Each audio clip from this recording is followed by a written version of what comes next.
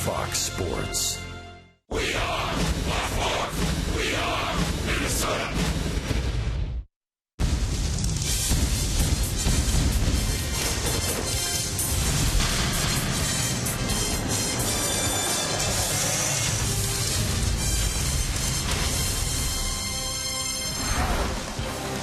The Twins are only halfway finished with their baseball duties of the day. We're playing a split doubleheader. Tonight is game number 2. The Dodgers took the opener this afternoon 9-4. Minnesota's trying to salvage a game in this 3-game series. Today, Brian Dozier picked up a couple of hits for the Twins, including a 2 RBI single in the 5th inning this afternoon.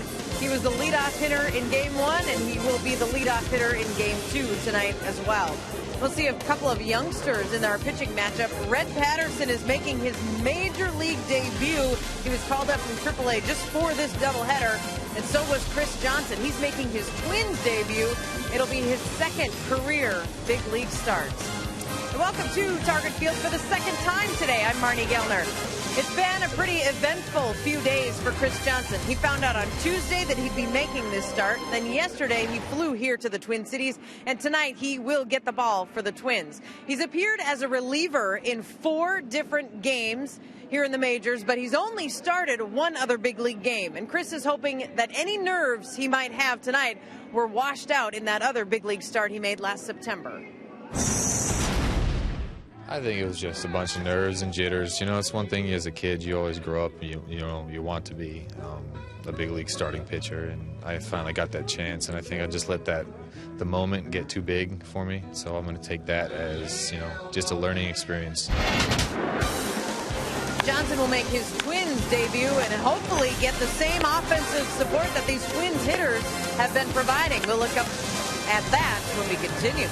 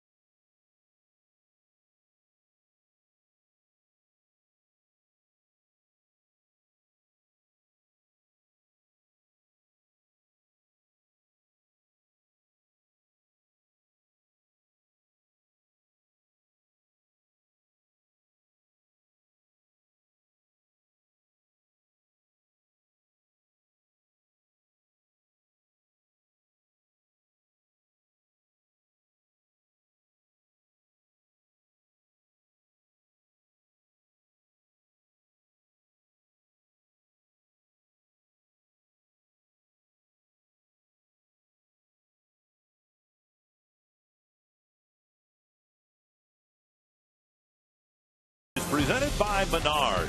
Save big money on all your home improvement needs at Menards. And by Jeep. Visit Jeep.com to learn more. The Dodgers and Twins wrap up their interleague series tonight, and we will have a matchup between 26 men. Red Patterson called up by the Dodgers to pitch in this split doubleheader, making his major league debut, and making his Twins debut, Chris Johnson, who will become the first left-handed starter for the Twins this year. And good evening to you from Target Field. Dick and Bert with you for the series finale. The Twins need to win this game to avoid being swept. The Twins spent a lot of time and energy and money trying to improve the pitching staff in advance of the 2014 season. But 25 games into the season, it's been the lineup that's been the most impressive so far. Well, even coming out of spring training, Ron Gardenhire was worried about the offense because he didn't know what to expect. Well, they've been pretty good. They've averaged a lot of runs. They're hitting well as a ball club, hitting well with 2 outs, runners in scoring position. But it's the starters that has really struggled. Even though they have had a lot of run support, they have not been able to go deep enough. An ERA well over 6 as a starting staff.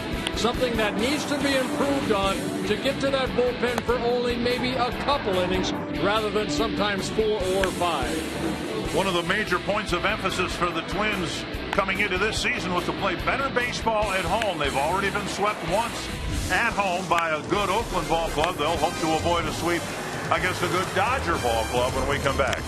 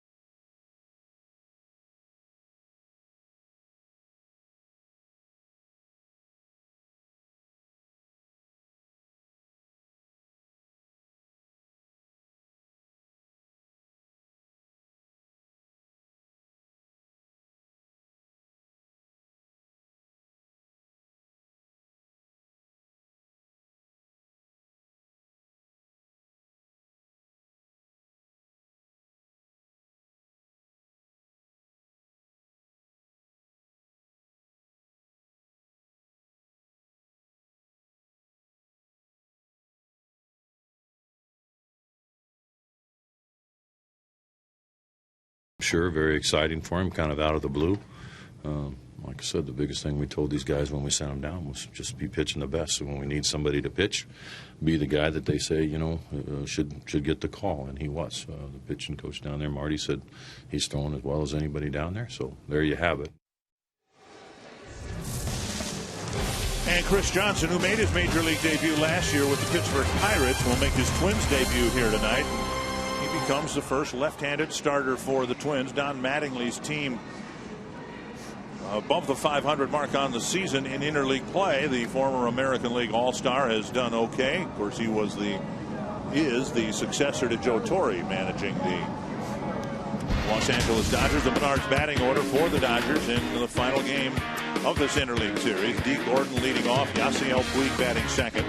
Hanley Ramirez, Adrian Gonzalez, Matt Kemp, Scott Van Slyke, Juan Uribe, Justin Turner, and Drew Butera. And our Mall of America scouting report on left-handed pitcher Chris Johnson. making his second major league start, his last one coming September 1st of last year in Pittsburgh against the St. Louis Cardinals. First round draft pick by the Boston Red Sox in 2006. 9 minor league seasons, a lot of minor league experience. He wants to bring that up here tonight with him, and an opportunity to be on the big stage. Northland 4 defense for the Twins. Chris Herman getting left field. Aaron Hicks back out there in center. Sam Fold in right. Chris Colavello at first. Dozier at second. Florimo and Plouffe left side of the infield. Bauer designated hitting tonight, and Josmil Pinto doing the catching. Tim Timmons, Tim Welke, Chris Siegel, Tom Woodring, the umpires for this final game of the series. Yeah, Tim Timmons got the first game off because he had home plate in game 2. Tim Welke, the crew chief. I said the big stage because Chris Johnson himself in his bio basically said, you know, in the minor leagues you're on a small stage, but once you get to the show, you're on the big stage and you want to perform to your fullest, and that's what hopefully Chris Johnson can do here tonight. His second major league start, as I mentioned. A guy that spent 9 years in the minor leagues to get here, 54 minor league wins. Former teammate of current teammate Mike Pelfrey with the Wheat Shocker baseball team at Wichita State. D. Gordon leading things off, and first pitch over for a strike. Gordon, Puig, and Ramirez.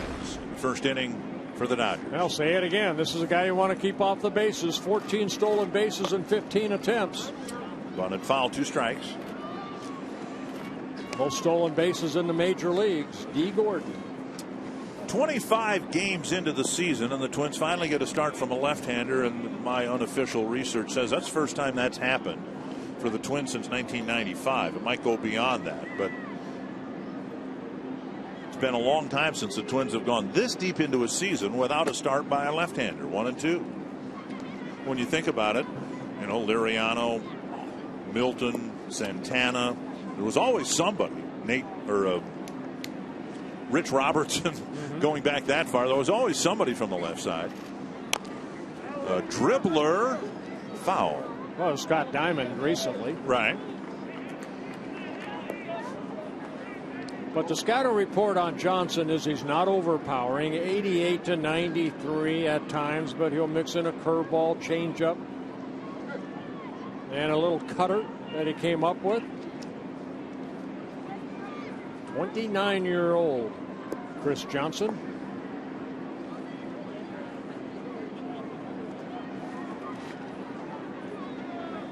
One and two to D. Gordon. Up, says home plate umpire Tim Timmons, and it's 2-2.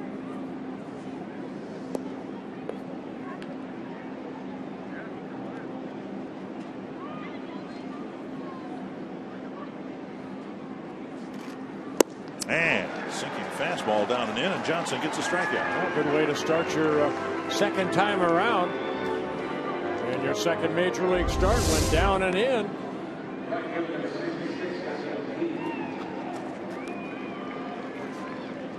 We saw Johnson a little bit in spring training, and technically he came to the Twins as part of the Justin Morneau trade. Twins traded Morneau before the trading deadline last year. They got Alex Presley, who's now with the Houston Astros, and a player to be named later. And for a while, that player was a relief pitcher by the name of Duke Welker. And then before Welker ever put on a Twins uniform, the Twins said, you know what, we'd rather have a starting pitcher, a left-handed starter. And so they worked another swap with the Pirates to, in essence, trade the name of the player that was going to be named later. Inside, 2-0. Puig having a great first game with 4 hits, tying a career high. 2-0.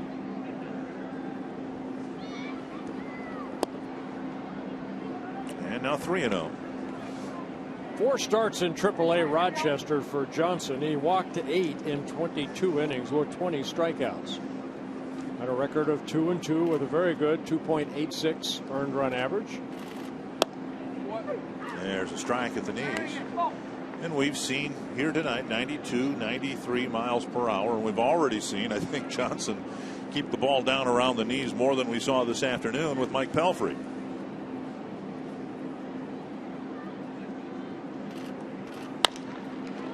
Got a piece of it, and that allows Dozier to get a piece of it, and Colabello can't flag down the one-hop throw. Now Pinto will go and tag Puig and they call him out. Puig turned around, squared towards second base, and Tim Welke's going to call him out. That's an alert play by Josmil Pinto, and here comes Don Mattingly to argue. Yeah, Davey Lopes, of course, the former manager, great player for the Dodgers, the first base coach. Doesn't really say that much, so take a look right here. The ball short hopping. Watch the runner and what he does, and he did veer toward second base. He thought about it. His body motion started toward right there. And Pinto, backing up the play, keeping an eye on the runner, alertly went to the bag and tagged Puig out. You could see Dozier, who's normally very good, going to his right. That ball, after it hit Johnson's glove, must have had some topspin because that hop kind of jumped on Dozier. And there is Tim Welke, who watched Puig. There's Dozier, who's kind of off balance when he threw because that hop kind of jumped on him. Well, they give Puig a single and then 2 unassisted putout. Okay. 2 down. Odd way to get the second out of the inning. Twins will take it. And here's Hanley Ramirez. 1-0's the count already to Ramirez. Now 1-1. Good little sinker on that fastball, down and away.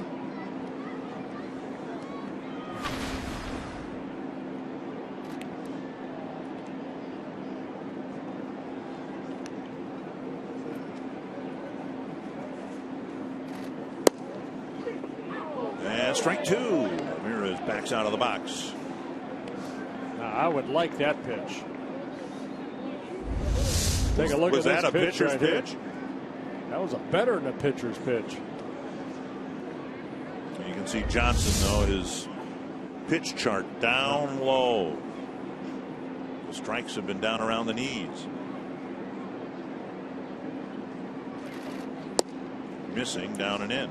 Well, he himself said when he signed with the Boston Red Sox, he was released by the Boston Red Sox, actually played independent ball before the Pittsburgh Pirates signed him. He said he learned a lot in the minor leagues of Boston. He thought he could blow everybody away. And finally something hit that he said, you know what, I have to hit my spots. I have to change speeds. And now 3-2.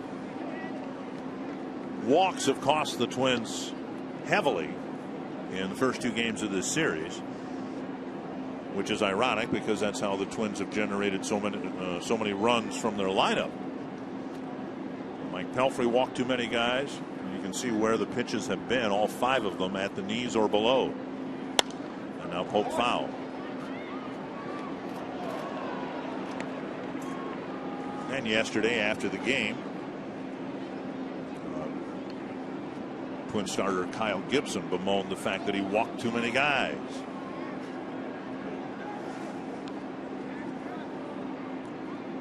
Three and 2. Johnson trying to wrap up business on his 18th pitch. And instead, it's a 2-out walk. And that will get Adrian Gonzalez to the plate. Gonzalez walked 3 times this afternoon.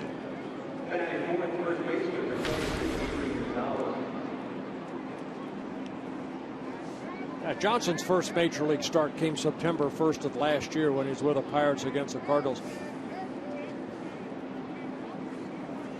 It did not fare too well. 2 innings, 5 runs allowed, and 7 hits. Lost that ballgame 7-2.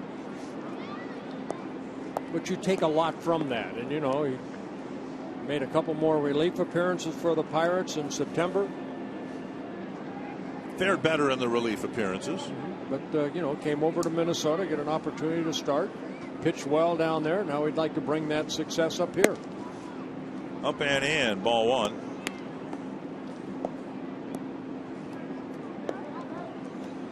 Johnson, born in West Covina, California, Southern California. Wichita State, where he signed out of. Bouncer to second. Might have cracked his bat. Dozier underhands to the shortstop Florimo. And a good first inning for Chris Johnson.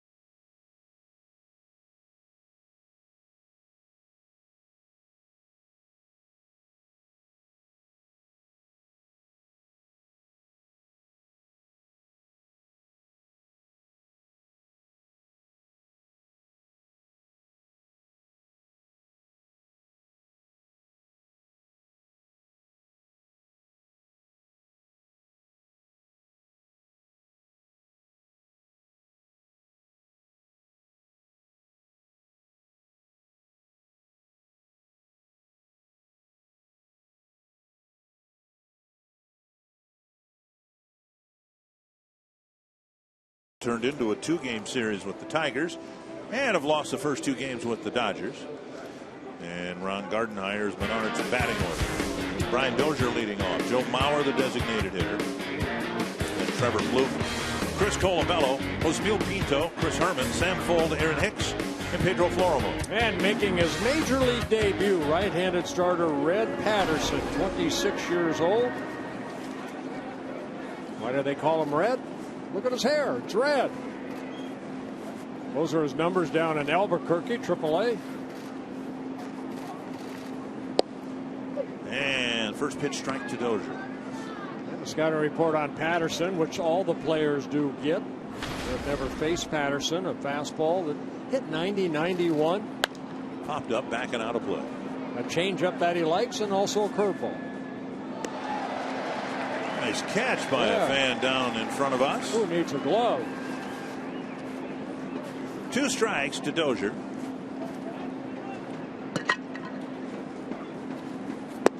Down and away, 1-2.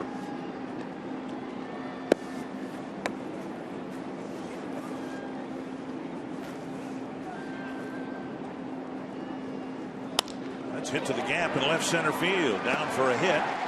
And the ball nearly bounced behind Kemp. Dozier with a big turn at first. He'll hold up with a single.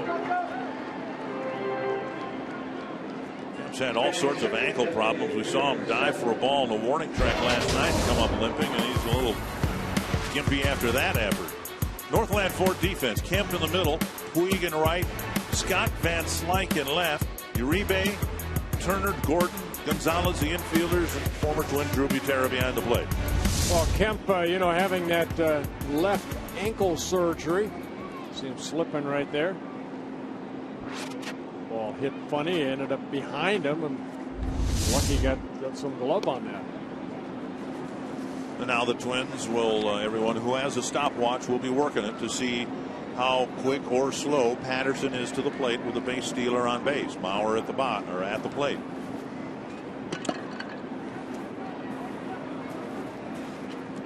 Pretty quick on that first pitch, and he hit the knees, 1 strike.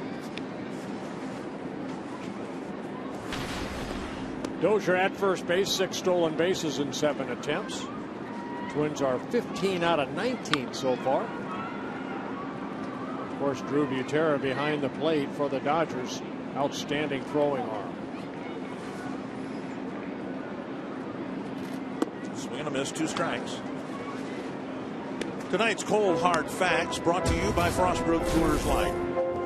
Brian Dozier, even though he entered the game hitting just .225, is leading the league in runs scored. In fact, leading both leagues. If he can add to that run total here in the first inning. 2 strikes to Mauer. And that's what the Twins want to see, too. A couple throwovers. They know about Butera's arm behind the plate. Probably not a coincidence that Don Mattingly paired Butera with the rookie starter. Down and away.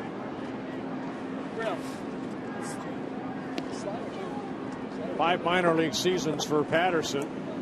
Very good win-loss record in the minor leagues. 33 wins, only 12 losses in 58 starts, 132 ball games. Averaged almost a strikeout an inning. Slap foul. To get Patterson here, they had to add him to the 40-man roster. A minor league outfielder by the name of Nick Buss was designated for assignment. But some people in the Dodger organization were surprised that Patterson got the call. If you're on the 40-man roster and you didn't get the call, then maybe a message is sent there too. A couple of shakeoffs, and now he's found something he likes. 1-2. Base hit to left. Welcome to the big leagues. Got ahead of Dozier. Dozier got a hit. Got ahead of Mauer. Mauer got a hit. First and second, nobody out, and Plouffe to the plate. We have seen over the years Joe's so good at this. You know, fastball left up, and rather than trying to pull the ball, maybe hit a ground ball to second, he just takes that little two-seamer the other way. So the Twins had a little something going here in the bottom of the first inning. Trevor Plouffe with a chance to drive in the game's first run. Breaking ball over the inside corner. Patterson got the call tonight primarily because his history is that of a strike thrower. And the Twins scouting report precedes them now. Everyone in baseball's heard how many walks they've drawn. 2 strikes. He gets ahead of Plouffe. 0-2. And to take away a weapon for the Twins offensively, the Dodgers decided to hand the ball to a guy who typically hasn't walked many people. All of that, of course, in the minor leagues. He's gotten ahead of all 3 hitters. 0-2. Chopper right side. Tag there, and Plouffe is safe. Nice play by Mauer, hesitating long enough to stay out of the double play. And Plouffe, hustling down the line, was able to do his part as well. And also using his 6'5" frame, Joe Mauer kind of stood up, you know, and Gordon kind of had to go around him. I think the right play for Gordon is to chase Mauer back, get the out at first, and get Mauer in a rundown. But instead, watch Joe stop right here. Gordon going to tag him, and then kind of put his arm around Joe to kind of throw around Mauer. And Trevor Plouffe hustling down that line to stay out of the double play. So a chance for Colabello. First and third, 1 out. Twins haven't been playing with leads much in this homestand. And there is strike 1. Colabello didn't play in the first game. Getting a chance to play at first base with Mauer DHing. Hadn't been much in the way of clutch hitting in this homestand for the Twins. One of the reasons they've lost 3 of the 4 games. And he's gotten ahead of all 4 batters. 0-1 and 0-2. I'll take again. Look, Joe stopping right there, kind of backpedaling. But the hustle of Plouffe stayed out of the double play. 2 strikes to Colabello. Time called. It's funny, even Ron Gardenhire mentioned about Colabello. You know, he had a great month of April, but the book is out. Now pitchers are going to, you know, pitch him a little bit differently. Now it's up to Colabello to kind of change his philosophy. And don't miss a pitch if the pitcher makes a mistake.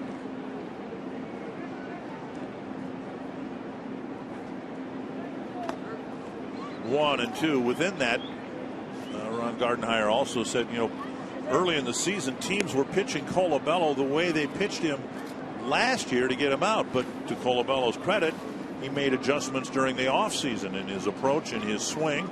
That's why he was able to pile up so many runs batted in. But now as this game is a continual game of adjustments, Colabello may need to adjust again. That kicks away from Butera, and none of the runners can move up. 2-2. A good stop by Butera right there. Of course, we all know he's an outstanding defensive catcher, looking for the breaking ball and then deadening the ball a little bit. Kluth staying at first base.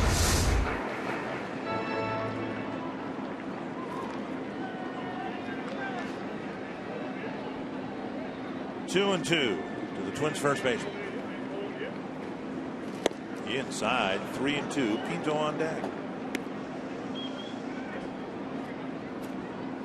And that's one thing teams have done with Colabello. They've busted him hard inside off the plate, knowing that he loves to drive the ball to the opposite field. We've seen him get a lot of hits, though this year pulling the ball, which we did not see last year.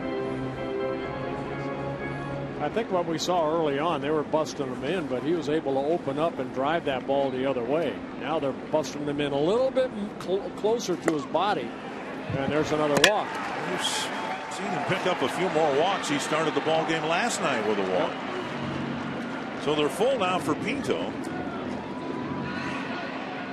Good at bat by Colabello. Anytime that you find yourself 0-2 and you can work a walk out of that at bat, that's a good at bat.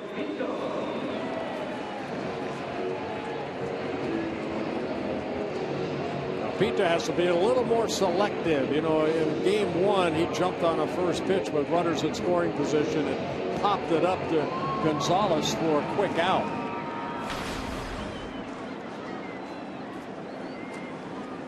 Pinto's got a chance to add some runs on the board for the Twins right here. Up and in, and it's anxiety now for Red Patterson, who's thrown strikes up until the Colabello at bat, had him 0-2 and lost him to a base on balls. 1-0 to Pinto. 2-0.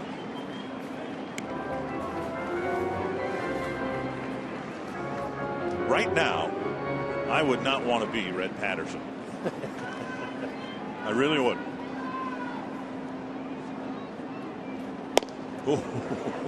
He swung and missed. 2-1. High fastball right there.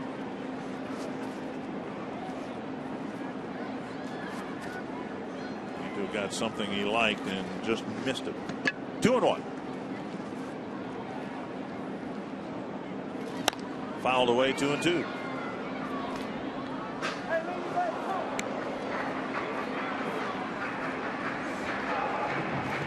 Muttering to himself a little bit. We'll find out here with a 2-2 count. You don't want to go 3-2. So see what Drew Butera wants Patterson to throw right here. Patterson shaking him off. Popped up, and Gonzalez watches it spin back into the seats. He stayed with the fastball.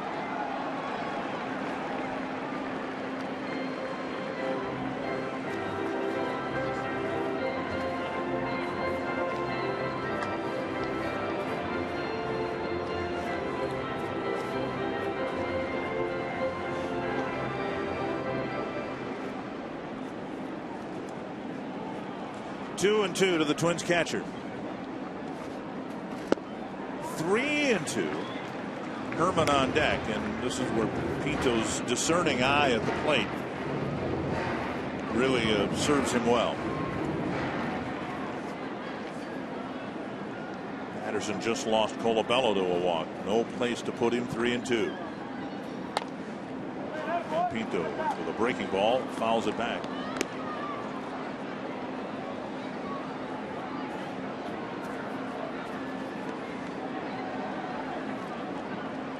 25 pitches for Patterson, 16 strikes.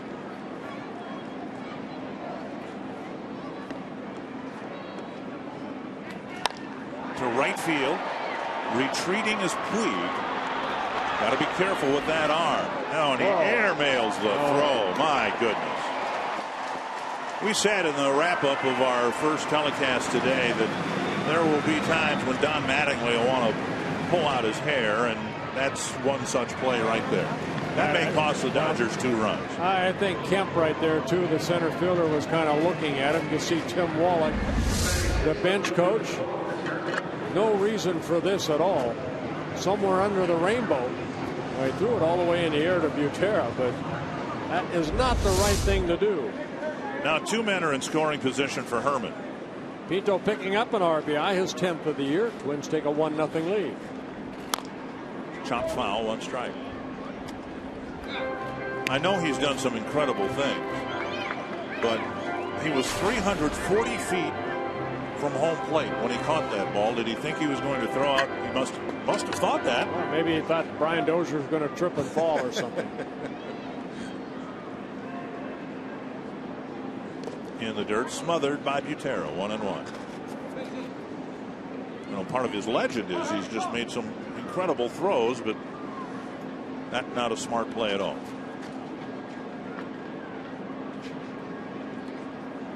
Herman got a pinch hitting appearance in this afternoon and a start tonight. And I think the Dodgers have enough veterans. They will tell Puig. I don't believe that Don Mattingly is going to have to say anything.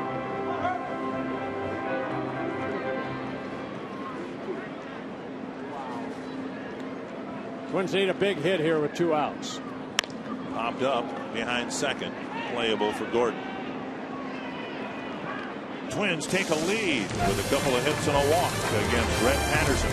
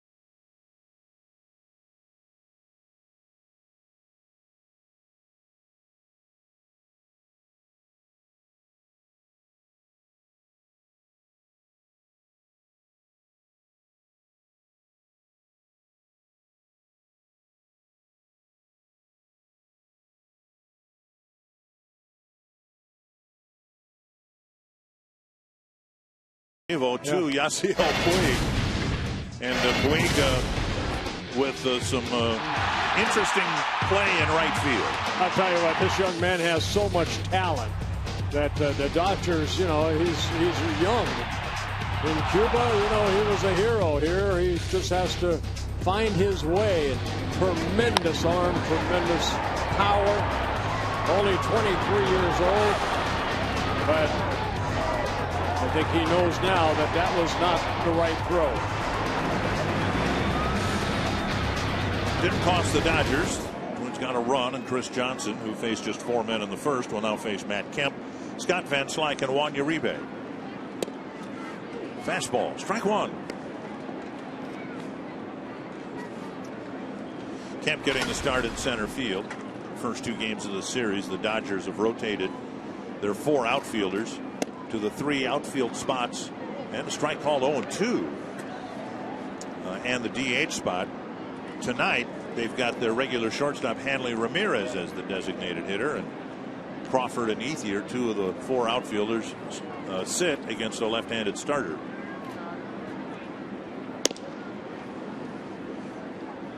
One and 2.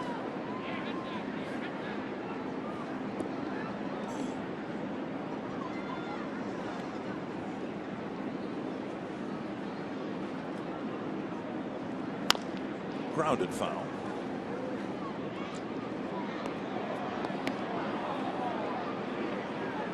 getting away from the ball boy, so it'll be a little bit of a delay here.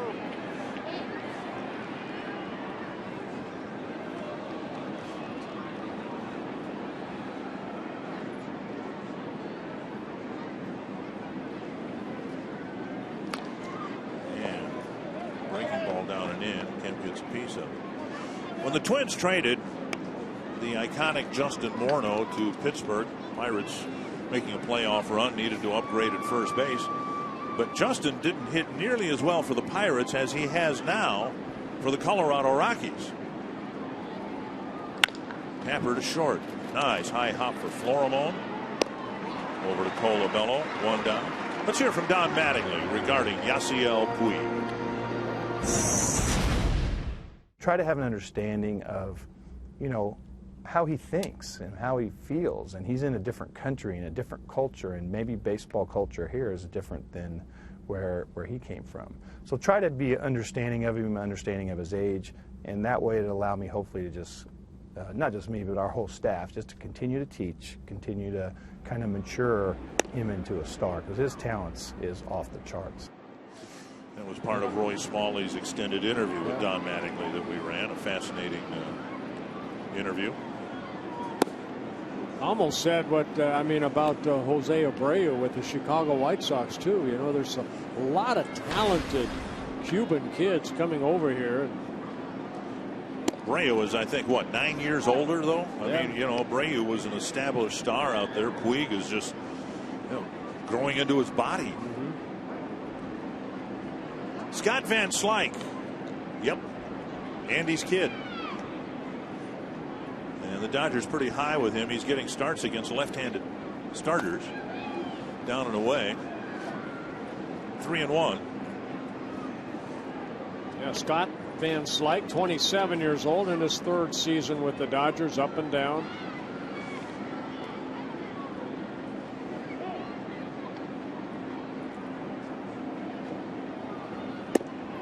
And a walk puts him aboard. Second walk issued by Chris Johnson. Uribe will hit. Twin single game tickets are available and affordable for every budget this summer at Target Field. Special deals are available for every day of the week, from dollar dogs to student night discounts to specials for entire families. Check them out at twinsbaseball.com or 1-800-33-20. Uribe's been slashing the ball all over Target Field in this series so far.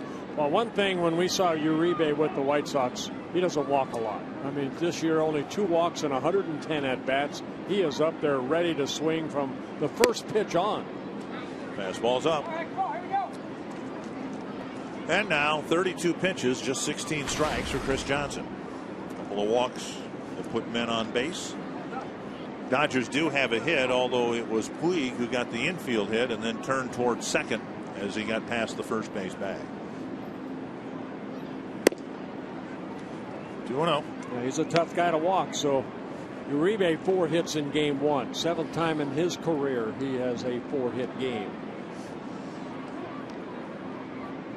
In his 14th major league season with the Rockies, the White Sox, the Giants, now in his 4th season with the Dodgers.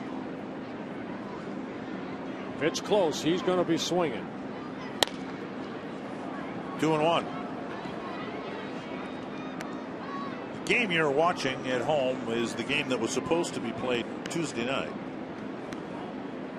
And so as you look around Target Field and see a lot of empty seats, one of the options for the ticket holders Tuesday night was to show up here Thursday night.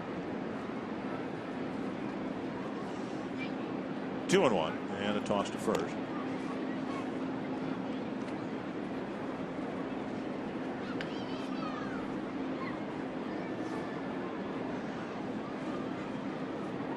'35th pitch for Johnson.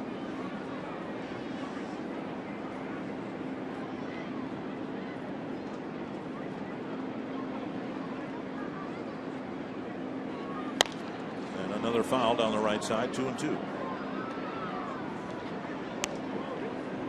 It's a good test for Pinto too, because he and Chris Johnson probably have never worked together. And one thing that Terry Steinbach, has really preached, and you can see Pinto right there talking to him. and looking, I'm sure, at Terry Steinbach with a runner at first base. 2-2.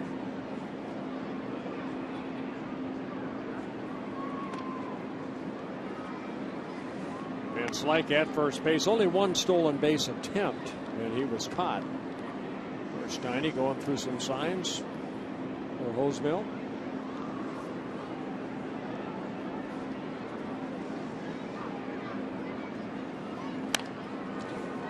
Pitch up, and if Johnson was down around the knees in the first inning, he's left a lot of pitches up here in the second. You don't get too many ground balls up here, up in the chest area. Get that ground ball by maybe turning that little two-seamer down and away. Maybe get a ground ball out. Fluttering fingers might mean a changeup. Hit high and deep to center. Hicks is back for the catch on number 2. We kind of got spoiled here in Minnesota because we had some left-handed pitchers with devastating changeups. Viola and Santana principally. Liriano had a good one as well, but it was a strikeout pitch. But boy, I think we just saw there how effective a changeup can be if you just put it in a good spot. When the hitter gets out in front, he really can't generate a whole lot of power behind it. Especially if it's outer half of the plate. Right. You leave a middle in. I mean, Uribe might hit that up in the third deck.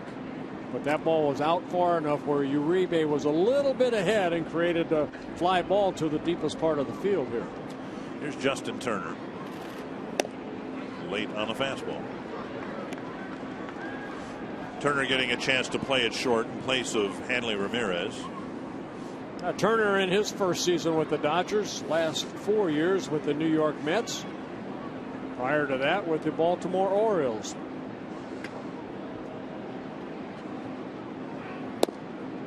Down and in, missing, 1-1.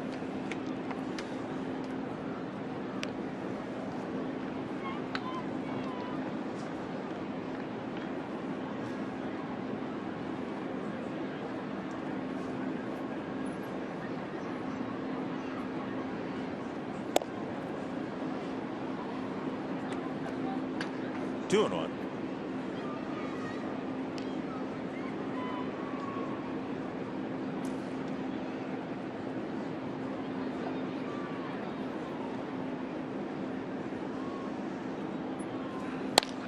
Foul. You kind of pull for guys like Chris Johnson. 9 years in the minor leagues, a lot of bus rides. Of course, you get to AAA. They fly most places they go, but 940 innings pitched in the minor leagues, averaging just under 4 walks per 9 innings, a little more than 6 strikeouts per 9 innings, 54 wins. Yes, in the inside corner, it's a full count. Van Slyke will leave now from first base. Some guys are lucky. They get called up in the first year or two in their career. Other guys have to take the bus rides. Full count with Van Slyke going. And the ball hit between Davey Lopes and the line. Carsoup.com trivia question. Prior to tonight, who was the last left-handed pitcher to start for the Twins?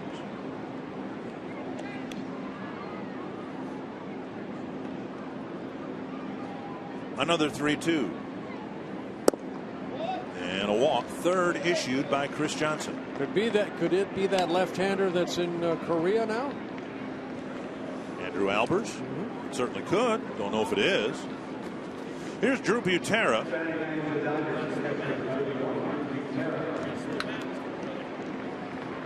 Dodgers haven't hit anything hard. I guess Uribe's deep fly ball might be the hardest ball hit against Johnson, but he's made life difficult for himself with 3 walks. Here's Butera, who picked up a couple of hits in the ball game last night. Strike over the inside corner.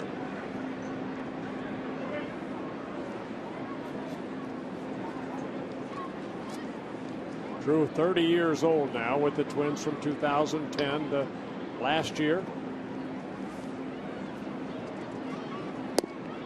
Missing.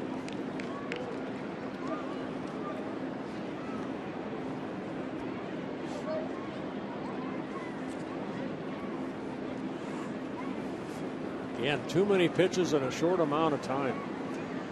46 pitches already for Chris Johnson. Foul back, 1-2. Butera came to the Twins for Luis Castillo. And then the Twins traded Butera late July last year to the Dodgers, give him a chance to be in a pennant race and all that. They got a pitcher that they have since dealt to the Yankees to get Eduardo Nunez. That's hit a long way foul.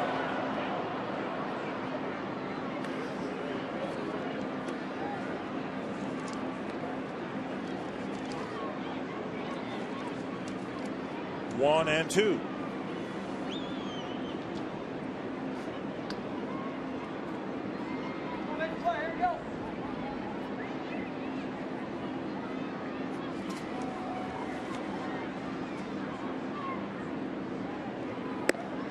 Now 2-2. Talked to Drew yesterday about his pops, Sal Butera, now in uniform with the Toronto Blue Jays. Said his dad's very, very happy to be on the field.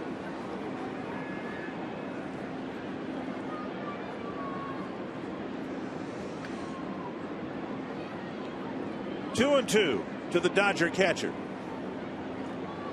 Foul back.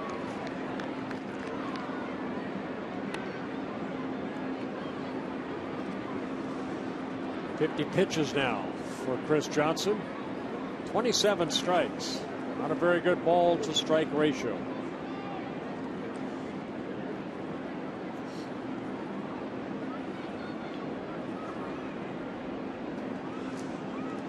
Another 2-2. And struck him out. Dodgers leave 2 on with Johnson throwing a lot of pitches in a scoreless second.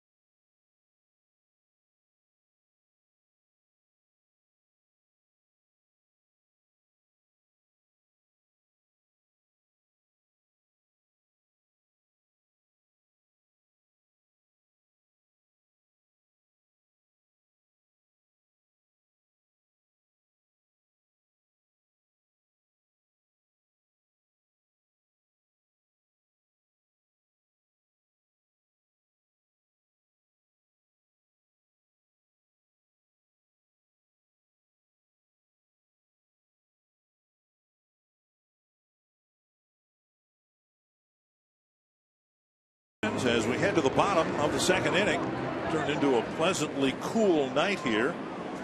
Time now for you to tweet a photo using hashtag NorthFanPhoto for a chance to have it shown in an upcoming game broadcast brought to you by AT&T. Strike one to fold.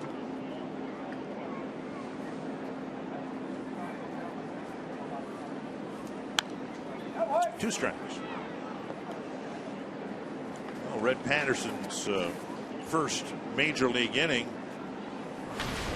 Did a pretty good job of damage control. He did, and he got ahead of the first 4 batters 0-2, and he starts the second inning getting ahead of Fold. Ball rolled to Gordon, the barrel of the bat between the mound and first base. Fold's retired one away.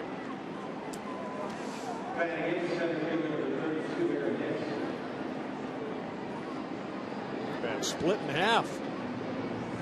Gonzalez looked like it was a dead fish. He didn't even want to pick it up. Here's Aaron Hicks. Hicks drew a walk this afternoon. Struck out a couple of times.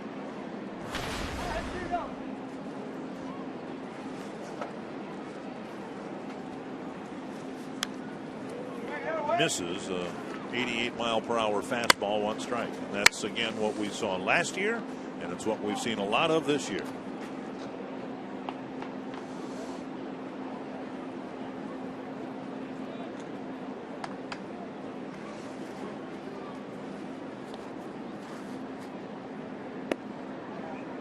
One and one.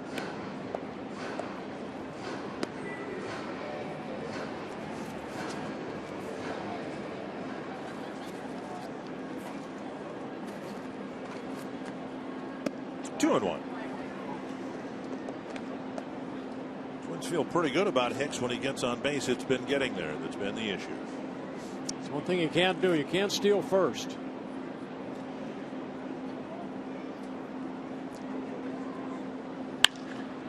Foul.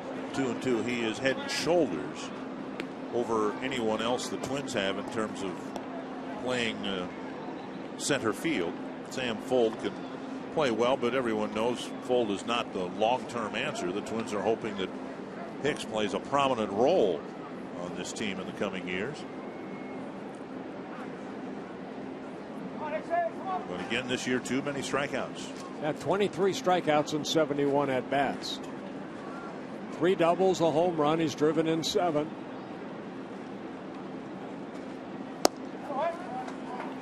And it laid off of that pitch right there. That's a good take.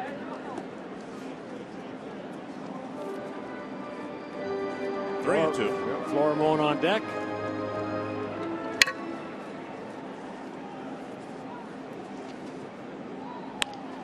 Tampa right side. Gonzalez has it.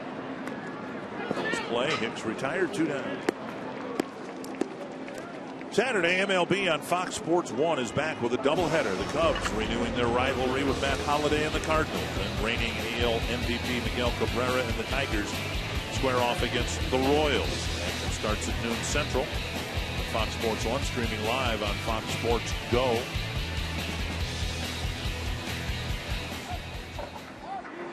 Two down. 4 in a row set down by Red Patterson, and now Pedro Florimone. Twins got another productive day at the plate from Eduardo Escobar. And now Florimone takes ball 1.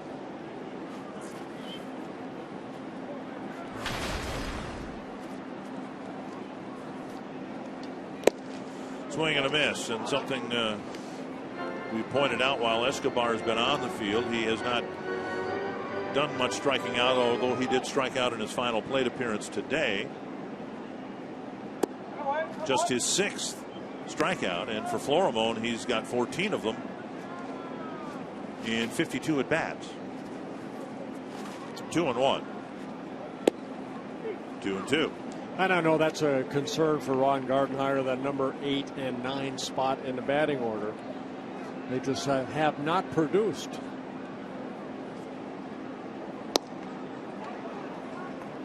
3-2 with Dozier on deck. Both starters using a lot of pitches. 44 pitches for Patterson here.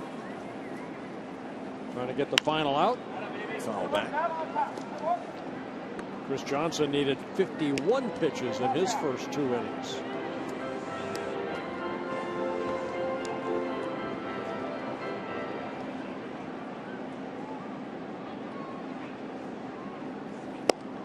Florimone strikes out. It's a 1-2-3 second inning for Red Patterson.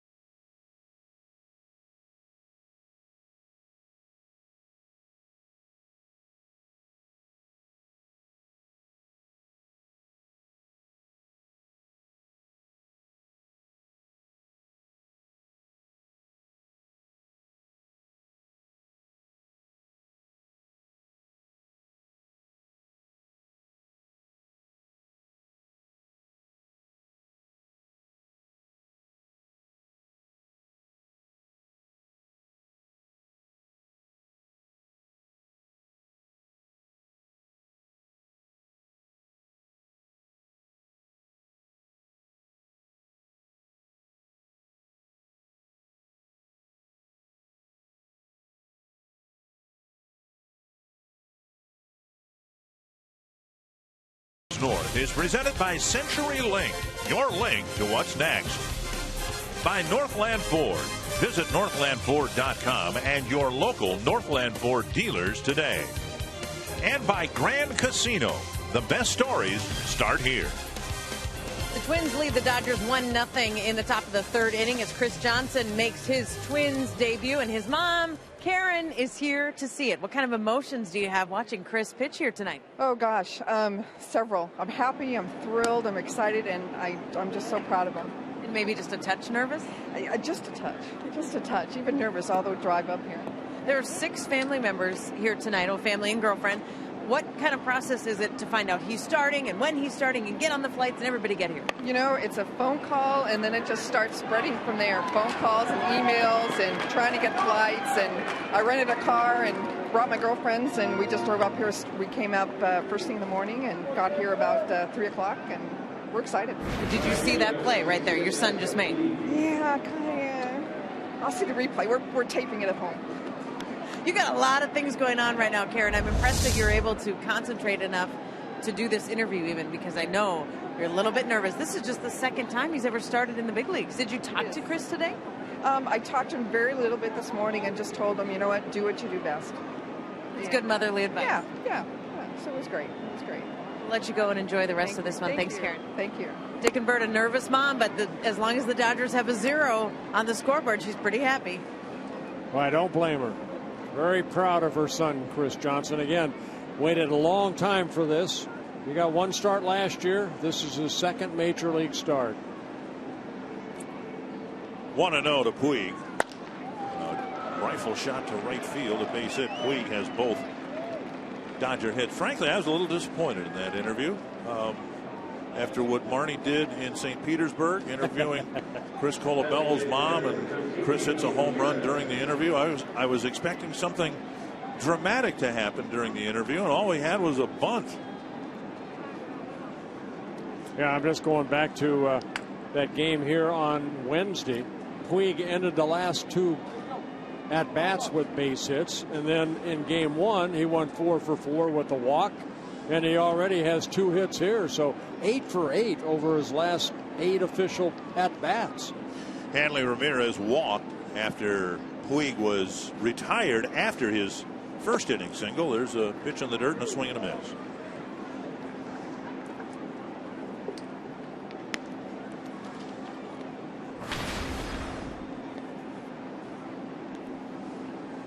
Johnson's walked 3. Puig a threat to steal, but we've seen Johnson paying some attention to the runners he's put on board with the walks. And there's a throw.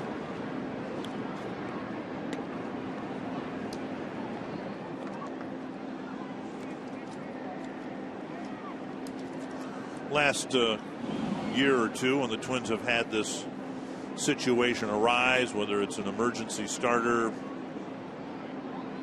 split doubleheader, it's been Pedro Hernandez who was called up on short notice, another left-hander who would make starts for the Twins. Hernandez no longer in the Twins organization.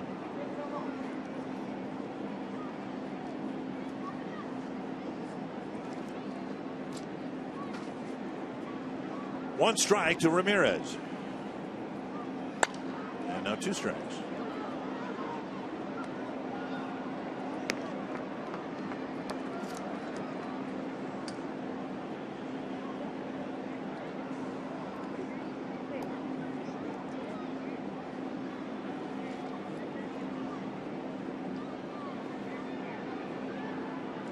Johnson has a couple of swinging strikeouts. Gordon in the first, Butera in the second.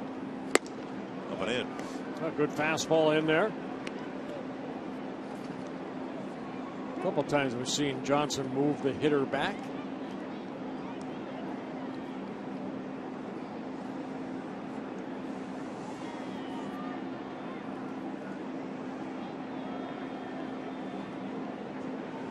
One and 2. Another toss to first.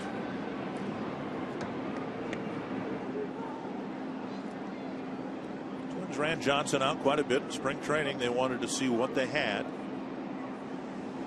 Got a chance to pitch against some big league hitters.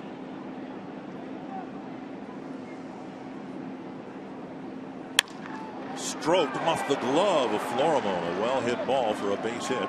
First and second, one out in the third. What we've seen in this series, Dodgers have done a nice job bunching things together. And now Gonzalez comes up after a couple of solid singles. Yeah, it looked like a changeup right there. Ramirez, such a good hitter, a career 300-plus hitter. Waited back nicely, hit it sharply. Florimo dove for this ball, just came up a bit short. Right off the tip of his glove. And Herman gets the ball back in. Gonzalez hit a ground ball to Dozier his first time up. The only good thing this afternoon, the Twins turned a couple of double plays, nearly turned a couple more. See if Johnson can get one here off the bat of the slugger. Swing and a foul. One strike.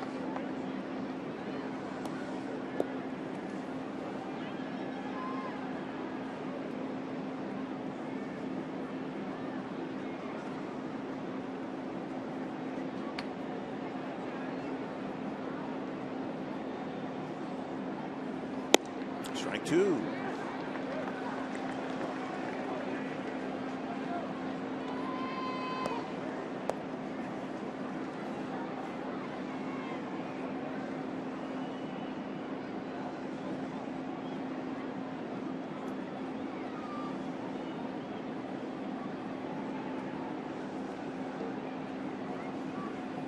Very high, Pinto.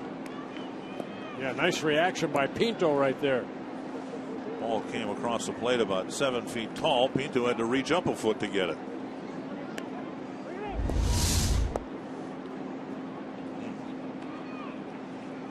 One and two. That's called changing the eye angle, right? Yeah, of Pinto.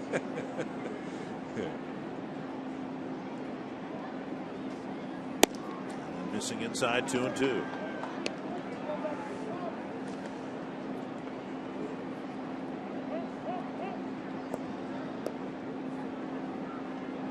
Dodgers, as you pointed out this afternoon, well, really, it's been a chronic problem for the Twins all year long, putting up a lot of crooked numbers. And Johnson now trying to pitch out of a developing situation here. And he got Gonzalez to do him a favor. 2 down. Yeah, he did, and that's a rarity right there. Gonzalez usually very good plate coverage, but this breaking ball just kept sweeping away from Gonzalez, and the third strikeout for Johnson. 2 down, and now Matt Kemp. You don't see Gonzalez going out of his strike zone that often.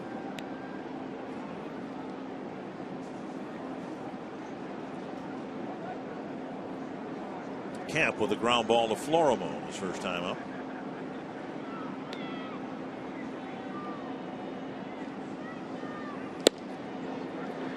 .92-mile-per-hour fastball, and Kemp swings through it.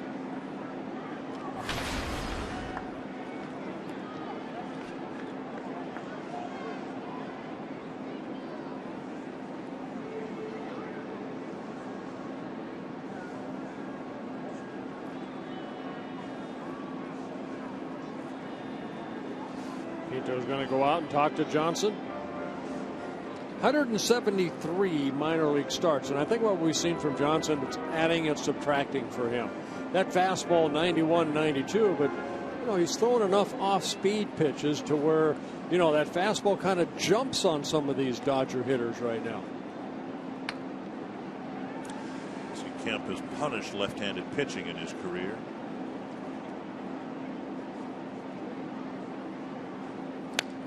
Back 2 strikes. Even that fastball right there got in on him a little bit. I guess hitters would say he's sneaky fast.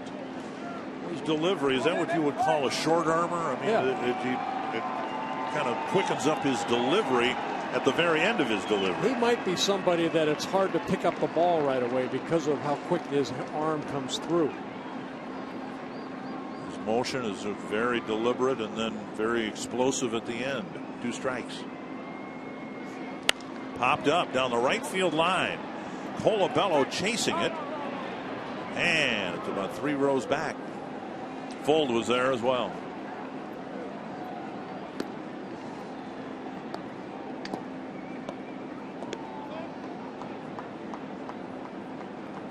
Greinke's that way.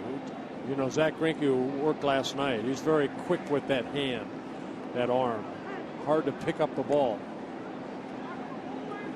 I guess it stands to reason. You hear hitters talking about bat speed, and pitchers, it's arm speed, isn't it? Yep.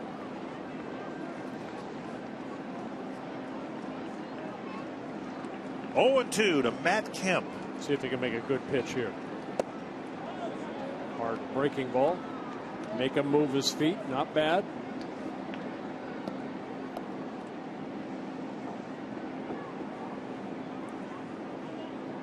One and 2.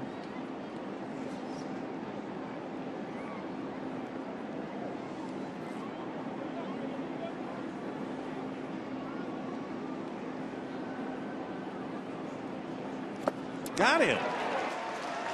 A pair of sharp singles for the Dodgers, but a pair of strikeouts for Chris Johnson. And the Twins hold a 1-0 lead.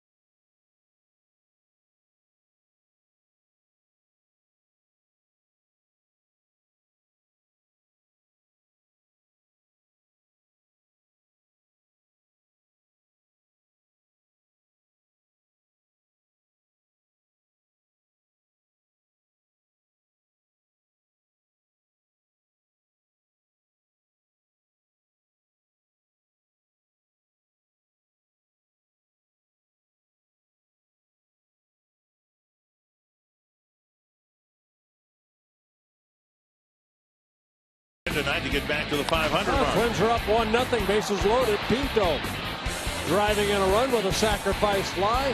Puig showing off his arm.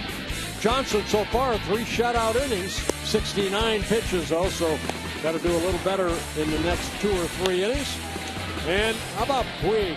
8 for 8 over his last 8 official at-bats against Twins pitching. Patterson gets ahead of Dozier, 0-1. He's gotten ahead of most of the hitters, 0-2. Yet the Twins have the only run on the board. Dozier fell behind and lined a single. Mauer fell behind in the count, 0-2, and then he lined a single. Yeah, Patterson's faced 10 batters now, been able to get strike one on 8 of the 10. 1-1 to Dozier. Inside, nearly hit him. There was a walk to Colabello, but now 5 in a row have been set down by Patterson in his major league debut. Tapper to short. Turner fires to Gonzalez. 6 in a row set down, and that'll bring up Mauer.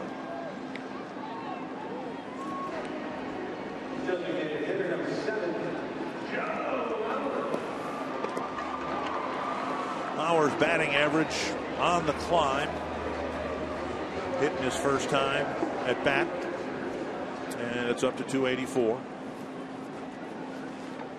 On base percentage just under 400. His career on base percentage, and he entered this season with the highest career batting average and on base percentage among active players a career on base percentage of .404, and right now it's .397. Well, you know, it's a 6 RBI right now that I think the Twins would like to see improvement of. But until the number 8 and 9 hitters start to get on base a little bit more, Dozier's been on base, but a lot of times he'll score because Joe Mauer will move him from first to third. Joe's not hit well with men in scoring position so far, but he hasn't had as many opportunities as you might think. Tap to the right side.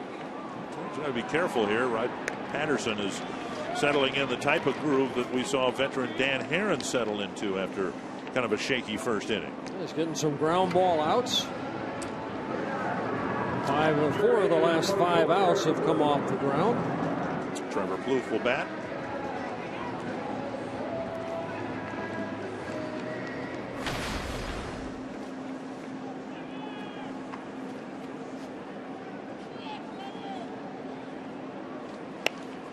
Squirted off the end of the bat, and that ball nearly rolled out of Patterson's glove.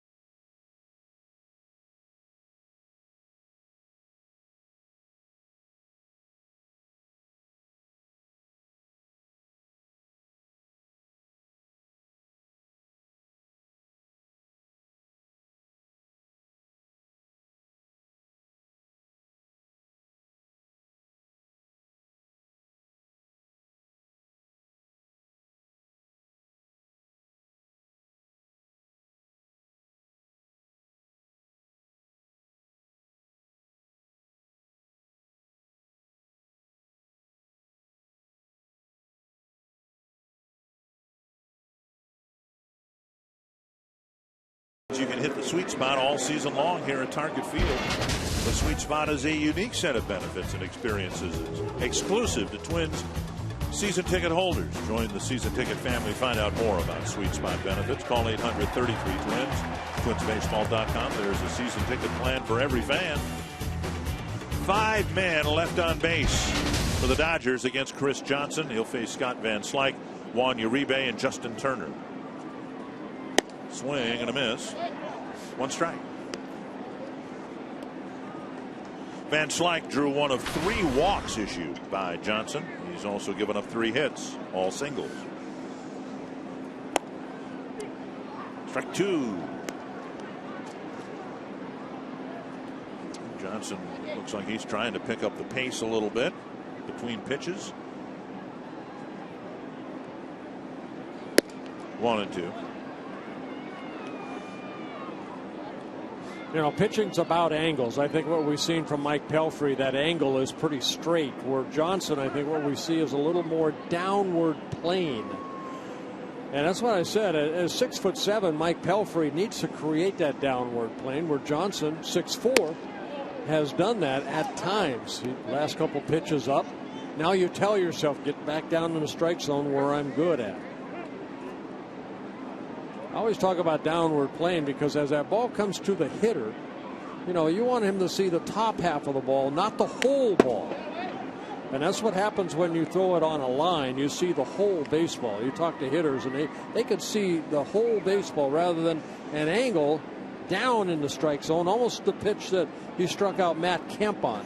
That was an outstanding pitch that was just on the other side of home plate that Kemp ended up swinging through. And nobody's more upset at his performance than Mike Pelfrey.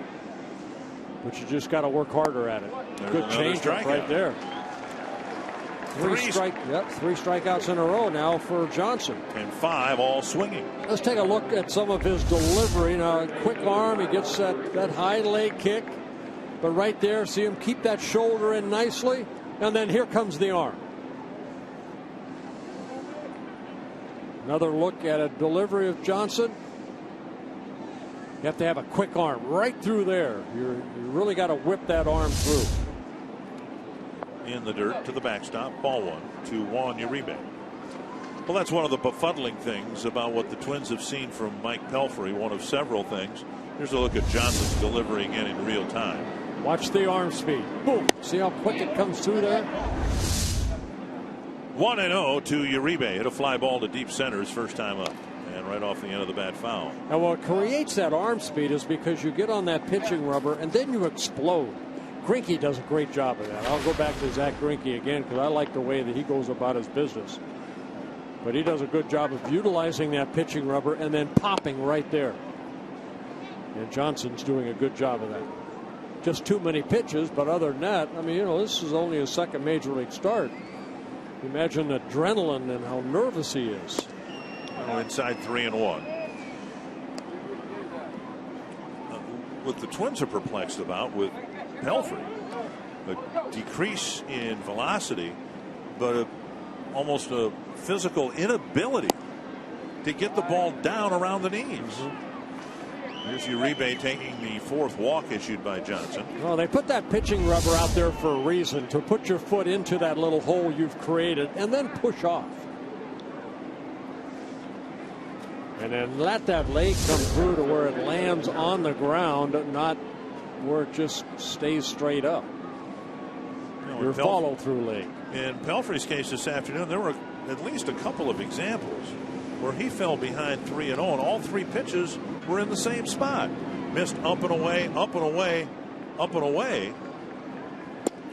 There's a strike that covers the inside corner to Justin Turner. Turner doesn't like it, but a good low fastball.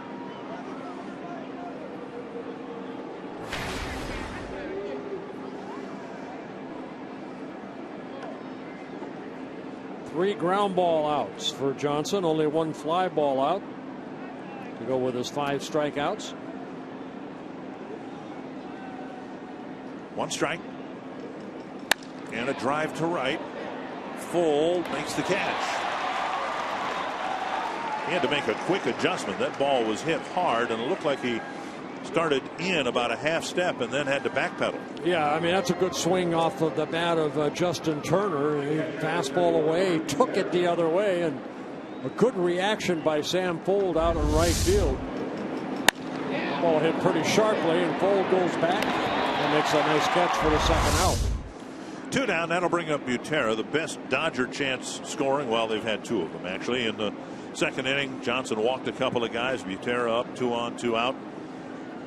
Johnson fell behind him and then came back to strike him out after Drew fouled off a bunch of 2-strike pitches. Outside, ball 1.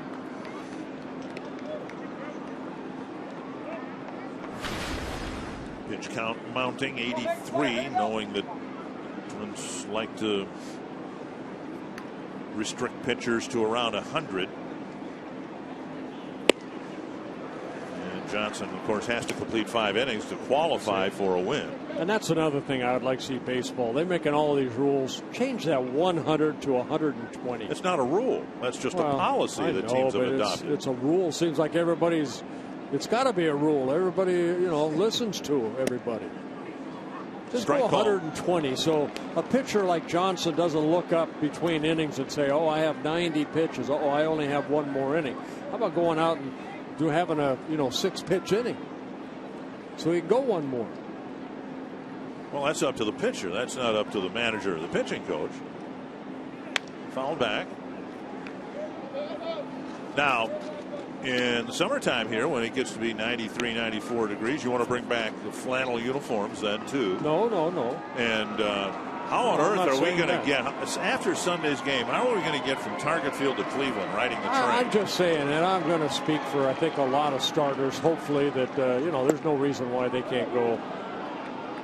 Looked like Butera almost went right there. Why they can't go 115 pitches. They work every 5 days, 6 days at times.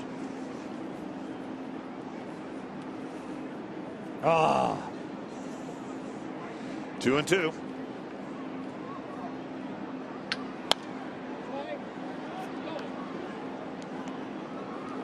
Well, and there are particulars here, and this is just kind of glossing over the issue.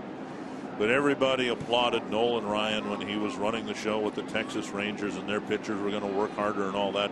And now look, almost to a man, they've all broken down, coincidentally or not. I'm just saying. Yeah, what did Nolan do? He left. Give me a new batch of pitchers. But it can't start here. It has to start in the minor leagues. Right. 2-2 to Butera. 89th pitch.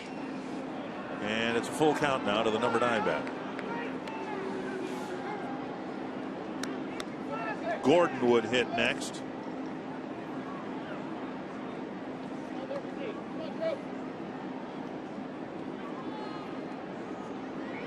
Three and 2. Runner at first will take off. There goes Uribe, and there's ball 4.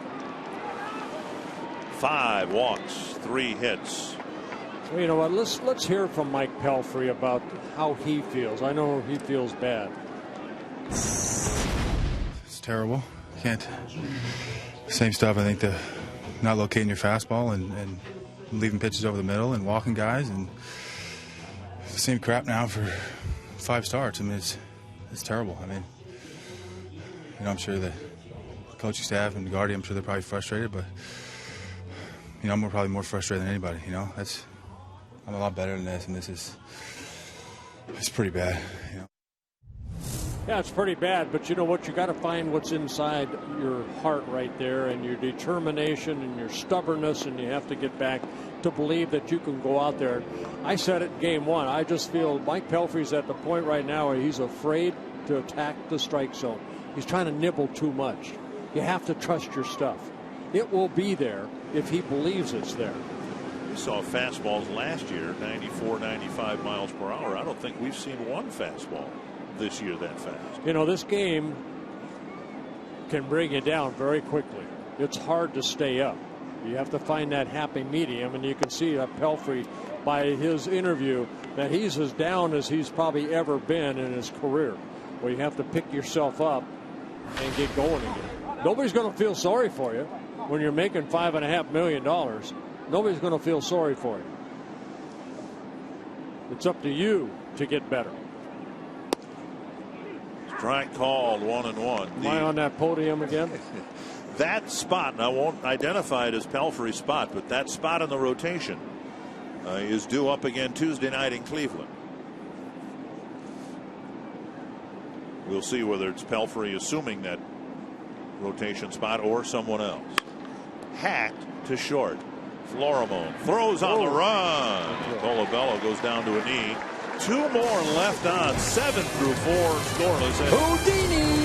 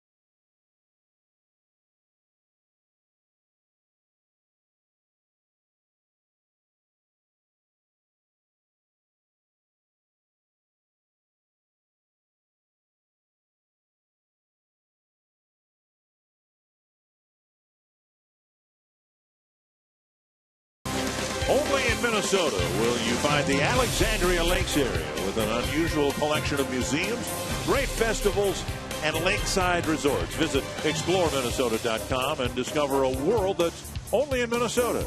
Post your Minnesota experiences to #OnlyInMN. Alexandria is home to the Minnesota Lakes Maritime Museum, featuring historic boats, resort history, fishing memorabilia, and special exhibits.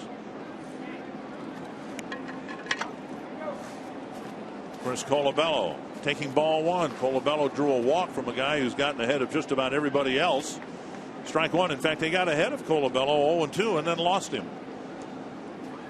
Tapper to short. It's been one weak ground ball after another ever since Mauer and Dozier started the game with base hits. Yeah, 9 straight retired by Red Patterson. 7 ground ball outs now for the right-hander. Fans of the game, stocking cap staying warm on a cool night. There was great concern, and there should have been, that we were going to be able to get all 3 games of this series in. Of course, Tuesday's game was postponed to tonight.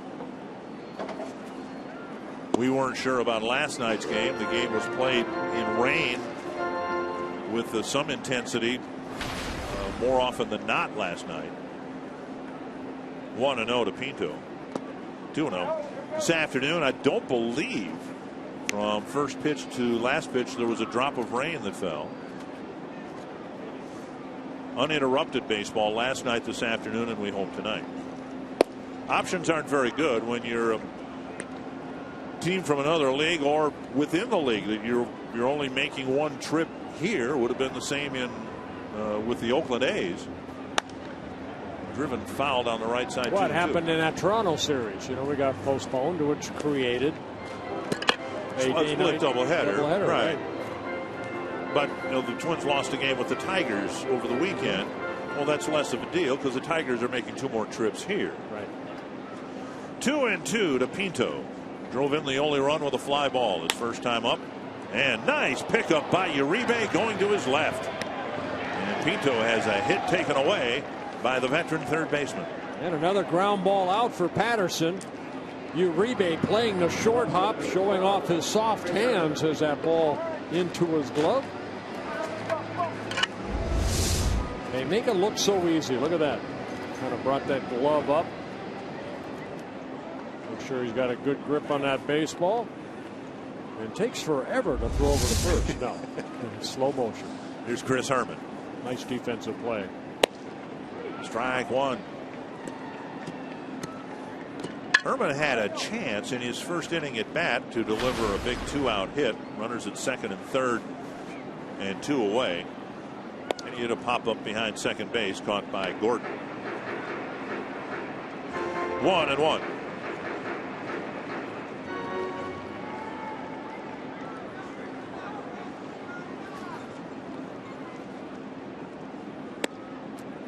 Two and one. Talked about this, I think, last night. This is LA's 3rd trip to Minnesota. We've only been there once. And that's down the line. And foul by about a foot. Herman might need a new stick. Yeah, right off the end of the bat. Chris Herman, 3 hits and 21 at bats so far this year. One of the toughest roles to have is what Chris Herman finds himself in. Kind of the third catcher, the insurance type guy on the bench in case Suzuki and Pinto are usually both in the lineup. And then try to get him some at bats. Take a lot of extra batting practice, but it's not the same as actually getting out there and facing a major league pitcher. 2-2. And Herman lifts one to right field. Puig drifting back. And he makes the catch. Another 1-2-3 inning, 11 in a row, sent down by Red Patterson.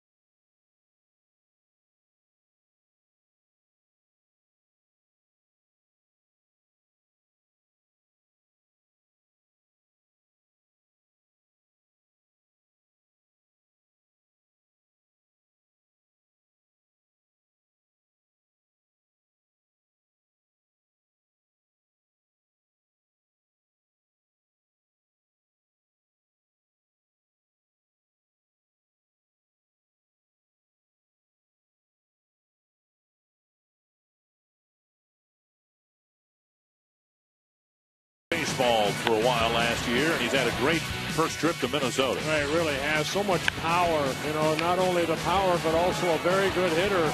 8 for 8 over his last 8 official at-bats against the Twins. He has shown us speed and some mistakes along the way as he makes it out there in the first inning. And then working on the rainbow, throwing it all the way to Drew Butera in the air, not the right play. But tremendous power from this 23-year-old. He will lead off the 5th inning.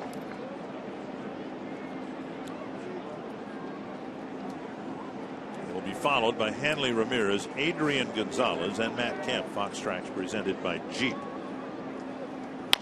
Tapper to third, 2 hopper for Plouffe. And there goes the end of the hit streak. 1 down quickly. And that's what Johnson needs right there. A quick inning. 94 pitches.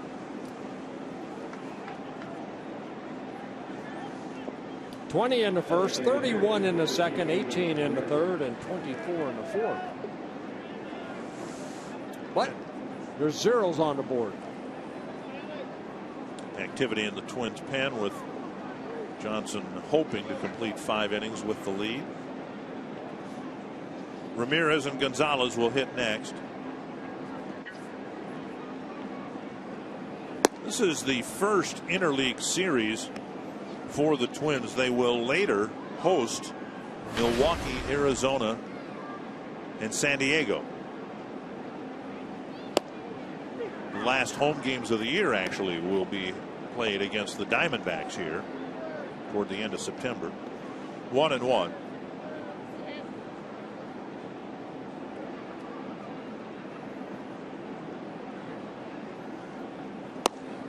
Just missing the inside corner. 2-1. The Twins will be done playing in National League ballparks in July before the All-Star break, when they finish their series in Colorado. And now 3-1.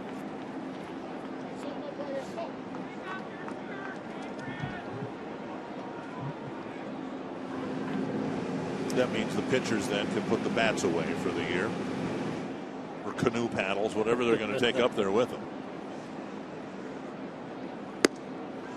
And another walk to Hanley Ramirez with Gonzalez on deck. Yeah, 6 walks for Chris Johnson in this ballgame.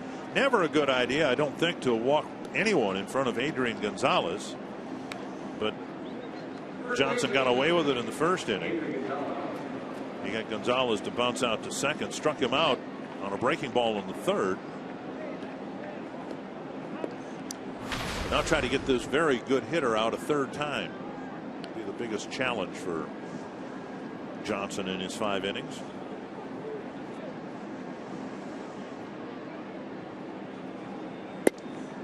Missing inside, ball 1. 100 pitches. Johnson knows he's got to complete 5 innings to qualify for a win. Breaking ball gets another swing and a miss.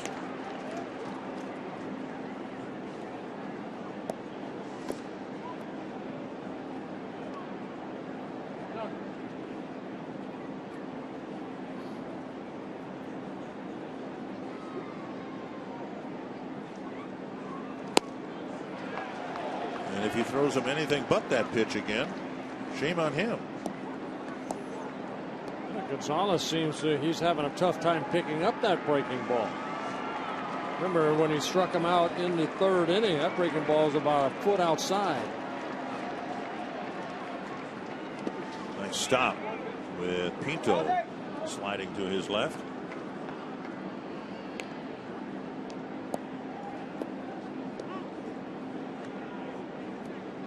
Ramirez at first after the 6th walk issued by Chris Johnson.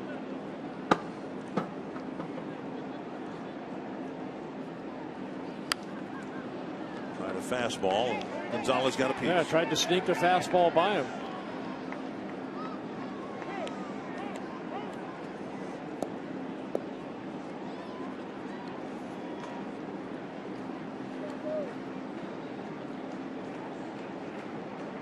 2-2.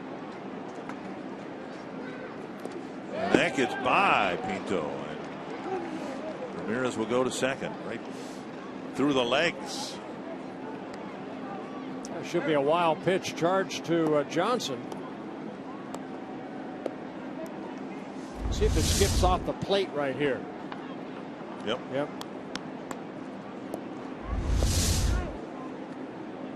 Wild pitch to the pitcher. Full count with a base open now, and Matt Kemp on deck.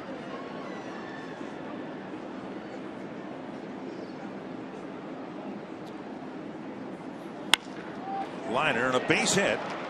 Ramirez had to hold up momentarily, and Gonzalez finally gets a hit against Chris Johnson. You know, I would have bet the house that Johnson would have been coming back with a breaking ball, and I think they tried to sneak the fastball by him, and he's such a good hitter. He lets that ball get deep into the strike zone and just took it the other way. As it turned out, Johnson needed to get both Gonzalez probably and Kemp to stay in the game. Ron Gardenhire coming out, hating to do it, but the pitch count and frankly lack of control has cost Johnson a chance at his first major league win.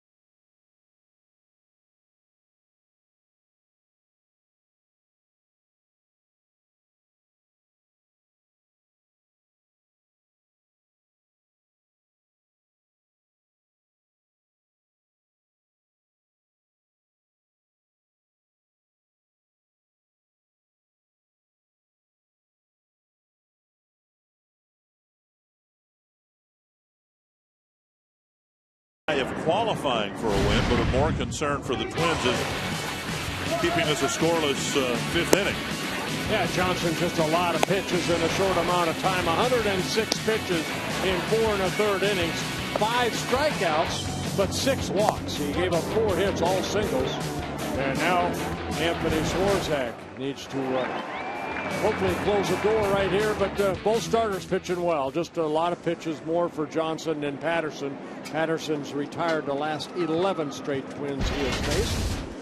And Anthony Swirzak coming out of the bullpen in making his 11th appearance. He worked here in last night's ball game, the 9th inning, he did have a walk, but able to get out of it without any damage, and the Twins 6-4 loss. Matt Kemp, the hitter. Breaking ball off the plate.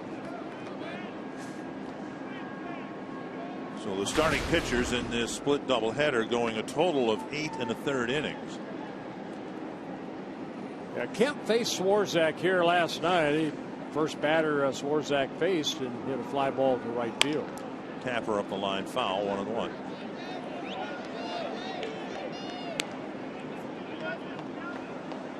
Twins did get through this afternoon's game using just 3 pitchers. Pelfrey the starter. DeDuno went 4. And then Burton pitched the 9th. 1-1 to Matt Kemp.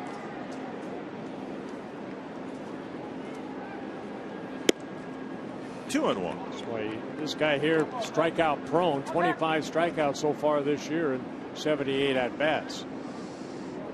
Swirzak 7 strikeouts in 14 innings work so far.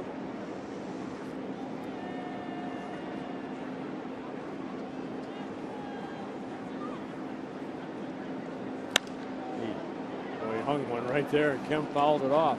2-2. He got away with one.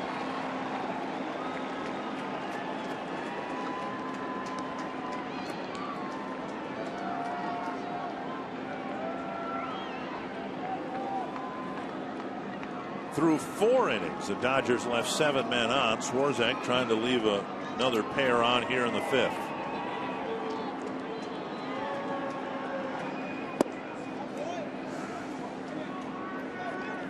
Three and 2. Scott Van Slyke on deck.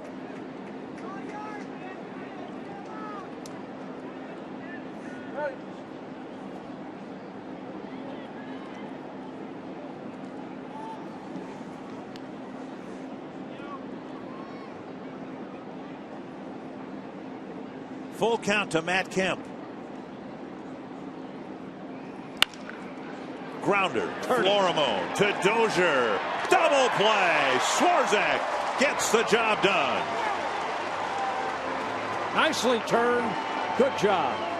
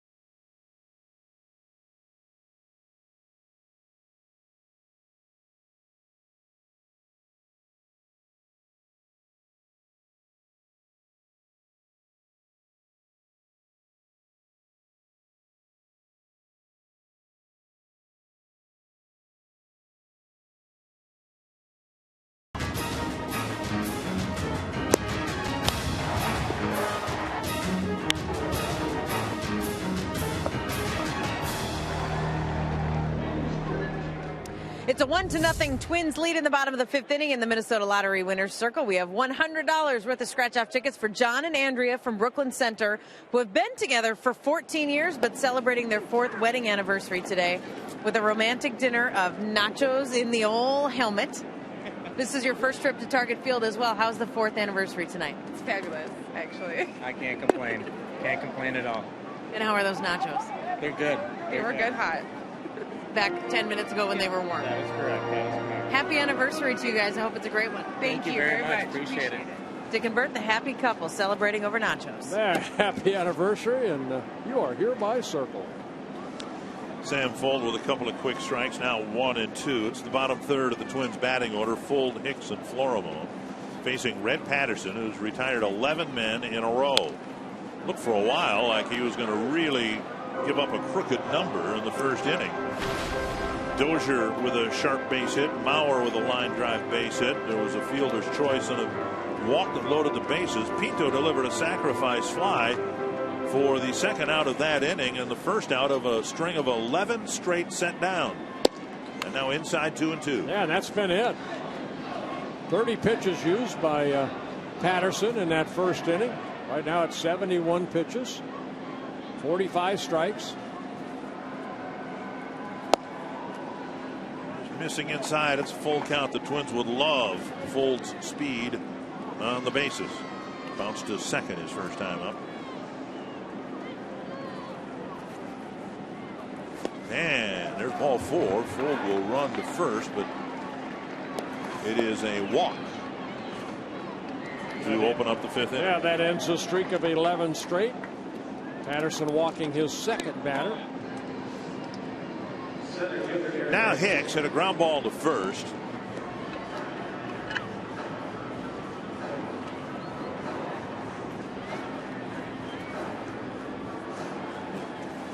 Twins have some speed on the bases, speed at the plate, speed in the on deck circle, speed in the hole, but there isn't much you can do when your number 9 hitter is striking out as frequently as Florimon. Otherwise, you could imagine a world here where Fuld might be asked to steal second, maybe Hicks bunts him to third, but Florimon is having a really tough time making contact right now.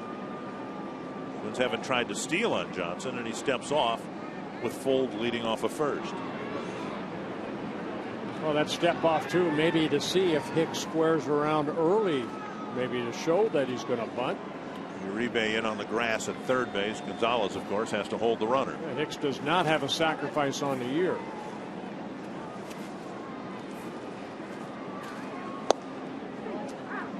Strike 1.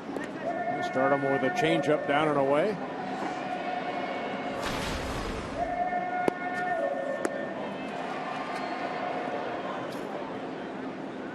Want that average for Hicks to start going north rather than where it's headed is south.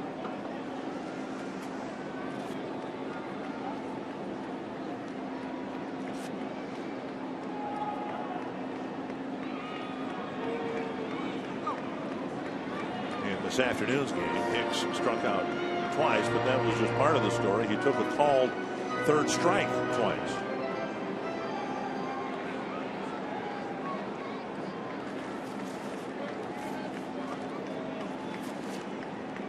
Outside, 1-1.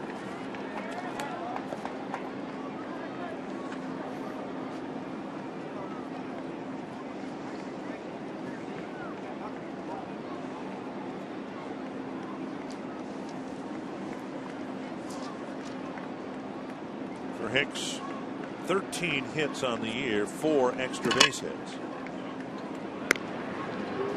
Yeah, Fuld 2 stolen bases in 2 attempts. Over his career at the major league level, 40 stolen bases, been caught only 13 times.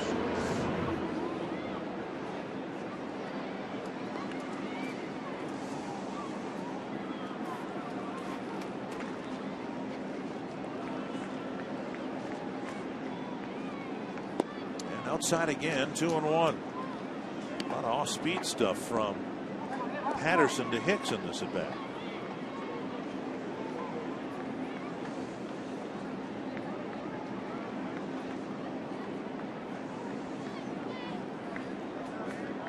Count is a typical hit and run count. Pitcher doesn't want to go 3-1. Want to throw strikes. We'll see if the Twins put a play on here. Try to utilize the speed they have stacked up at the bottom of the order. Yeah, 1-0 lead. You have that opportunity here. There goes Fuld, and Hicks swings away and lifts it foul. Very likely the hit and run. And right.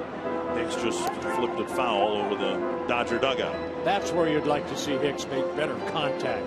Put that ball in play because you have one of the infielders, second or short, covering. And it creates a hole. And I believe it was Turner, the shortstop, that was covering second base. 2-2, and we'll see if they do anything with Fuld after he is checked at first.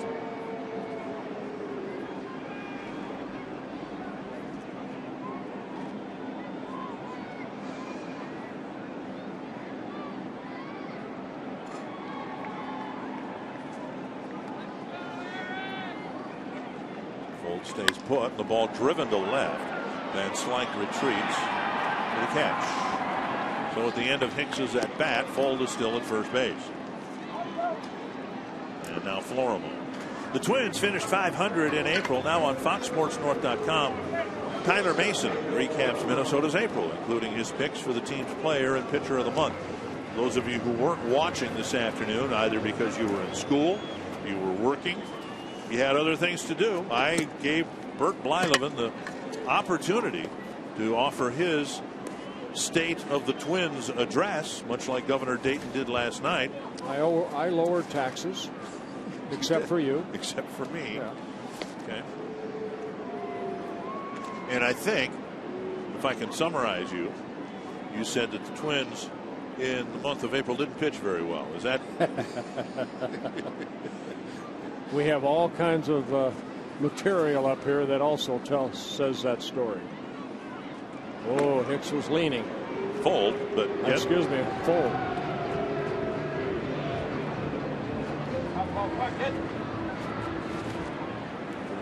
I've seen it happen so many times this year, both in their favor and against. Leadoff walks tend to come around and score. Florimone takes a ball, 1-0. So they would like to turn this leadoff walk to fold into a run.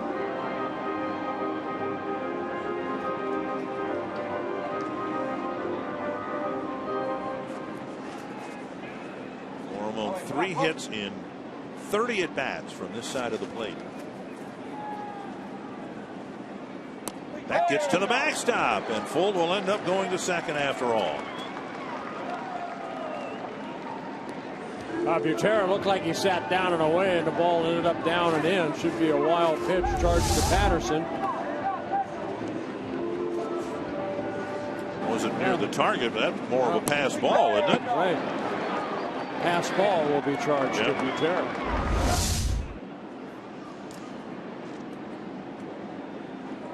Butera had a pass ball last night with Greinke on the mound.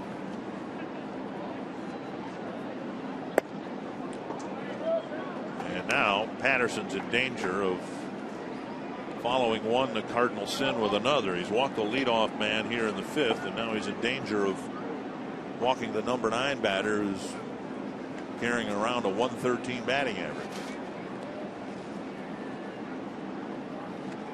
Wow. No activity in the Dodger bullpen. Well, there is, as a matter of fact. Second walk of the inning. Third walk of the ball game for Patterson. Brandon League is warming up out in the Dodger bullpen. First and second, one down, and Dozier at the plate.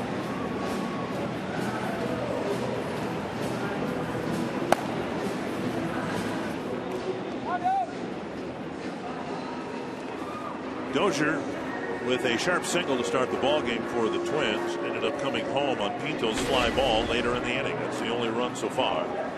Rick Honeycutt now will follow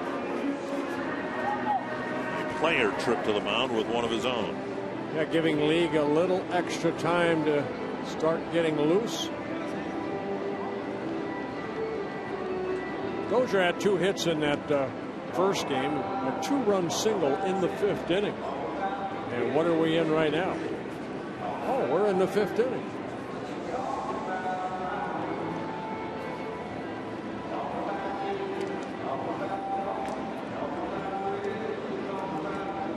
Chris Colabello got the first game off, so it's the first game he hasn't played in this year. Joe Mauer's played in every game. Trevor Plouffe has played in every game, and so too Dozier.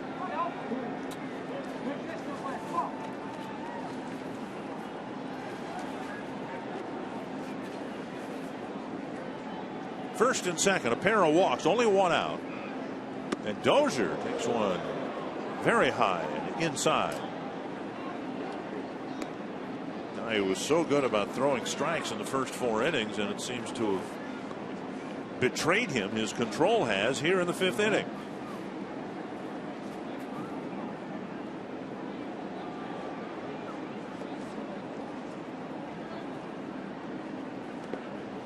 Blocked by Butera, and he's missing, and missing badly.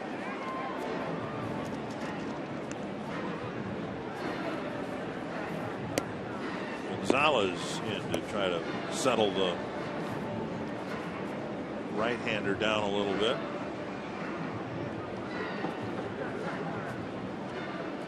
Because he was in a groove and had retired 11 men in a row, entered the inning with a very modest pitch count.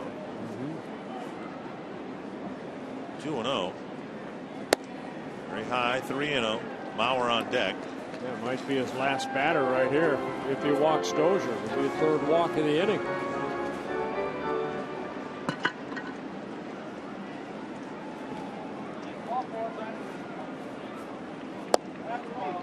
Strike call, 3-1.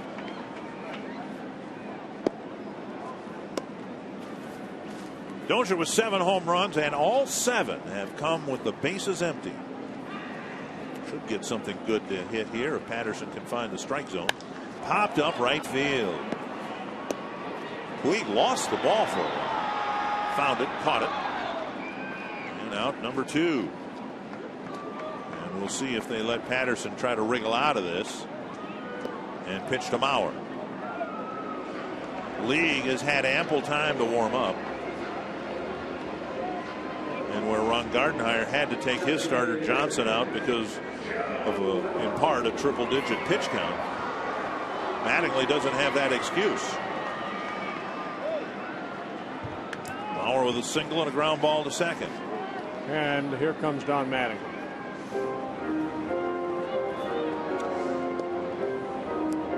If the Twins had hit their way on, it might have been a different matter, but I think the fact that the leadoff man was walked, the number 9 batter was walked, and Dozier was nearly walked, has convinced Don Mattingly that Red Patterson's done for the night.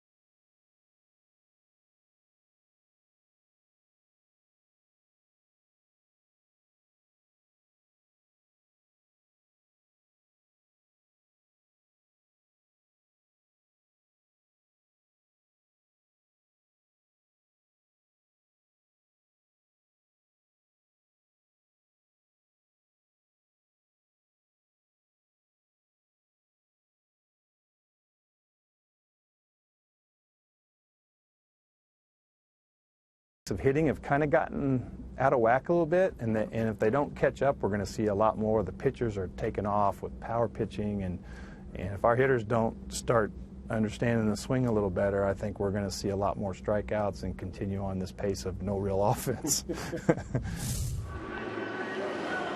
Well, there's no question that from when his playing days ended, the rate of strikeout across the board in baseball has increased dramatically. Don Mattingly mentioned that, you know, guys will strike out 150 times in today's game, and it's no big deal.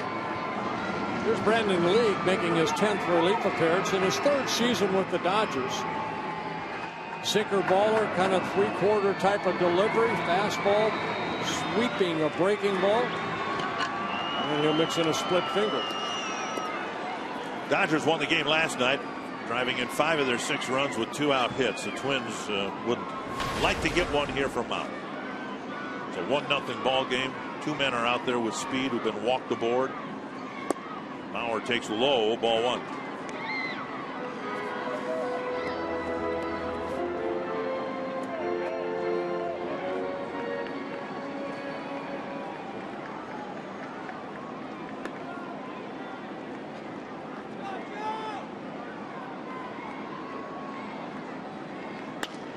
Line foul. 1-1. League, one of those guys, has closer experience. You talked about that this afternoon, how the setup guys, the other guys in the bullpen lot of them have closing experience, which is always nice for a manager to have. Chris Perez actually got the save in the first game, getting 5 outs to close out the first game today. Little roller to short. And the Twins get a couple of walks, leave 2 on. We move to the 6th. It's still just a 1-0 ball game.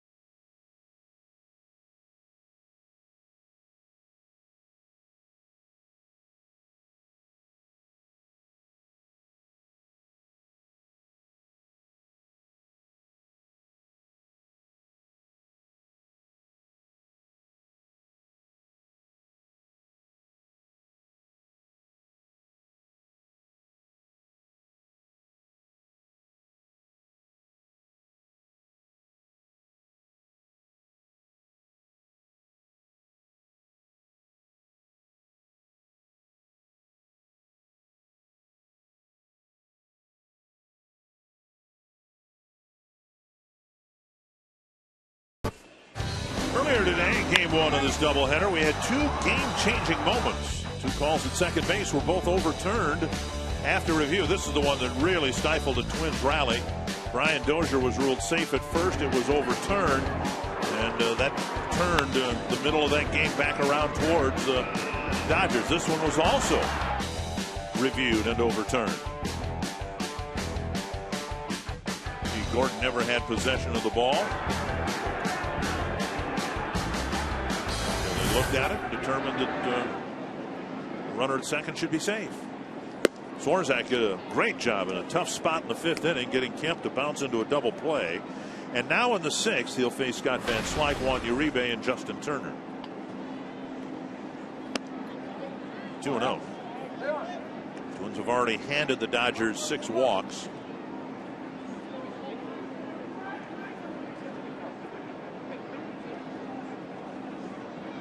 That combo with the 4 hits hasn't amounted to a run yet.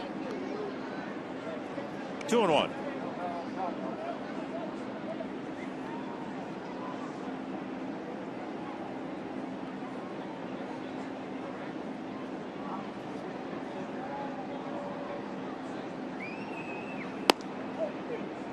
Strike call, 2-2. Slyke doesn't care for that call. Van Slyke, 6'5", stands pretty straight up. And the ball's delivered toward home plate. Driven to center field. Hicks back, leaps off his glove, and along the warning track, Fold has to retrieve it deep in the gap, and Van Slyke will go to third. Hicks is down on the ground in center field. Boy, he hit that ball wall hard.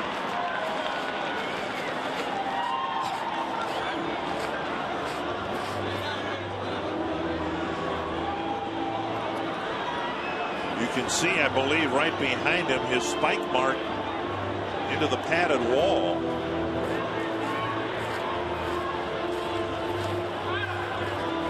Hopefully just got the wind knocked out of him.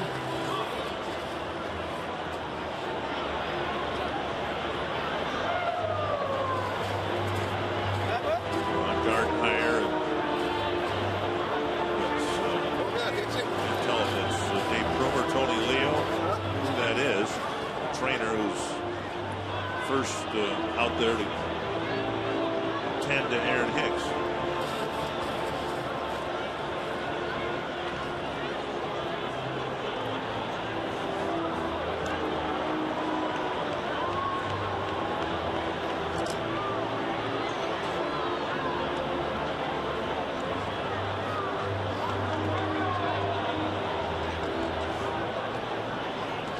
Van Slyke got a fastball right there, and he hammered it to straightaway center.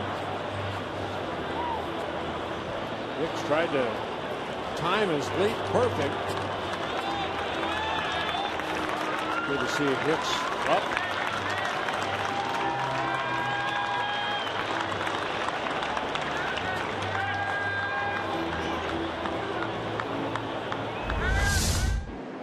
Well, the pitch right there, and ball hammered over the head of Hicks. He goes back.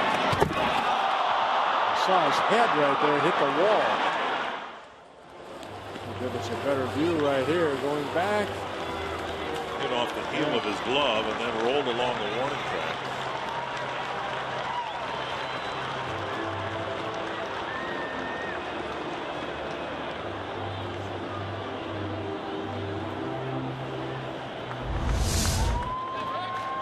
And Hicks is going to stay in the game. The other option would be bringing Jason Kubel off the bench and putting him in a corner outfield spot.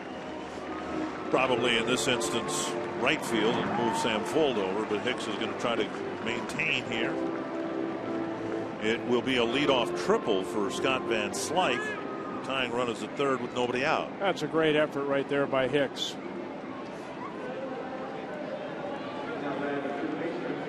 For Van Slyke, his first triple of the year.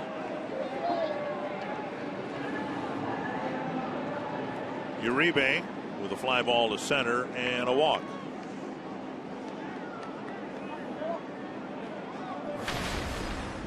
Dodgers out hitting the Twins now 5-2. The two Twins hits coming in the first two at bats. And Swirzak tried to flag it down and I think made contact with his bare hand. And just like that, the Dodgers have tied it on a triple and a single. So concern about Hicks in center field, and Swirzak at least was tempted to try to flag that down with his bare hand. Yeah, Uribe, who picked up a couple RBIs in game one, jumping on that first pitch right back up the middle. Driving in his 15th run of the year. The game is tied. Now the number 8 batter, Turner. Turner with a walk. He lined out to Fuld, almost lined it over his head his last time up. Breaking ball on the outside corner.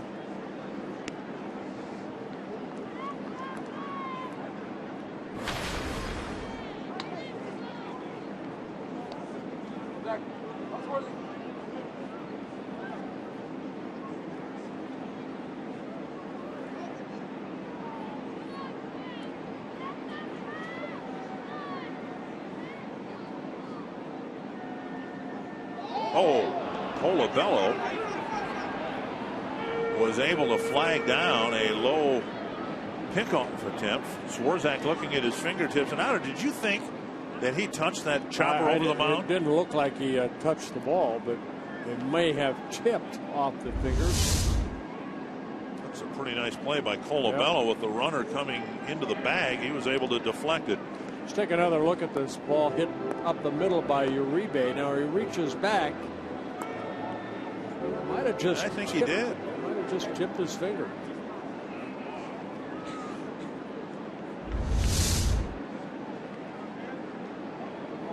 One strike to Turner. Hold on. And I think they're going to go check. And check specifically a fingernail, perhaps, or the tips of Swirzak's fingers. The Twins know Swirzak well enough to know that there could be something wrong, and he's going to try to disguise it as best he can.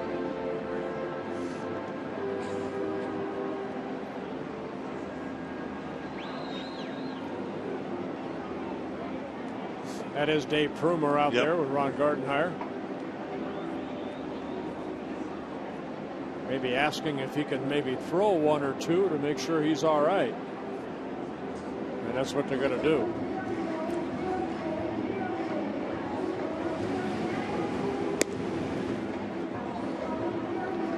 I think he just said once enough. I'm ready to go. Okay. Are warming up. Michael Tonka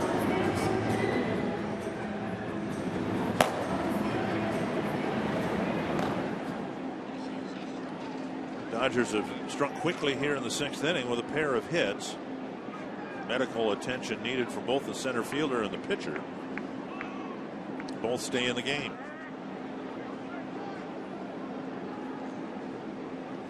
Breaking ball on the outside corner again. Same pitch he got over on the corner for strike one.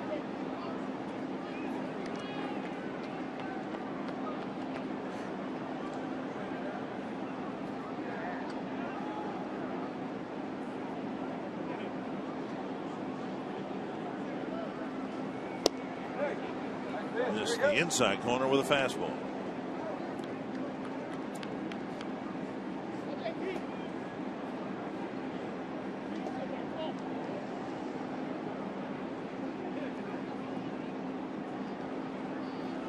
See if he goes back to that breaking ball. Maybe get a ground ball. Keep it down. There's a ground ball. Olabello fires to short, relay to first. Safe. Olabello's throw was a tough throw because it was right down the path of the runner. One away. Runner at first. Let's check in with Marty Gelder. Guys, let's go down on the farm with the Rochester Red Wings, where on Monday, Alex Meyer struck out 11 in 6 shutout innings.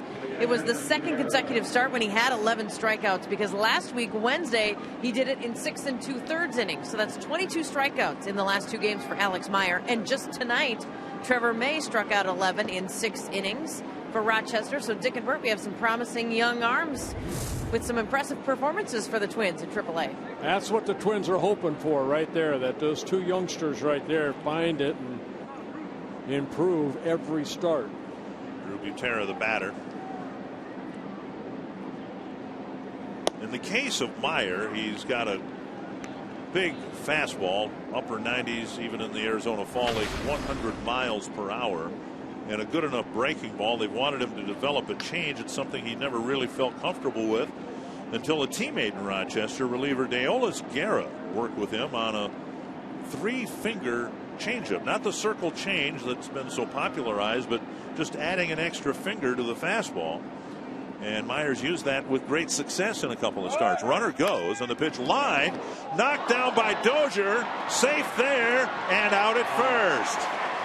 Another game, another great play by Brian Dozier. He was able to knock down a smash and get an out on a play, and he was on his way to second base because the runner took off. So with Turner taking off, it was Dozier that was covering, and right back up the middle, Dozier knocked it down, able to find the baseball and throw out Butera at first. So a little hit and run put on maybe by the Dodgers. What a great play by Dozier again. Florimon doing a little hat dance there. He wasn't sure what to do, to bend over, pick up the ball, step on the bag, step off. Or just try to get out of the way. Here's Gordon inside, and the Dodgers have hit Swirzak pretty hard here. Look at Florimon and how he's unsure what exactly to do. All right, the ball's on the ground. I'm going to go get it. No, I'm going to put it on the bag. No, I'm going to pull my foot off. 1-0 to D. Gordon.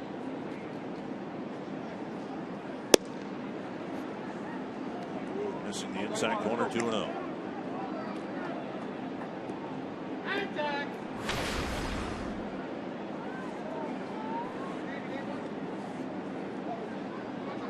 The Twins have seen enough of Yasiel Puig to want him to lead off the 7th inning.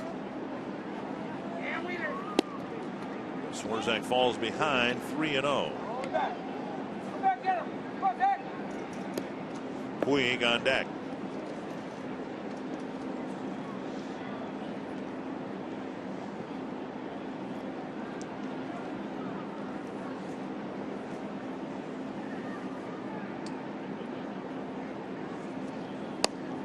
There's a strike.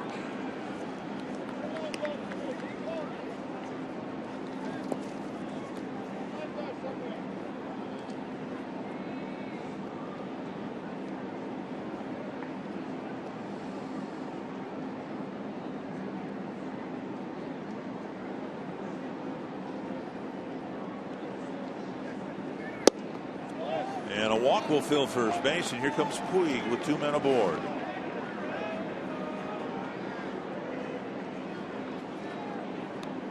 Seventh walk taken by the Dodgers tonight. Yeah, Swirzak's first.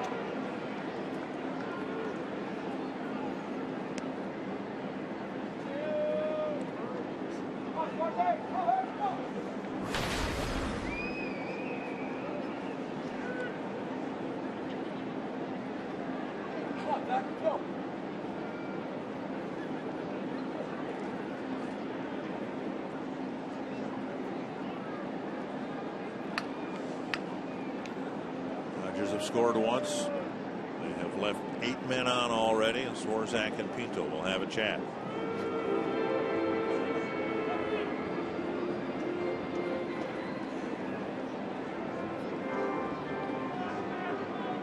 Puig, a guy that isn't right in, on top of home plate, is in the middle of that batter's box, but seemed like when the Twins were able to get him out, they threw that sinker down and in, and he hit some ground ball outs. Most of the balls he's hitting hard have been out over the plate. So a little bit of a diver.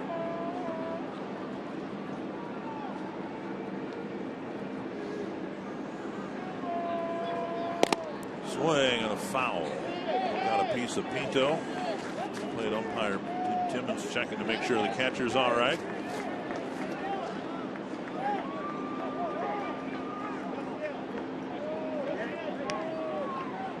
Mattingly thinking maybe that he hit the catcher's glove. He was asking if it's interference. Yep. And Tim Timmons saying it wasn't interference. Don Mattingly said, "Will you take a look at it?"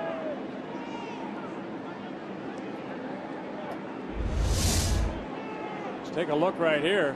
Yes, yep. That was catcher's interference. I believe he hit his glove. Yep.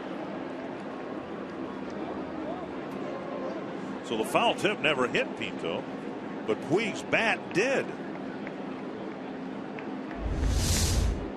The Twins catch a break, perhaps, depending on the outcome of this at bat. There's a half swing and a foul tip. And it's 0-2 to Puig. And Timmons now telling the Dodger dugout to knock it off.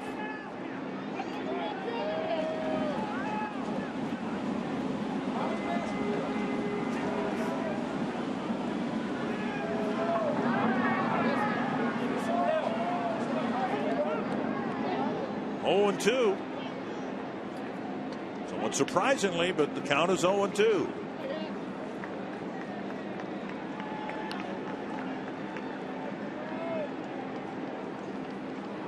I think you heard Tim Timmons ask whether Don Mattingly wanted to review it, but that's not a reviewable play. But clearly on our replay we could show you that Puig's bat clubbed Pinto's mitt. 1-2. Big out right here for Swirzak.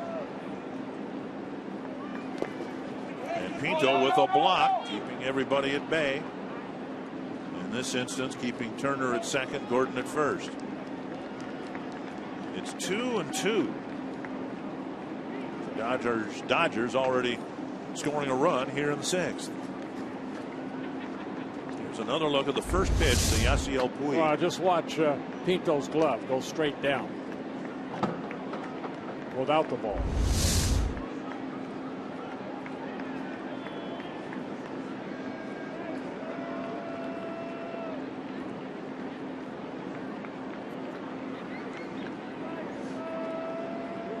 Trying to get him to chase a pitch down and away. Late in spring training at Hammond Stadium, I was watching a catching drill that Terry Steinbach was working with Pinto on, and one of the drills he was working on was shortening the reach for a pitch. The feeling was that Pinto was extending his arm a little too far to receive a pitch from the mound with men on base.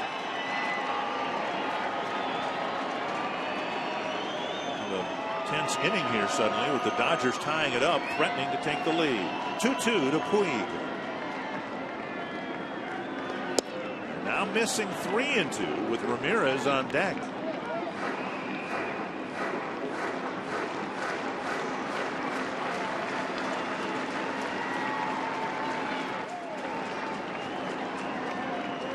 Inning started with a triple off the glove of Aaron Hicks at the center field fence.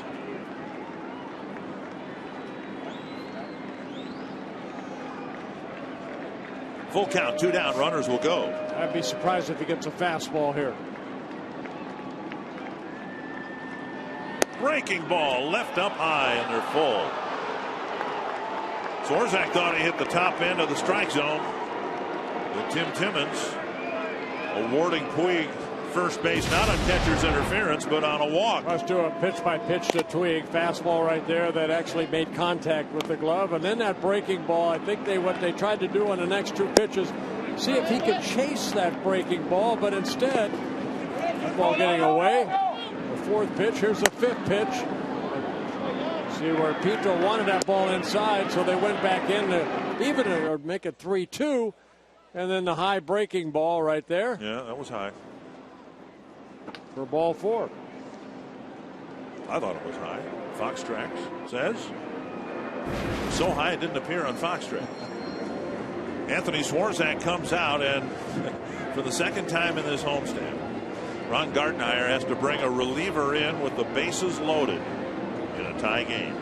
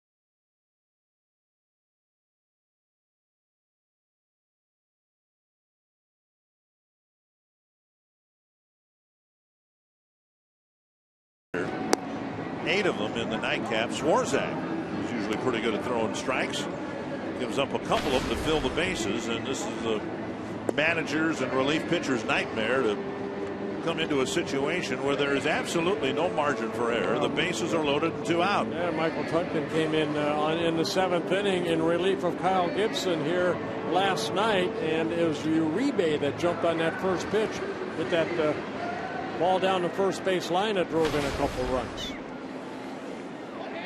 Ramirez has reached all 3 times, a couple of walks and a single.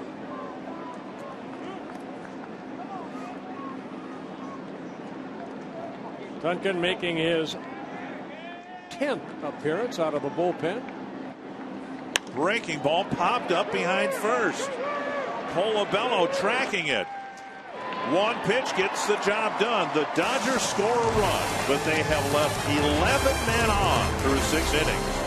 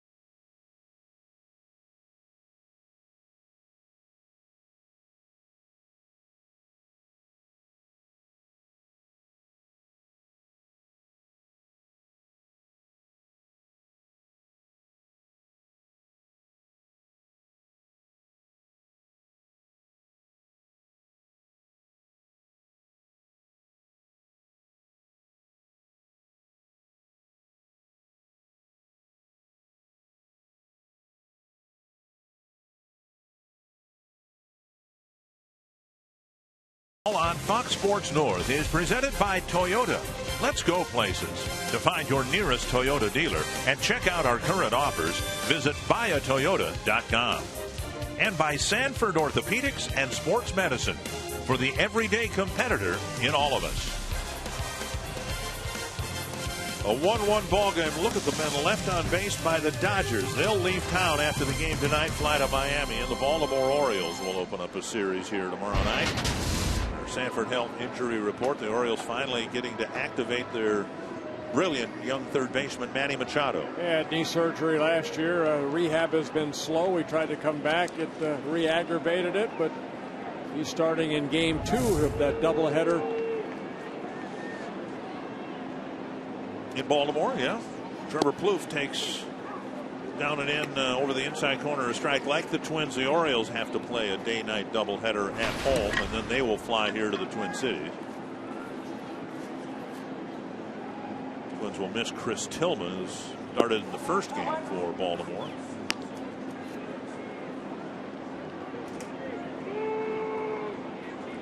One and one to Plouffe. 3, 4, and 5 batters trying to regain the lead for the Twins against Brandon League.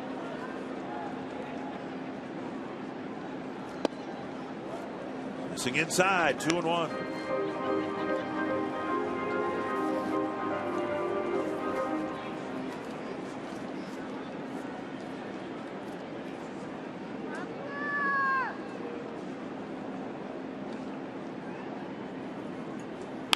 Pulled down the line, foul.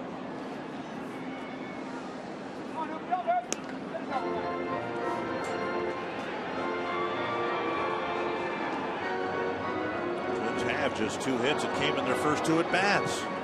Dozier and Mauer singled in the first. Since then, all they've taken are 3 walks.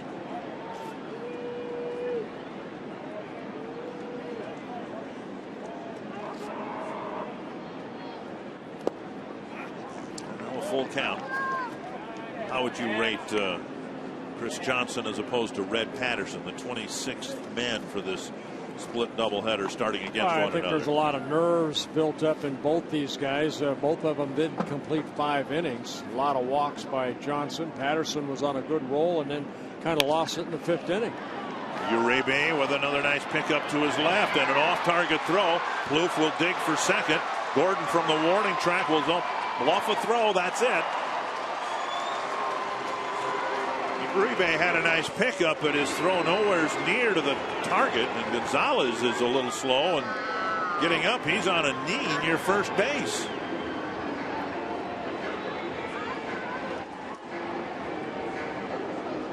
The Twins will take advantage of yet another Dodger error. They committed 3 this afternoon and won the ball game. Yeah, it's their 30th error of the year. So Uribe going to his left, fielding the ball, getting up, and then setting himself, and then throws the ball on the outfield side. Gonzalez leaps for it, but it gets by him, and Plouffe alertly moves into scoring position. Now Colabello.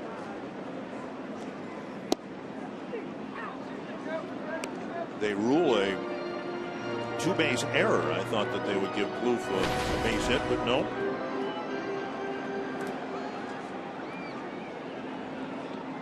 One strike to Colabello. Walking a grounder to short. It's a dribbler, and Plouffe. League looks at third, and he throws low. And that ball is into the runner, Colabello, and a run will score.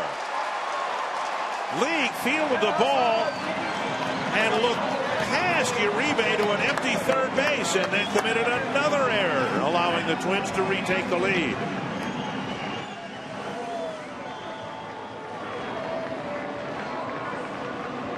Kind of a swinging bunt. League going to cover his little spot over there, and he thought Uribe maybe was over at third. Now watch the reaction. Oh, nobody there. Turns around. Another low throw to Gonzalez. He cannot get. It got a piece of Colabello as he ran down the line. You can see Scotty Ulger alertly making sure that Colabello would not make the same mistake Yasiel Puig made in the first inning. The error charge to League, and here's Pinto. Bello turned his shoulders towards second base, and Scotty Elger said, "Get back to the bag, so you're not tagged out." Bello with an infield base hit and then the error by League.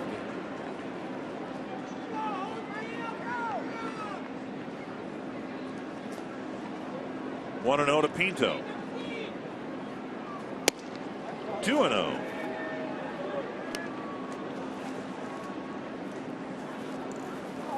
See the Dodgers with a poor fielding team so far.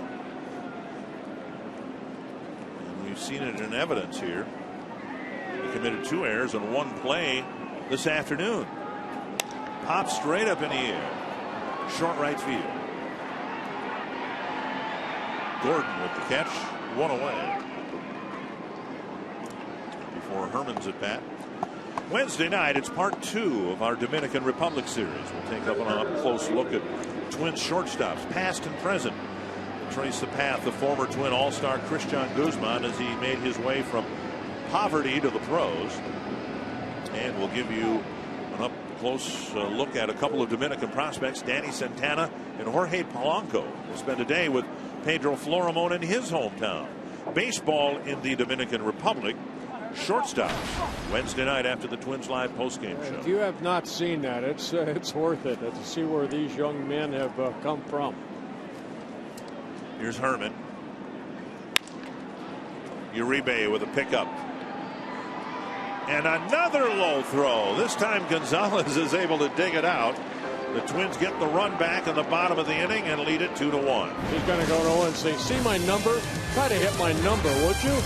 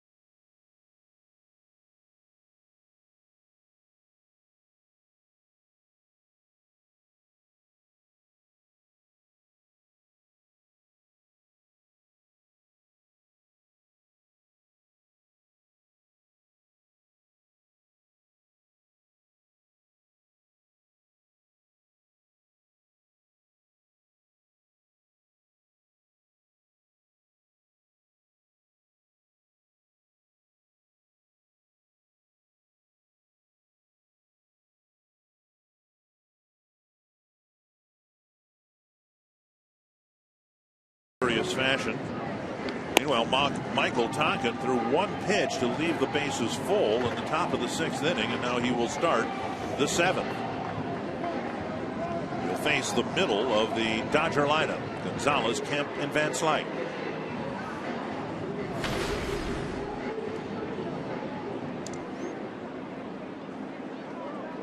Gonzalez a single in 3 trips. His single effectively knocked out Chris Johnson as the Dodgers were building a threat in the 5th. Then Swirzak came in and got a ground ball double play to get out of that inning. We've had a couple of Houdini jobs by the Twins bullpen here. One thing we've not seen is a 1-2-3 inning. Strike 1.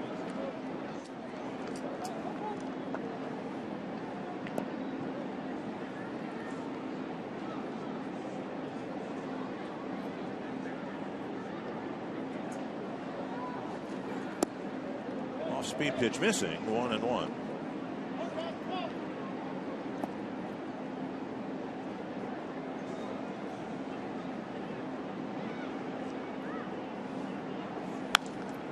Today's not the best day to bring this up since the Twins have had 2 short starts in one day, but eventually the Twins will have to get down to 12 pitchers. And this guy's making it very hard for him to even be considered as a candidate to be demoted.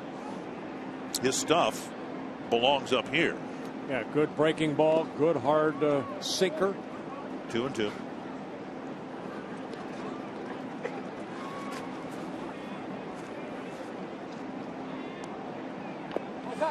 Well, I've said it before, until the starters start going deeper into ball games, they have to stay with 13 pitchers.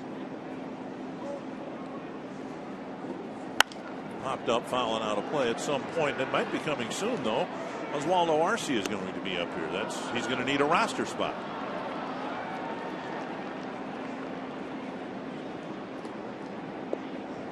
Twins, like the Dodgers, 3 position players on the bench for every game.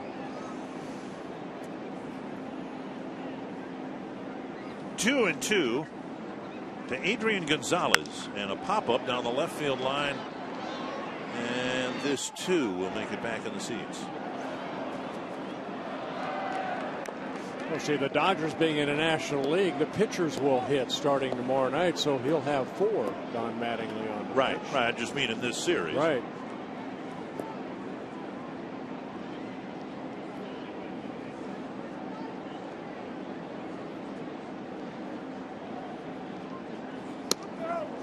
Around his hands, and it's a full count.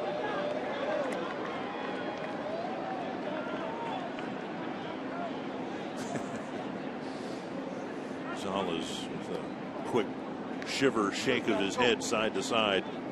That was close.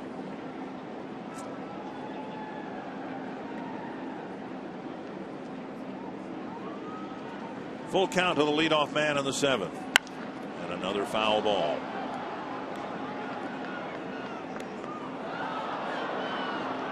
They're swinging the bats well earlier in this series, but here the Twins have handed them a whole bunch of walks, more walks than hits, and they still have only scored 1 run.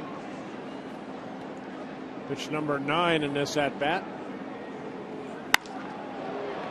To center, and Hicks will chase this and watch it go. What a great at bat for Gonzalez, and the game is tied. Fouled off a whole host of 2-strike pitches and finally blasted one into the bullpen. He's that type of hitter, has power to all fields, and Gonzalez hitting his 9th home run of the year. On the pitch after, he got pitched high and tight. A breaking ball. Gonzalez kind of leaped out there. Got good wood on it. And hit it into the bullpen of the Dodgers. 9th home run of the year. And just like that, the game is tied. Here's Matt Kemp. Belt high strike. When shifting Kemp, they've got Dozier playing directly behind the second base bag. The first home run that Tunkin has allowed. And the first home run of this series.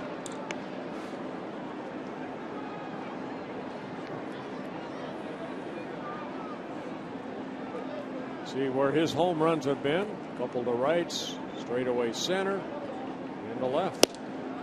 And Tunkin, all fired up, strikes out Kemp on 3 pitches. One down, that'll bring up Van Slyke.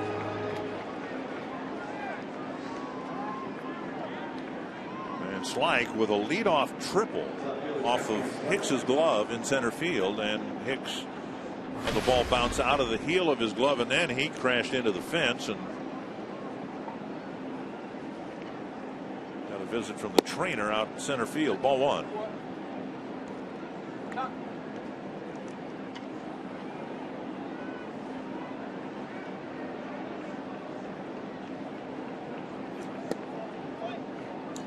Ball missing, 2-0.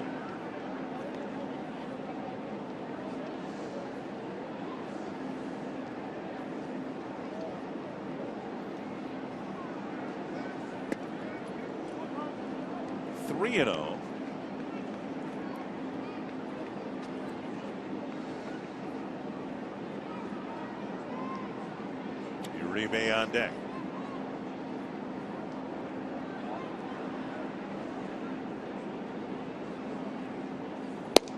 And he walks Van Slyke.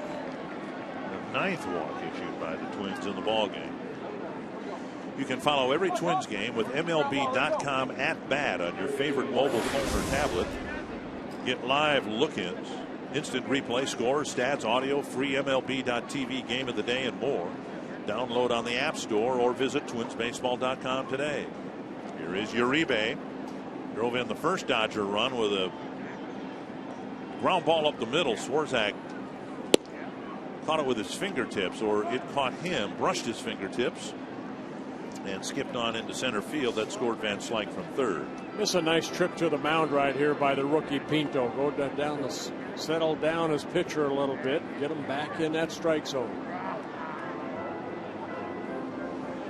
1-0 to Uribe.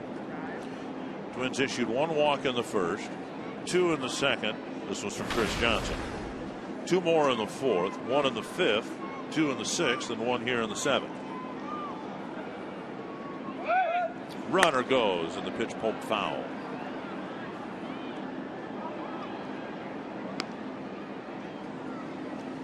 One and one the count. Yeah, that more of the hit and run. And Slyke had a pretty good lead at first base.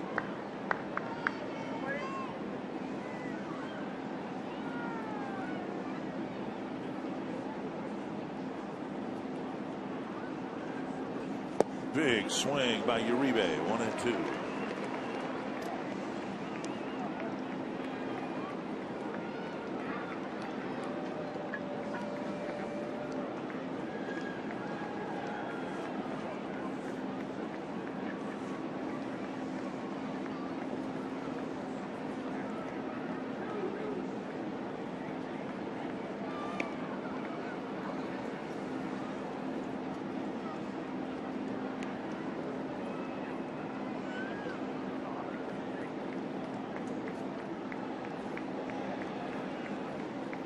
One and 2 to 1 Uribe. The runner is Scott Van Slyke. Very high.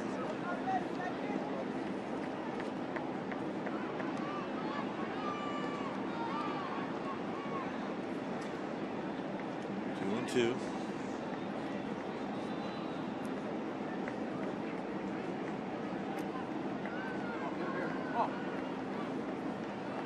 Runner goes. Pinto's throw, not in time and high. Van Slyke getting a stolen base, his first stolen base of the year, and the 30th for the Dodgers. Got a pretty good jump. Pinto.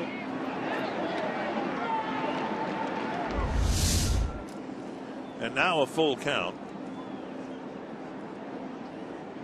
with first base open and Justin Turner in the on deck circle. The 10th walk of the ball game.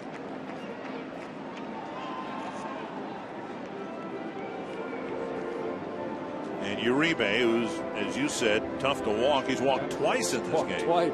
Came into this ball game only walking twice all season long. Rick Anderson to the mound.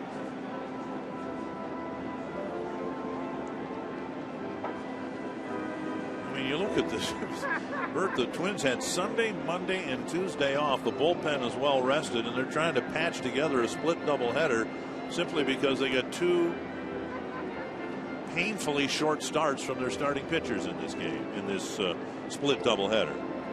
They get 5 innings out of either one.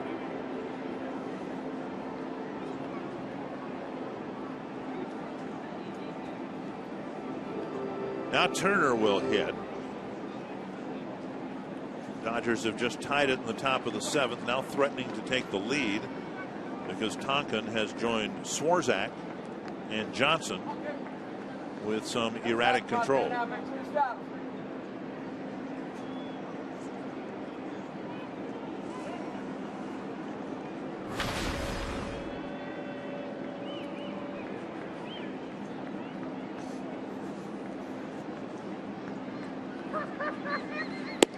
outside, ball one.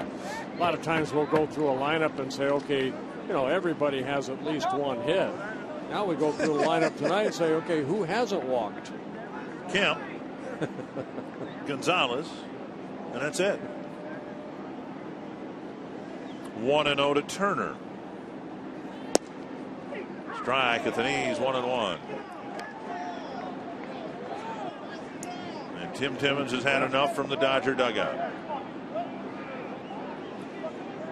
And Turner better watch it too. I was going to say, watch Turner's reaction right here on this low pitch. Box track says it caught the bottom of the strike zone. Turner's interesting. Just kind of showing up the umpire right there. It's where you want to throw that ball about 3 or 4 inches outside. To center. Hicks with the catch. That's out number 2. Pretty well hit ball for the second out.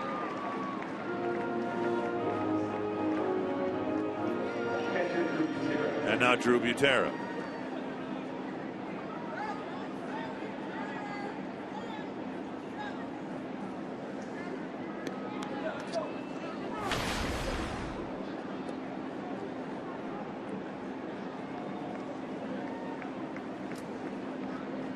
Butera with a strikeout, a ground out, and of course a walk.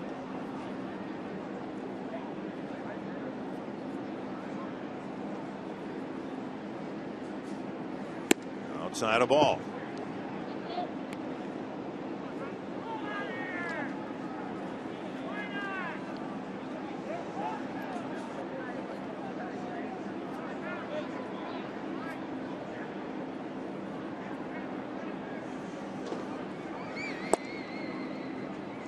Two and 0.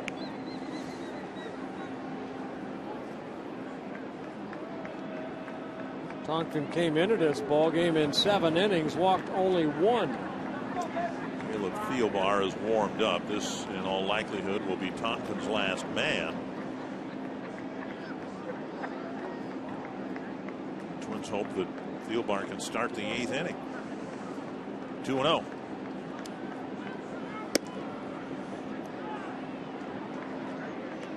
He wants a different baseball.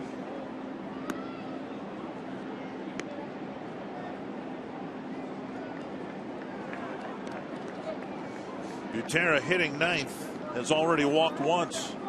He will be taking here.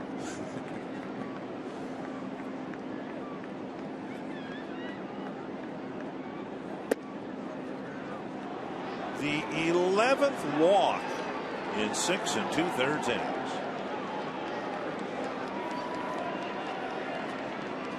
And Ron Gardenhire has to go out and bring in another pitcher. Inning started with a home run, but then Van Slyke, Uribe, and Butera have all walked. And for the second time in this game, a relief pitcher has to come in with the bases loaded.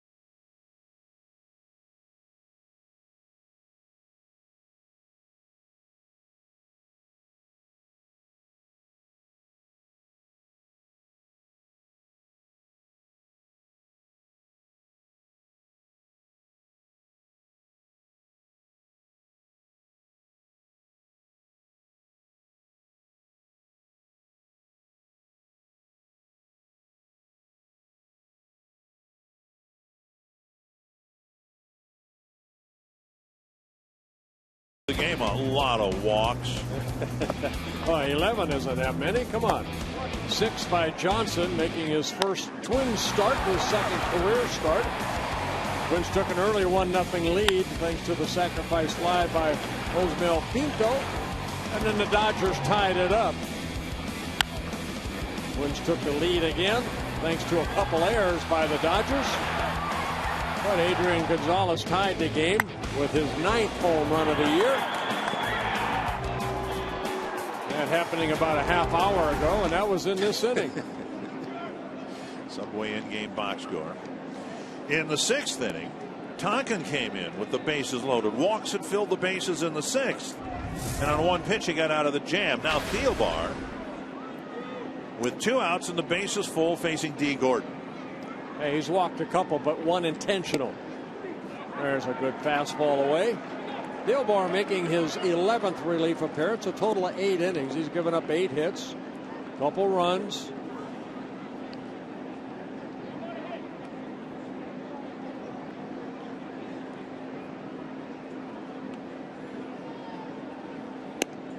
Strike 2.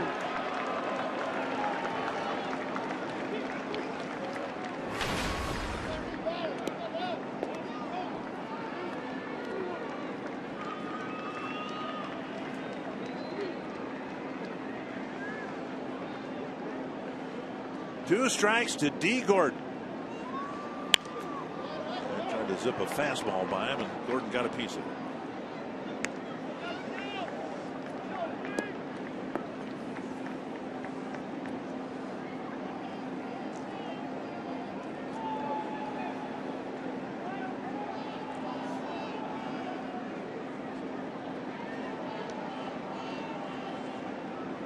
Another 0-2 to D. Gordon. Breaking ball off the plate.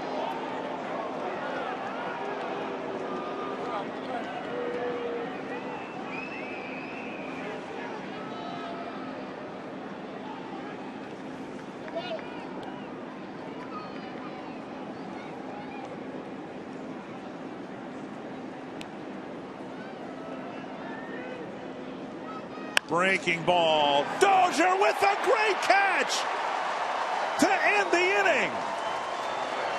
Brian Dozier again. Night after night, sometimes inning after inning, it's Brian Dozier coming to the rescue.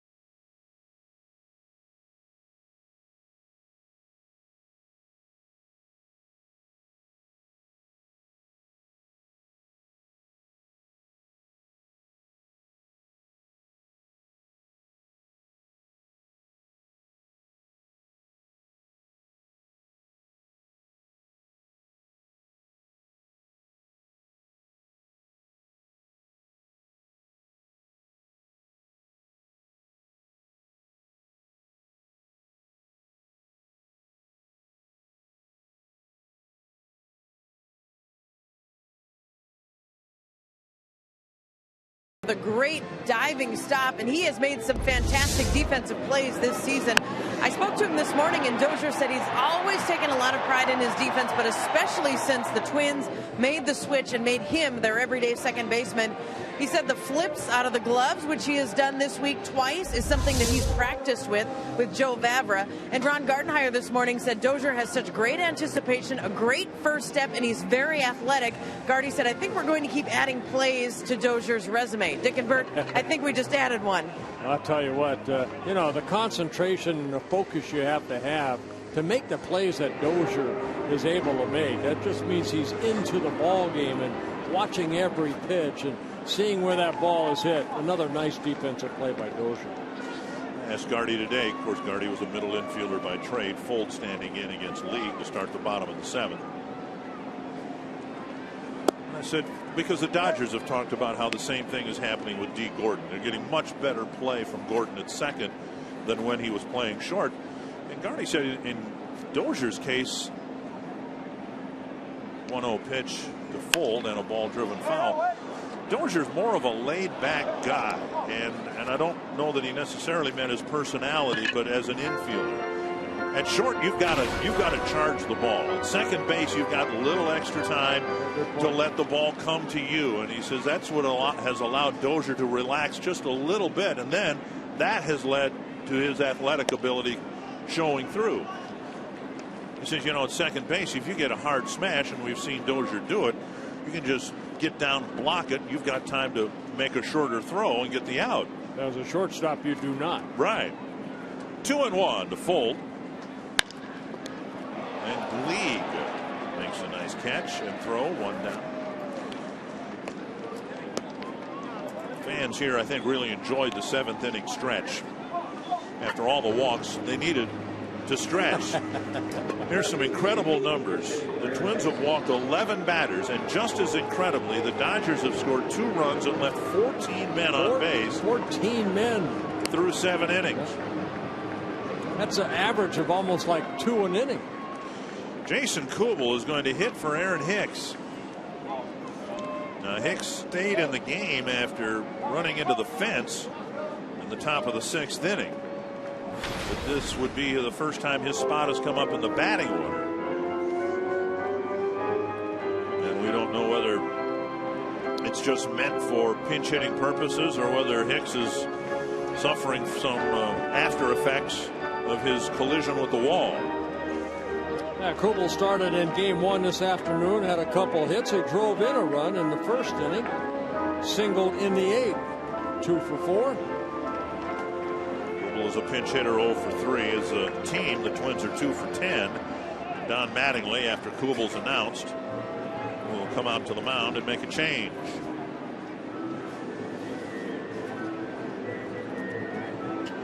League did a nice job. With 1 out in the 7th, he leaves.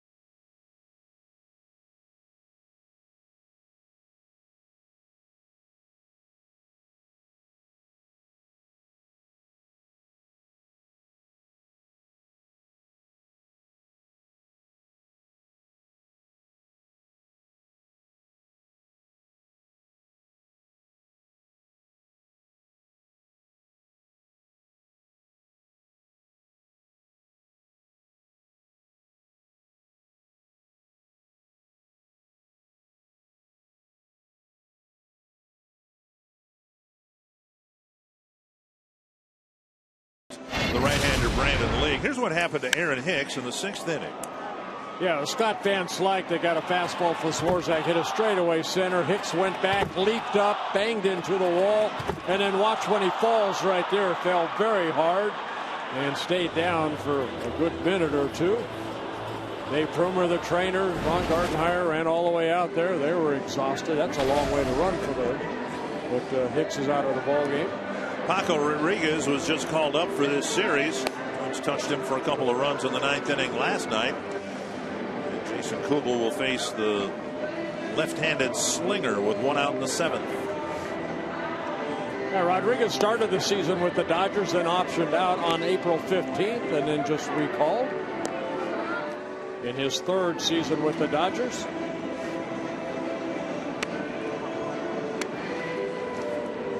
Brandon League took the game from the 5th inning, got out of a jam there in the 5th. Unearned run in the 6th, got the first out of the 7th, and now he gives way to Rodriguez, who will face Kubel, the pinch hitter.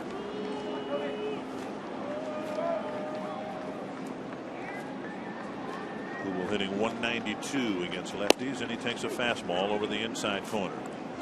26 at bats, 5 hits, a double, a triple, a couple of walks, and 8 strikeouts.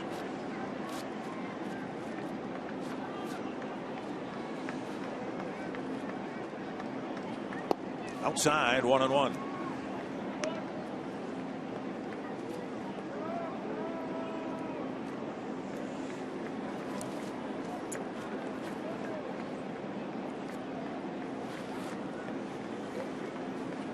Swing and a miss on the breaking ball. 1-2. Yeah, here last night we kind of showed Rodriguez's delivery, how it's almost like a Statue of Liberty with that ball coming straight up over his back as he delivers toward home plate, brings it straight up and lets it fly. Wow. Caught looking for out number 2 in the 7th inning. We'll bring up Florimo. Dodgers very high on this left-hander right here. I mean, he came right out of college. Made a couple handfuls of minor league appearances and then made it to the big leagues in his 1st season. Florimon with a strikeout and a walk.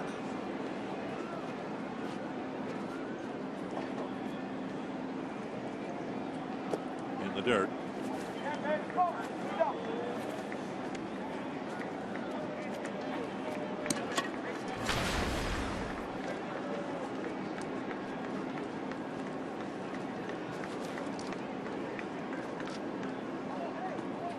Swing and a miss. As he takes that ball out, he'll see almost a circle changeup right there.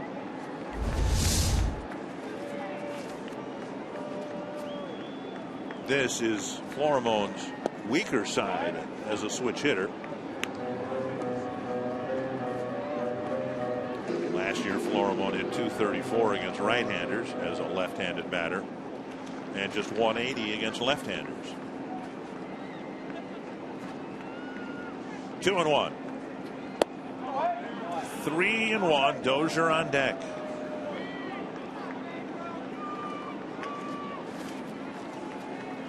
Well, the Dodger number 9 batter Drew Butera has walked twice tonight. It would seem fitting that Florimon, the Twins number 9 batter, might do the same. He swings over a breaking ball. It's 3-2.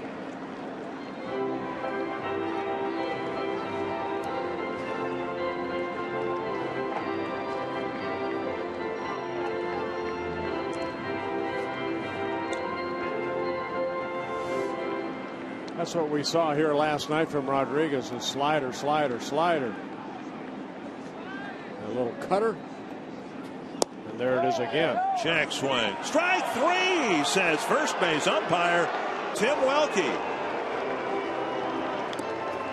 So a couple of strikeouts for the left-handed reliever to close out the Twins in the 7th.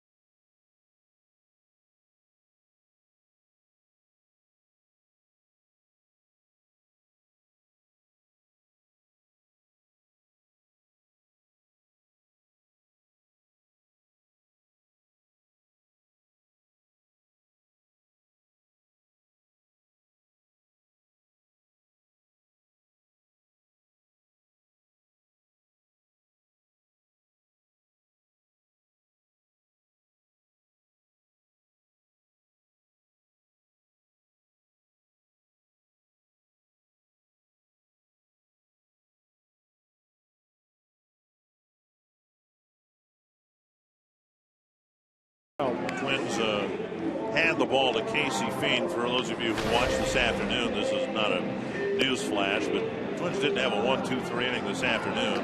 They haven't had one tonight. The Dodgers have scored 2 runs and left 14 men on base so far. Jason Kubel in the game in left. Chris Herman, who was in left, has moved to right, and that pushes Sam Fuld to center. There's Herman in right, going from left to right. For Casey Fiend, he's making his 11th appearance, 10 innings so far. Has 3 wins out of that bullpen. 2.70 earned run average. So the point being, if Fiend could put together a 1-2-3/8 inning, it would be appreciated on many levels. Primarily the Doziers and Folds of the world, Plouffe, guys like that who've been out in the field for a lot of long innings. Double headers are a challenge under the best of circumstances, and these Twins fielders that have been out there throughout it all, it's hardly been the best of circumstances. Puig, Ramirez, and Gonzalez in the Dodger 8th. 1 strike. And Puig tried to hit one out of the ballpark. 0-2.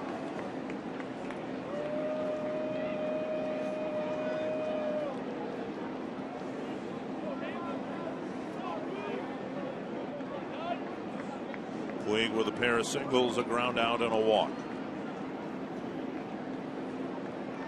Fiend, good fastball, good slider.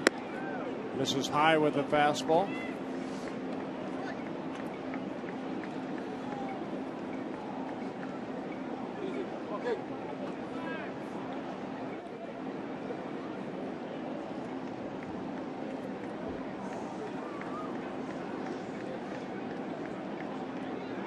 One and 2 to the leadoff man here in the Dodger 8th. 2-2.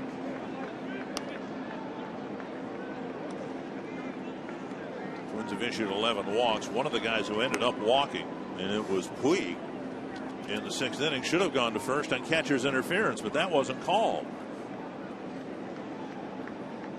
Now, Fiend's done a good job of throwing strikes. Only a couple walks in his 10 relief appearances. 7 strikeouts.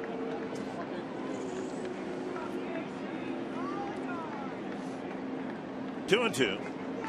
Let's make it 8. Popped up, heading back in our general direction.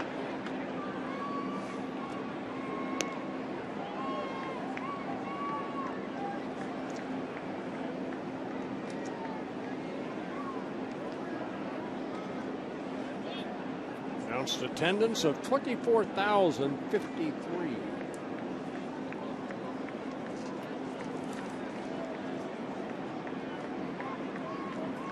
Another 2-2 coming from Fiend. Foul tip. Pinto can't quite hang on. And the Twins this afternoon got 4 innings from Mike Pelfrey, 4 innings from Samuel DeDuno, 1 inning from Jared Burton. Burton probably not available tonight. The Twins have just reluctantly gotten to the point where they'll use him on back-to-back days, but not 2 games in 1 day. So if you take DeDuno and Burton out of the picture, Swirzak and Tonkin have already pitched. Fiend, the last right-handed reliever available to them tonight. Another 2-2. Got him. There's a strikeout. 1 down in the 8th. Well, he went back to the fastball after Puig swung through a slider that he fouled off. Good fastball by Fiend. And now Hanley Ramirez. 2 walks, a single, and a foul out. Ramirez ended up leaving the bases full for the first time tonight for Los Angeles. Swing and a miss. He fouled out on the first pitch he saw from Michael Tonkin, leaving the bases full in the 6th. And then Thielbar left the bases full in the 7th, getting Gordon to line out to Dozier. 1 strike. Slow breaking ball. She took a little bit off the curve there. First one, the hard slider, then he took something off. Ahead in the count.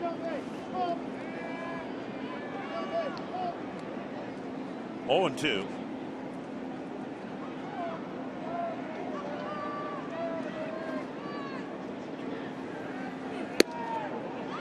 Pitch up. He did that in the Puig at bat. Got ahead of him and then worked him upstairs a couple of times.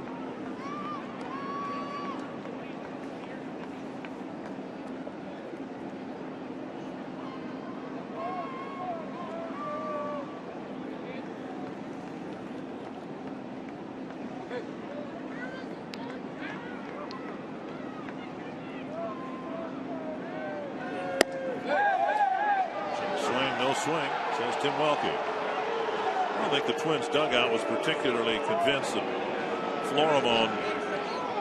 Wait a minute, now Pinto's going to throw the ball around the horn. First base umpire Tim Welke said no swing. Tim Timmons may have misinterpreted his signal. And Timmons has not had the best of nights behind the plate, particularly as it relates to relations with the Dodger dugout. And now Ramirez is called out by Tim Timmons. Yeah, Tim Timmons is a home plate umpire. He said strike 3. Now, I don't know if he asked or not, or if Pinto asked the first base umpire. That might have been where the catcher asked. Timmons did not. And Timmons said, no, that was strike 3, unless perhaps there was a foul tip. Well, let's take a look right here. Pinto thought he heard something. Ask him. Yeah, you could see Timmons immediately calling strike 3. Right. I wonder whether, although Timmons didn't make the foul tip sign.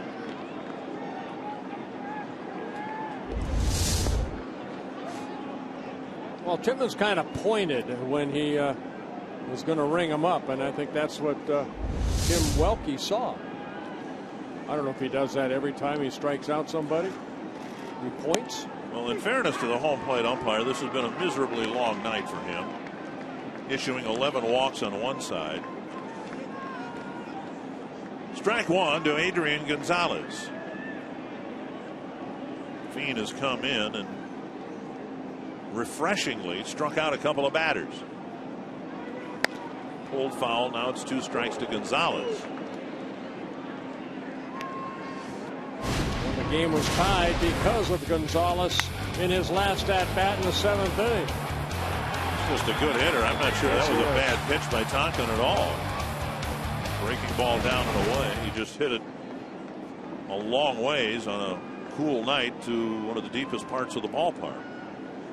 2 strikes to Adrian Gonzalez. And Fiend started coming off a mound there. A little backdoor slider.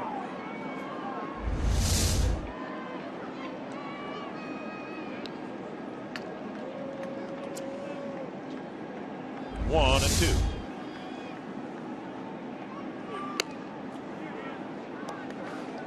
Fiend rears back and airs out a fastball high and away. 2-2.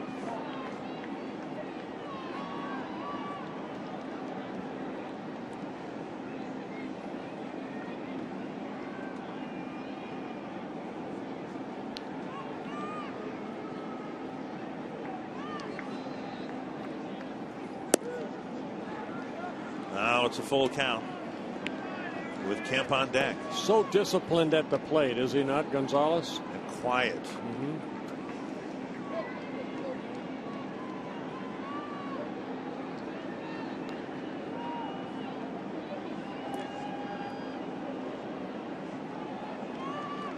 Three and 2.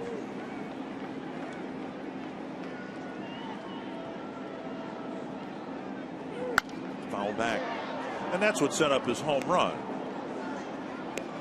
Tonkin got ahead of him 2 strikes, and then Gonzalez flipped a few 2-strike fouls away, and then Found something he could drive and drove it.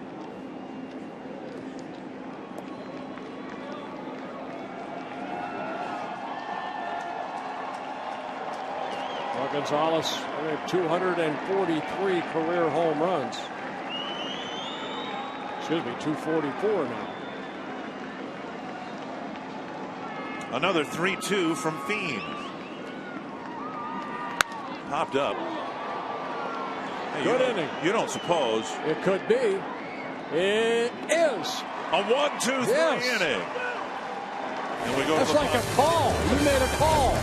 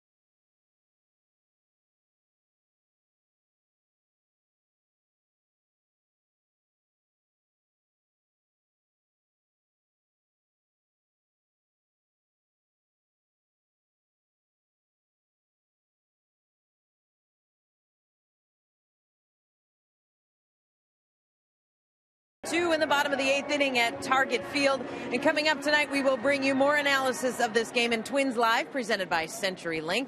And in that, we will look at how the Twins pitchers have been able to limit the damage done in this game. Despite issuing 11 walks, LA has left 14 on base, has just 2 runs so far. And Brian Dozier and his defense. It's been great all season. He made another highlight-type play tonight. Plus, we'll hear from Ron Gardenhire, Dick and Bert. That's after this game number 2. All right. Thanks for all your great work throughout this very long day, Marty. Yep. Dozier leading things off. He singled against Rodriguez in the ball game last night. Shows bunt and takes ball 2. Twins got 3 straight hits against Rodriguez. Ended up being charged with 3 earned runs in 2/3 of an inning. Dozier's single, the 3rd of the 3 straight hits. Up high, 3-0.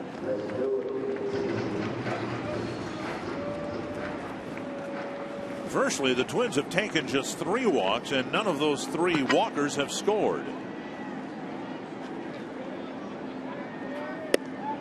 And that's a leadoff walk to Brian Dozier here in the 8th inning. Fans back by popular demand. DQ Cap Day at Target Field. Be one of the first 20,000 fans at the game against Baltimore on Saturday. Get the first DQ Twins cap of the season. Call 800-33-TWINS or visit twinsbaseball.com and get your tickets for DQ Cap Day at Target Field.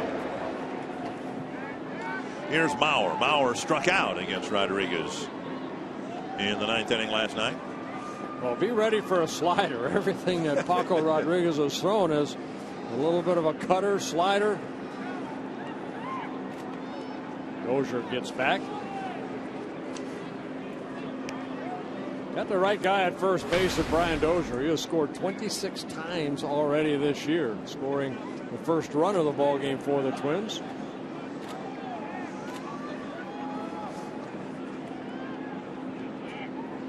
Another throw, and nice catch by Gonzalez. Throw not necessarily on target, but Gonzalez caught it and tagged Dozier at the same time.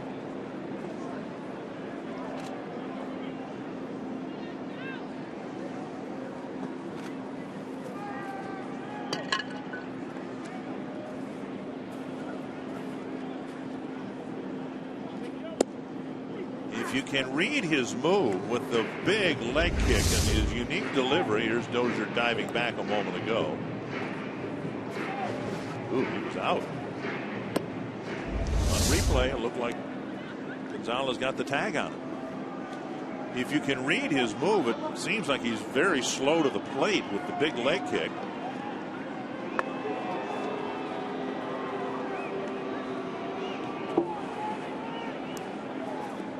You know, left-handers are always a little bit harder to read when they bring that right knee up. Sometimes, you know, they can hold it a second. As long as that foot doesn't go across that pitching rubber plane, you know, runners have a tough time. You almost have to guess sometimes.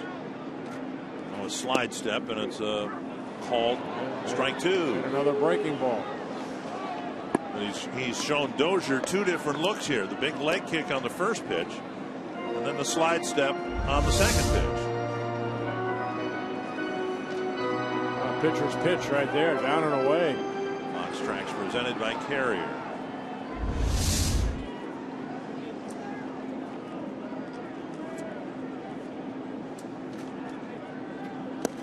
Checked his swing. No, says third base umpire Tom Woodward.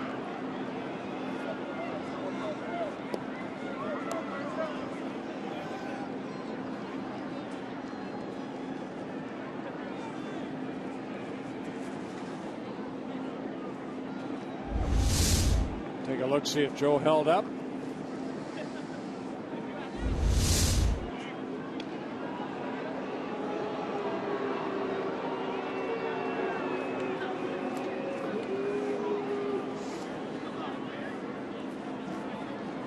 The only other times tonight, we'll check that. There were three other times the Twins got a leadoff man on. They scored in two of those opportunities. Dozier goes and Mauer lifts a foul. Yeah, Brian got a pretty good jump right there. Well, with two strikes, of course, Joe has to protect the plate.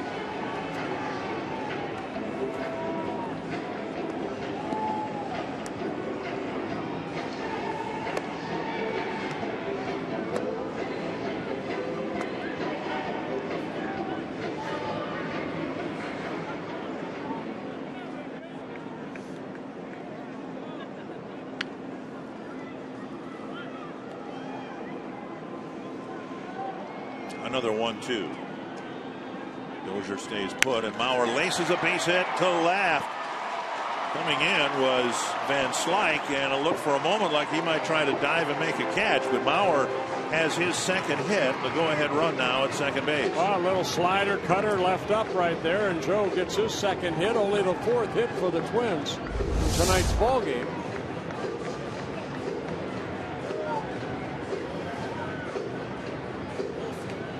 On Mattingly coming out. Another pitching change. And it's going to be Brian Wilson coming in to pitch to Trevor Plouffe. Another mid-inning pitching change, with the Twins threatening in the eighth.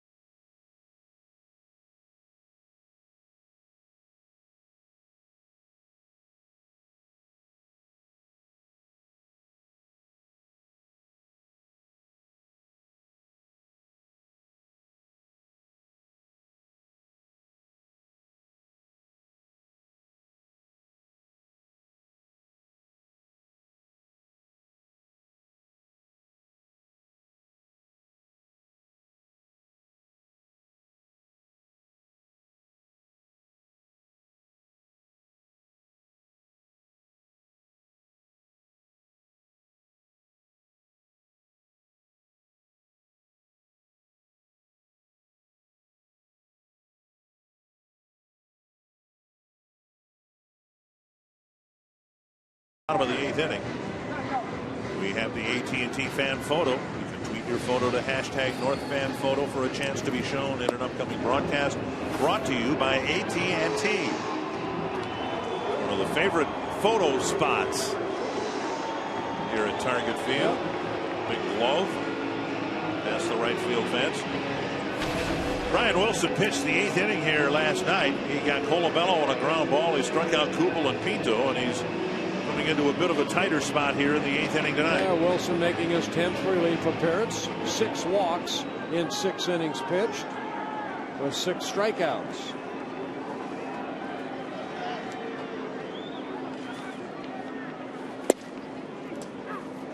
Slider, cutter, whatever. Strike one. Yeah, that's his best pitch, that slider. Good fastball in the low 90s.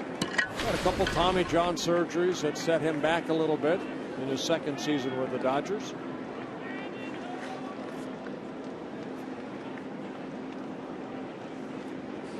Swings through a fastball.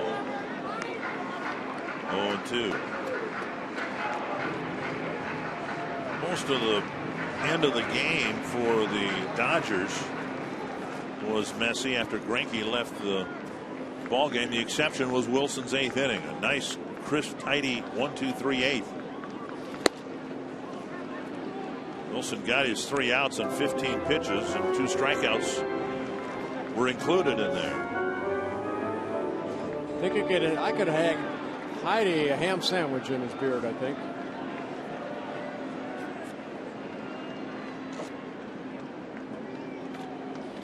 Two and two.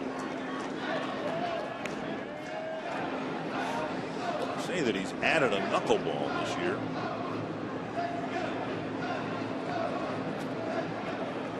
But he won't be throwing it here on 2-2 no. with 2 men on and nobody out.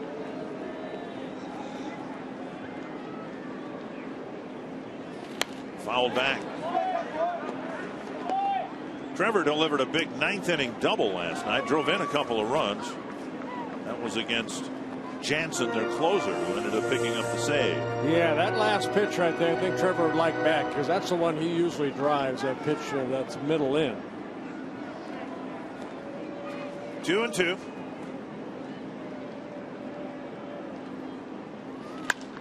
Popped up short right center field. Puig running in. Makes the catch. And Bloof is retired. That'll bring up Colabello.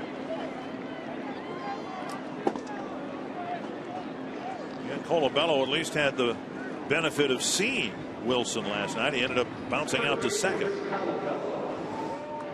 Single and a walk and a ground out for Colabello.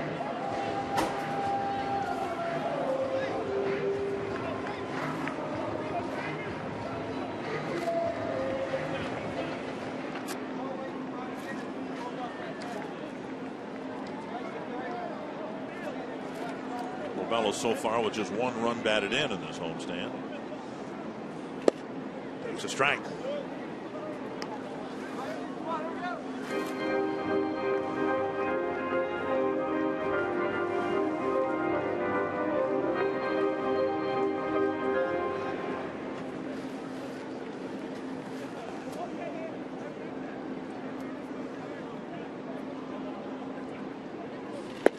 Swings through a fastball. 0-2. Colabello's hit was a number between the mound and 3rd base. Brandon Leake fielded it nearly through to an empty base at 3rd, then wheeled and threw wildly to 1st. He didn't hit the ball hard.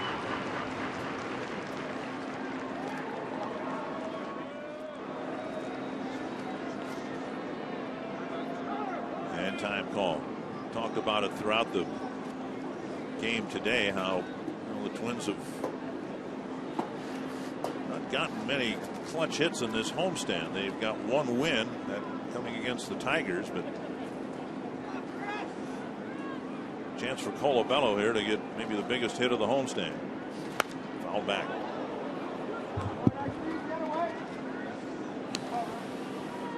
Same pitch sequence so far for Wilson to Colabello that he did to Trevor Plouffe. Started him off with a slider, then 2 straight fastballs.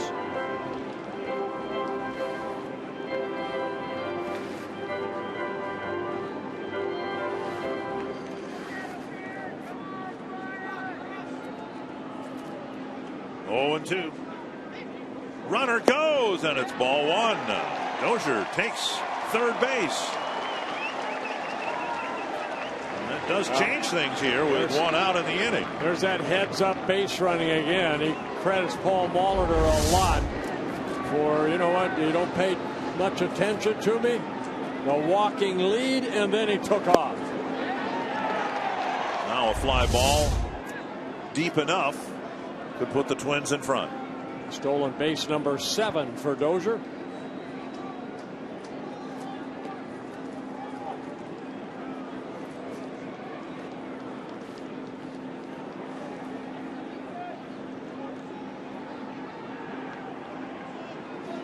And a half swing, but it's strike 3. Colabello's gone. There's that nasty slider.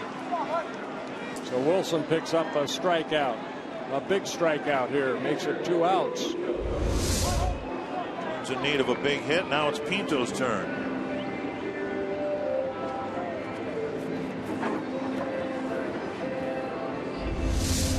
Pinto drove in the first run for the Twins with a fly ball. Since then, a ground ball to third and a pop up to second.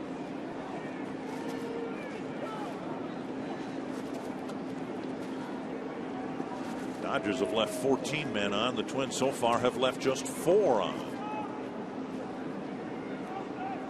Pinto slashes one foul. He got a hittable pitch and flared it down the right field line.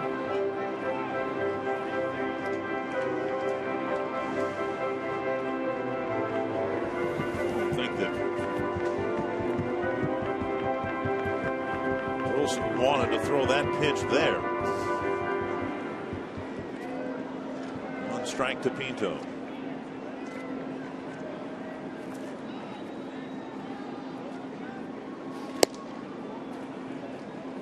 One and one.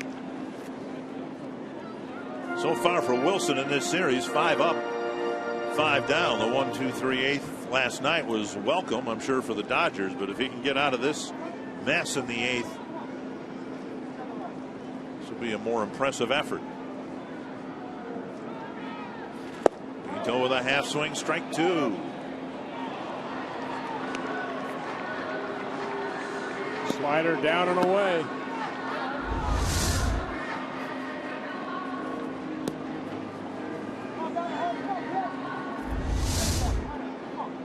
Again, Wilson working ahead.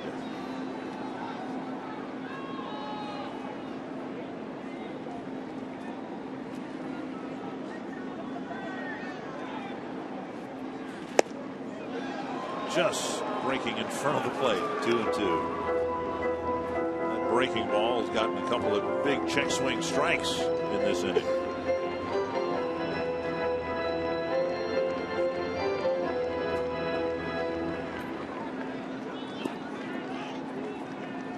Two and 2.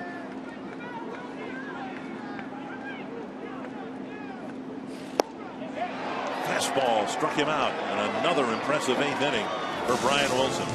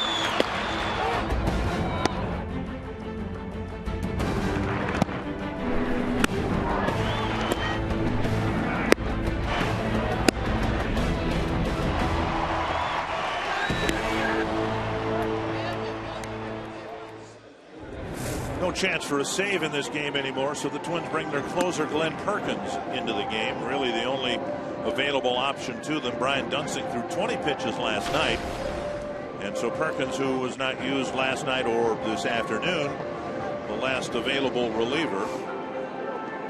Yeah, the numbers on Perk: 3 walks, 1 intentional, 16 strikeouts in 11 innings pitched. 6 out of 7 save opportunities for Perk.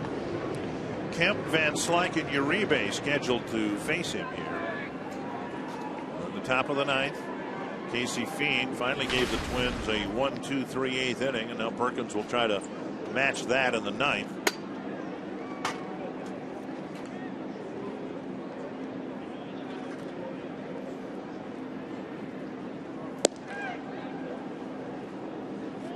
Ball 1.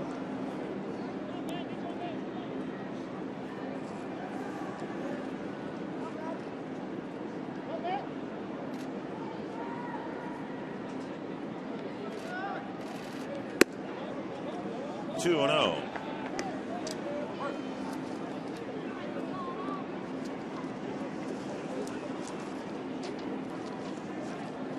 Everyone except Fiend has contributed to the walk fest here tonight.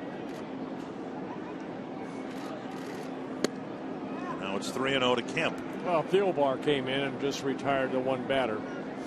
That's right. Yes. Yep. Perk falls behind. 3-0. 3-1. 3 walks on the year, 1 of those intentional. 16 strikeouts, as Bert mentioned.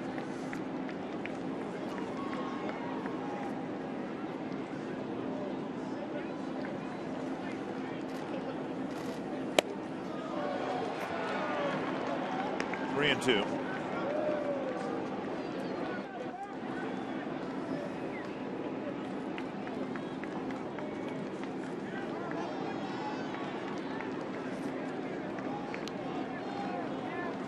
Full count to the leadoff man here in the 9th.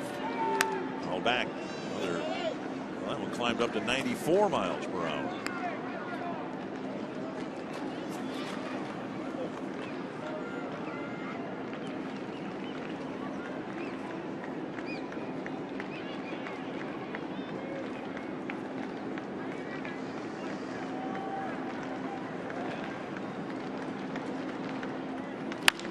Wrapped to third. Scooped up by Plouffe.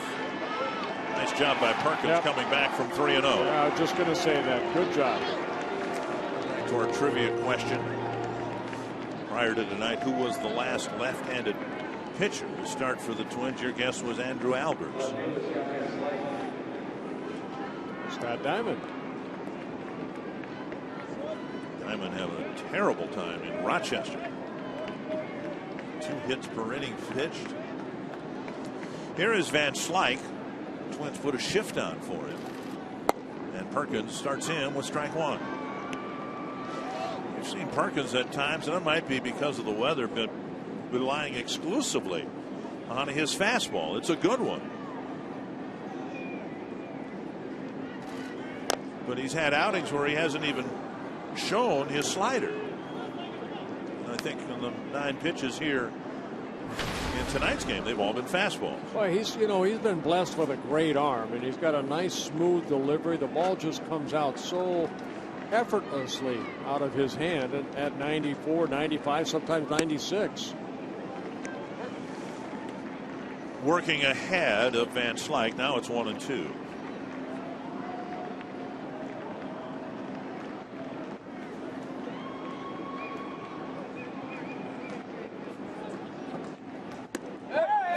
Check swing. 2-2.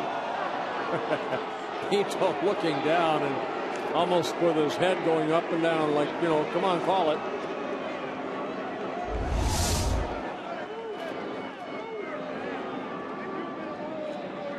Looked like it was a check swing. 2-2 now to Van Slyke.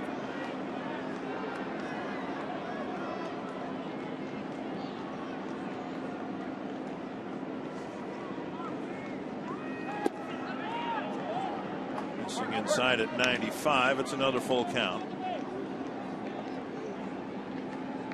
And Slyke has walked twice already in the night.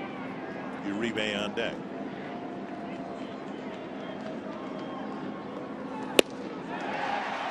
Nothing but fastballs. 2 outs in the ninth.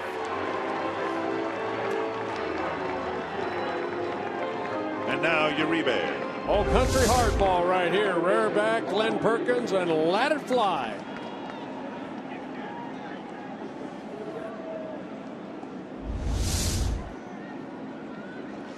Uribe has walked twice and delivered an RBI single.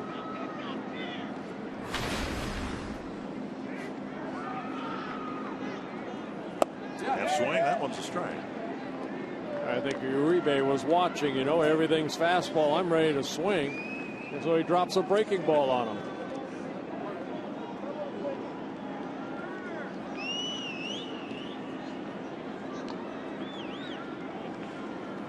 Another one.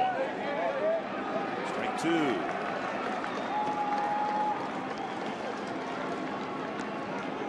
So Uribe watched 13 fastballs from this guy.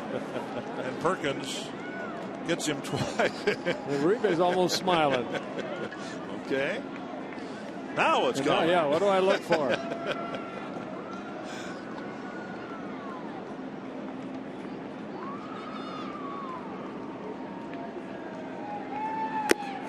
Now he got the fastball and couldn't touch it.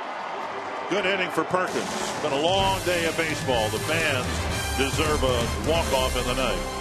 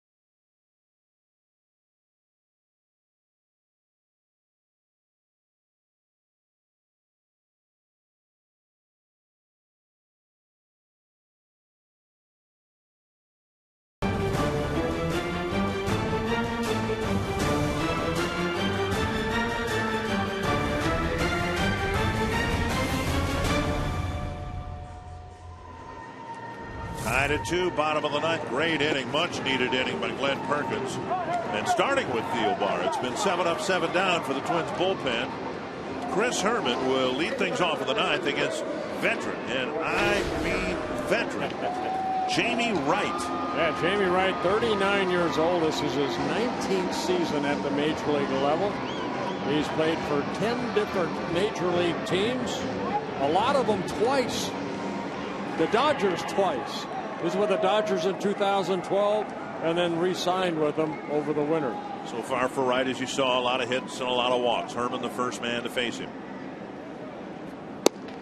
Strike 1. This is his 22nd year of professional baseball. First pitch for the Arizona Rockies in rookie league ball in '93. One strike to Herman. Roller to second. Lee Gordon has it. Herman retired, one down. The batters will be Herman, Fuld, and Kubel. We've gotten word now that Aaron Hicks left the game with concussion-like symptoms, which might be a complication here. We'll have to go through the battery of tests, I suspect. One down in the ninth, and now Fuld, 0 for 2 with a walk.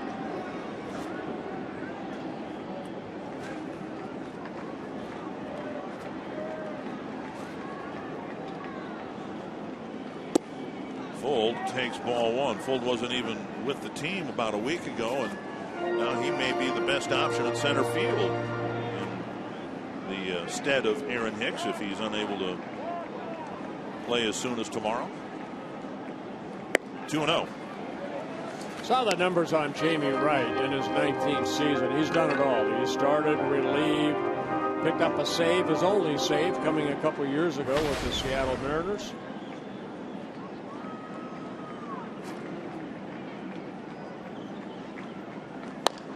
That's bounced foul, 2-1.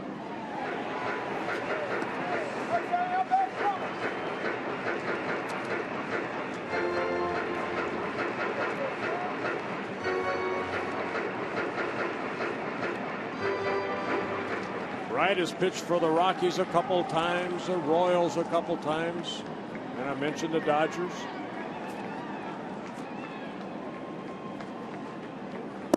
Three and one.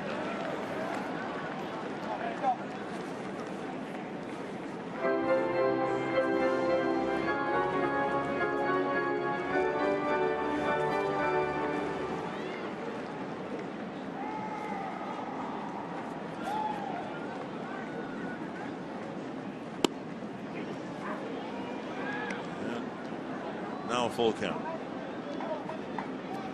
Twins only have 4 hits, and half of those came in their first 2 at bats. Dozier and Mauer started the game with singles. Colabello had a little nubber that was ruled a hit. Then Mauer with a hit last inning. Topped foul. Twins dugout.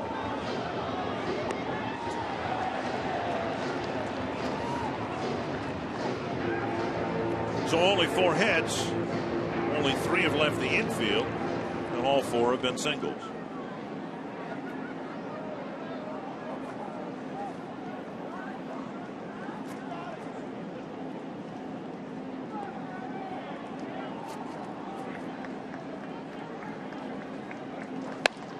Cracked foul. Put the barrel out, hit it hard, but hooked it foul. Wright's throwing all those little cutters.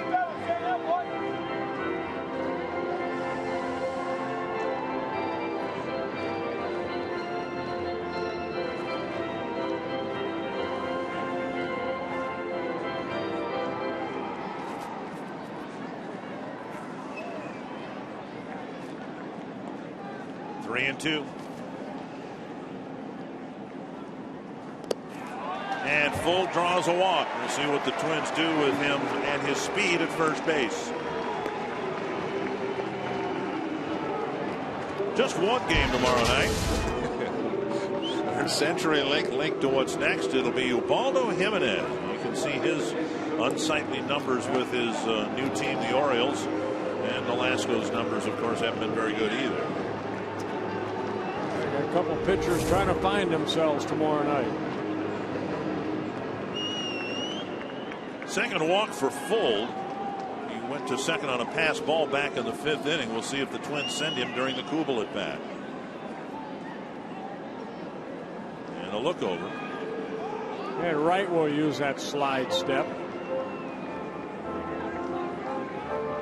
It's a big guy out there, 6'6", about 240. I think he would be slow home.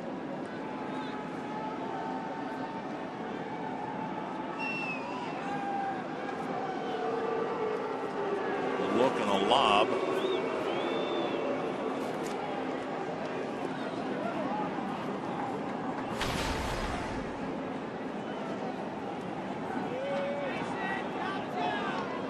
Need a double right here off the bat of Jason Gould.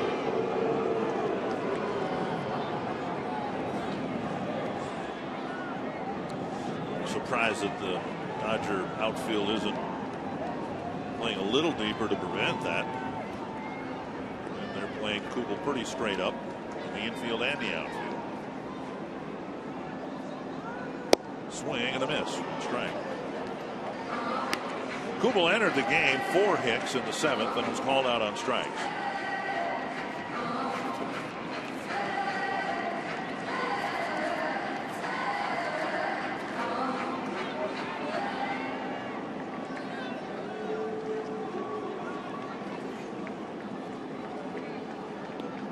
One strike to Kubel.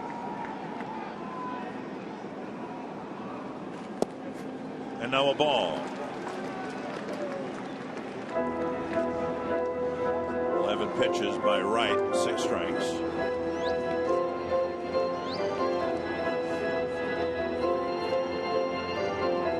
Kubel's just 1 for 8 over the many years against Wright, but he's drawn 4 walks.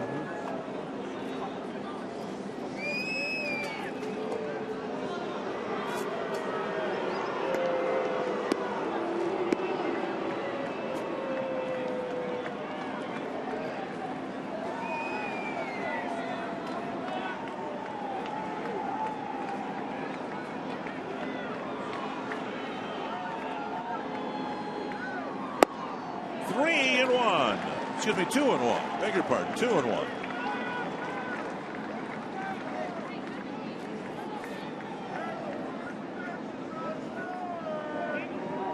And Gonzalez calling time. He's going to talk to Wright.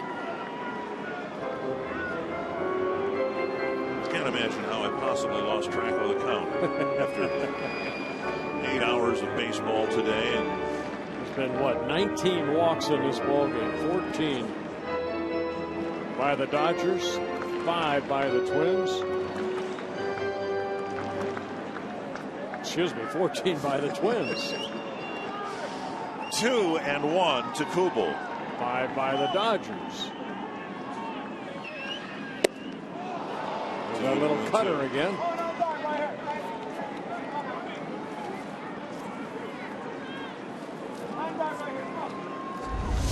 Looks like a fastball. Just a little movement. Not much. No, not much on that one.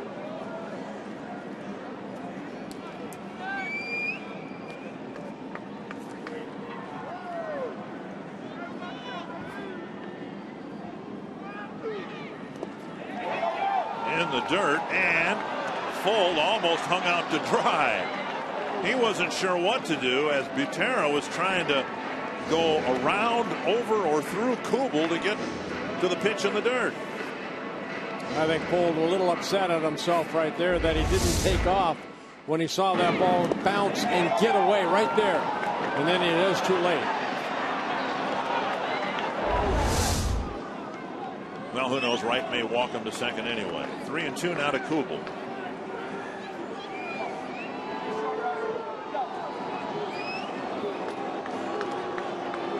Look for Fold to be taken off here.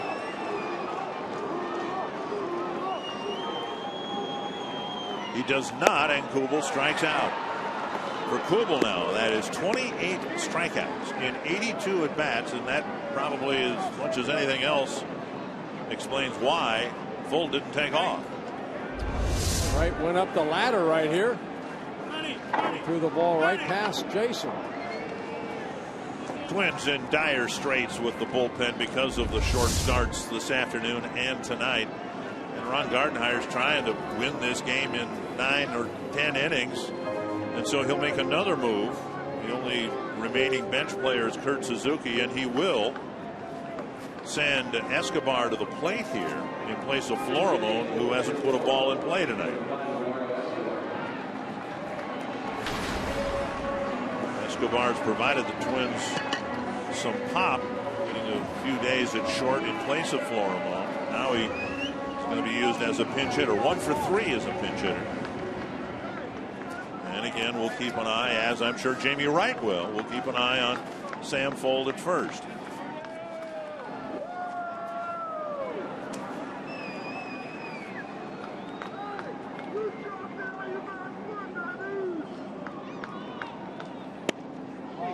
First pitch strike. Hey, that's what you want.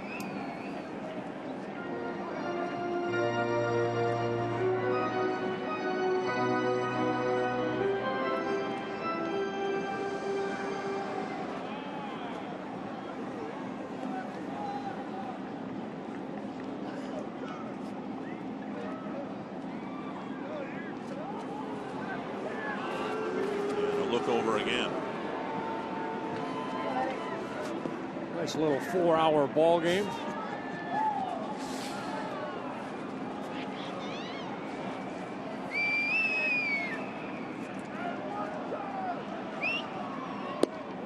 Off the plate, 1-1.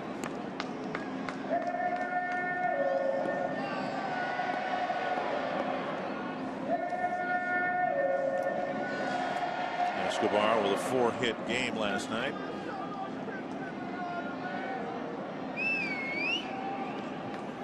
Hoping to get a big one here in the 9th tonight. Chop foul, 1-2. Let's go. I'm surprised Fold is still at first base. Oh my, I guess he cannot get a read off a right. 22 years of professional ball. I guess the man's learned how to change things up and hold a speedy runner at first. Well, see what he does right there. He holds it, holds it, holds it.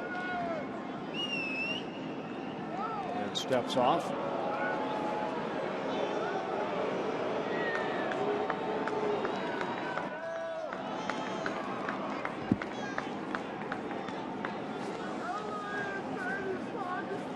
One and two to Escobar.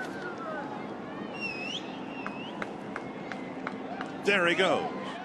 And a little roller. Right. Flips to Gonzalez. We've got more baseball. Tied at 2. Going to the 10th.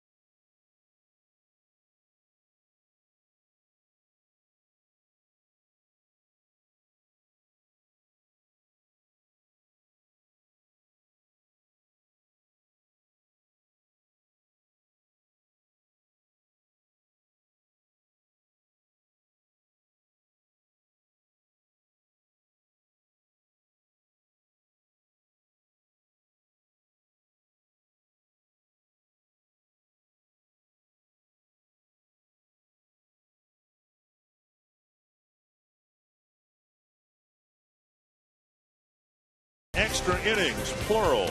Maybe we'll have just one. However many we have. They're presented by Jack Link's Beef Jerky all season long. Jack Link's Beef Jerky. Feed your wild side. Brian Dunsing pitched last night. He threw 20 pitches. Ron Gardenhire, I'm sure, didn't want to use him.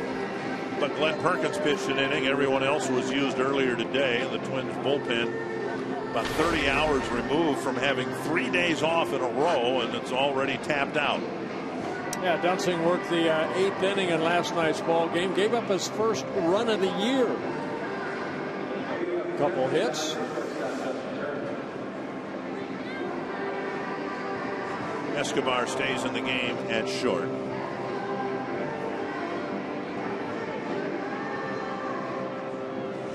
And Dunsing will go after Justin Turner, Drew Butera, D. Gordon. Don Mattingly has Andre Ethier and Carl Crawford on the bench, but they typically are benched with a left-handed starter. It seemed unlikely that he would use them against a left-handed reliever. 1 strike to Turner. He's only walked once tonight. He's lined out twice. Let's keep it that way.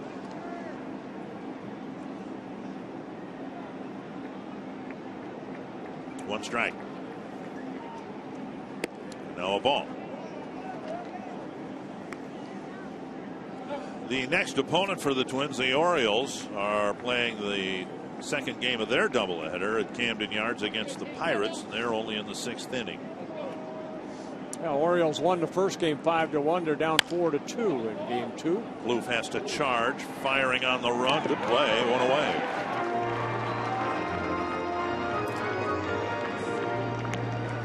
Dunson gets a weak ground ball for the first out of the 10th. And now Drew Butera.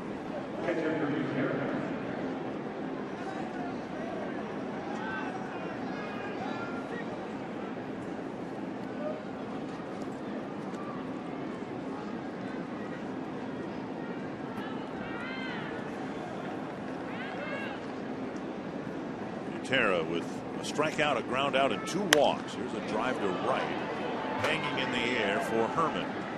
2 away. Butera going after the first pitch, and perhaps in the long run doing the Twins a big favor, because I honestly don't know where Ron Gardenhire would turn after this inning from Dunsing, unless he has a really quick inning. Right. 4 pitches, 2 outs, and now D. Gordon. I mean, there's no one left down there unless the Twins uncharacteristically would fire up Burton, who pitched an inning this afternoon. Yeah, he only threw 9 pitches. Burton did. Strike 1 on a fake bunt.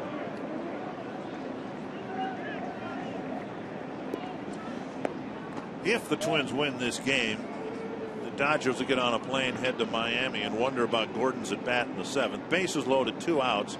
He had a screaming line drive to the right of Dozier. This is a pop-up tracked by Plouffe and Escobar. Inning over. And quick inning. Dunsing has a 1-2-3 10th on just 6 pitches.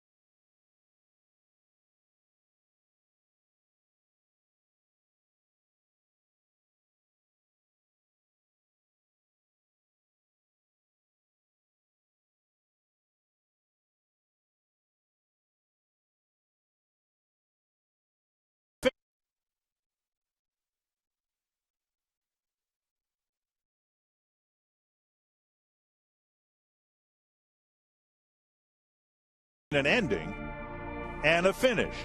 Endings are imposed and inflicted. Struck him out. Got him. Breaking ball, got him. Finishes are earned and celebrated. Ground ball right side. Pass cutter going to right field. Bernier around third. He's coming in. And the Twins win it in the 9th. It's the last word. The closing act. The final step. The whole point. We don't remember the start. We never forget the finish. Base hit, right field. Dozier to third. They're going to wave him around. Hunter's throw is airmailed to the pitcher, and Pinto delivers the game winner. Let's see one of those again. Brian Dozier will lead off the 10th. He's got a single, a run scored, and a walk. Strike one. Now Jamie Wright starting his second inning of relief.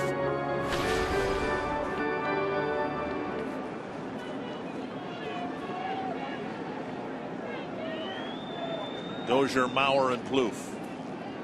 Or maybe just Dozier. Breaking ball. Took that for a strike.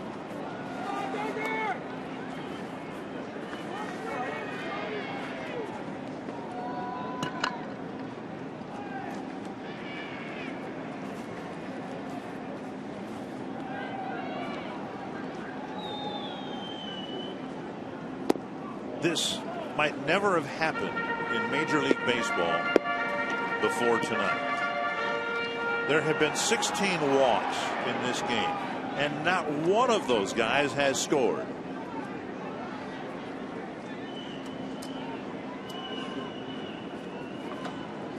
One and two.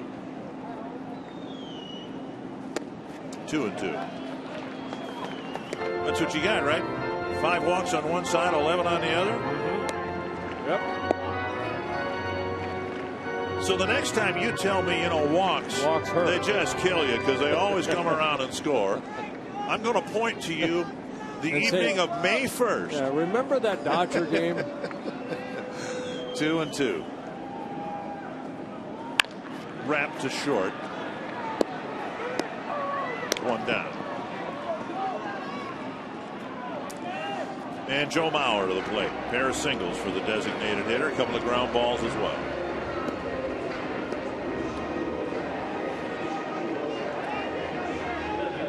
Two hits has Mauer's average up to 286.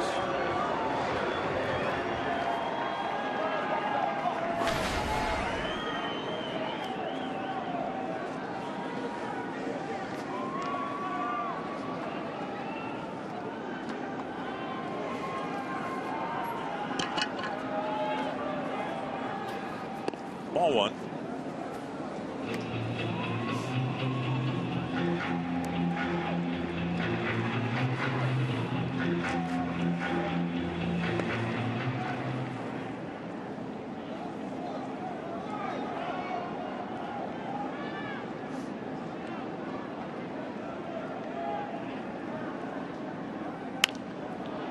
And a foul, 1-1. Again, these two teams were supposed to be done with this series by 3 o'clock this afternoon. By now, the Dodgers, imagine sitting under a palm tree having an iced tea in Miami. That's not going to happen.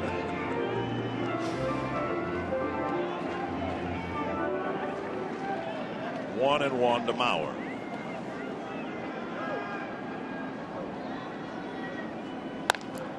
It's pulled, foul. He wasn't going to get it between Gonzalez and the line anyway. 1-2.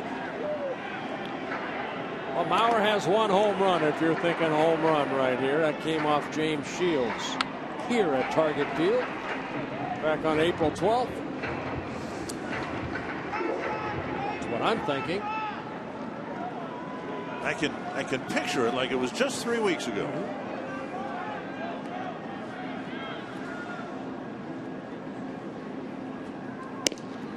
Up and away, 2-2. Shields hung him a changeup, and Joe clobbered a 3-run homer.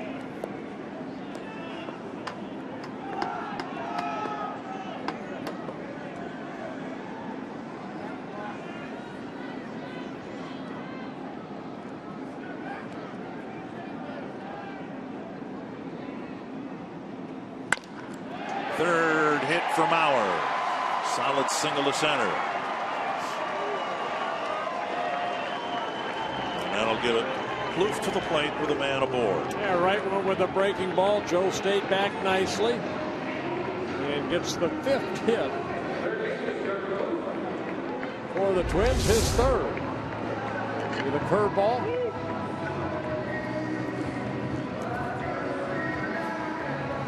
Don Mattingly said in the pregame chat with Roy Smalley how much he admires Joe's swing. Here's Plouffe. Hitless in the game. Did reach on an error and scored. Down and away, ball 1.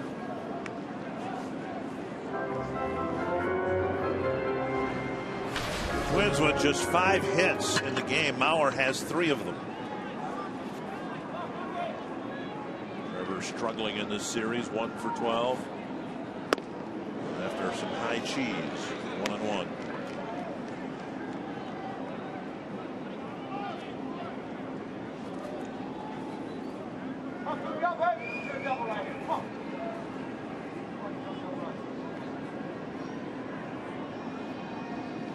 Trevor leading the club in doubles with 11. Popped up, back into the seats, 1-2. As much attention as Wright was paying Fold, and I don't expect it's going to happen. Twins probably stand a better chance of stealing Mauer. He has stolen some bases. And he's used the element of surprise. But Plouffe up there to drive the ball. 1-2. 1-3. And he'll bring up Colabello. Yeah, the curveball right there. A better curveball. He kind of hung it to Joe Mauer. This one he made sure he threw it down and away. Wright picks up his second strikeout. Good location of that curveball. Colabello has a hit, but it was a little squibber between the mound and third base. He's back in the 6th inning. Chris has had a tough time in this homestand in this series, 1 for 7. Hasn't hit a ball hard. This would be a nice time to do that. And deep. I'm going to get his mom on the phone. He has 3 home runs, 2 of them coming in Tampa Bay, 1 in Cleveland. Looking for his first here this season at Target Field.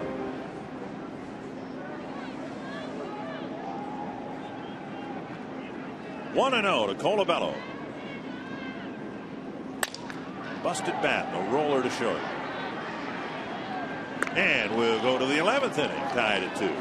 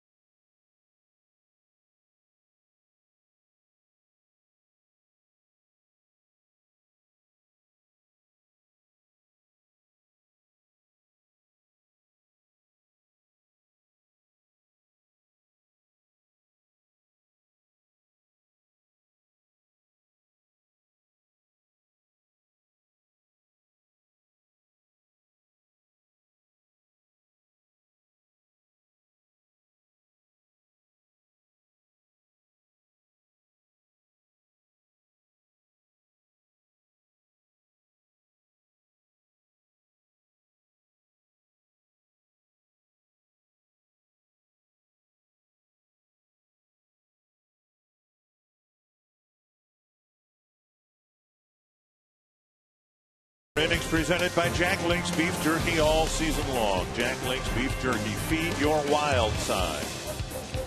Brian Dunsing out there to pitch to the Dodgers in the 11th inning. The only two remaining relievers out in the bullpen are Samuel Deduno and Jared Burton, both pitched this afternoon. I asked Ron Gardenhire just 3 days ago maybe about whether he had ever, because I didn't remember him doing it, disrupted his rotation and sending a starter maybe 2 or 3 days down the road out to the bullpen to pick up the game. And he said it hasn't happened. He would have to look at, of course, who had pitched a bullpen in preparation for a start 2 or 3 days down the road. There's a drive to center. Fuld going back. Running catch on the track. What a play by Sam Fuld. We gave it a ride, but Fuld, he turned and ran as hard as he could and looked to see where he thought that ball was going to go, and he ended up running it down. Ball was blasted on a line. He didn't have a whole lot of time. That's Fuld right there. He just took off and made a nice running catch. Dunsing getting 4 outs on 7 pitches. And he'll face Hanley Ramirez.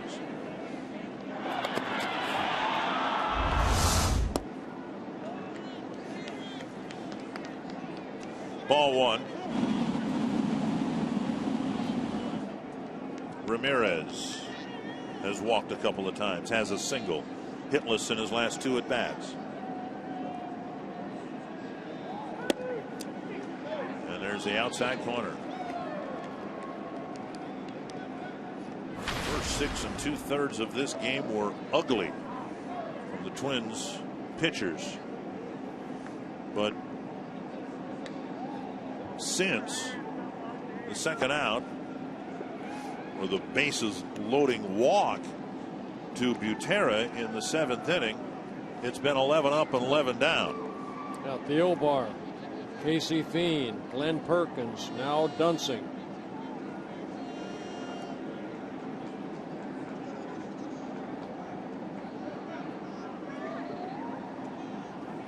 Win or lose, it would not surprise me, Bert, to see the Twins make a move after the game. They got a game tomorrow, and everyone will have pitched today. You can't come back and expect Deduno to pitch tomorrow. Burton perhaps. Well, I'm sad to say is more pressure put on a starter that hasn't really. Starters have not done their job. So 2-2 has put so much pressure on these guys out there. That's hit to left. Stay in here. Off the wall and away from Kubel. Retrieved by Fuld. It's a double for Ramirez. Dunsing, who threw 20 pitches in the ball game last night, fired it up and had a nice 10th inning, and now a couple of well hit balls against him in the 11th. Yeah, Ramirez picks up his 2nd hit, his 12th double of the year. And you're just hoping that this ball that he hit sharply would stay in the ballpark, and it did, high off the wall. A lot of ballparks, that would be a home run. Ramirez will stand at second with a double, 1 out, and now Adrian Gonzalez has been a real pest to the Twins in this series. One really good at bat after another.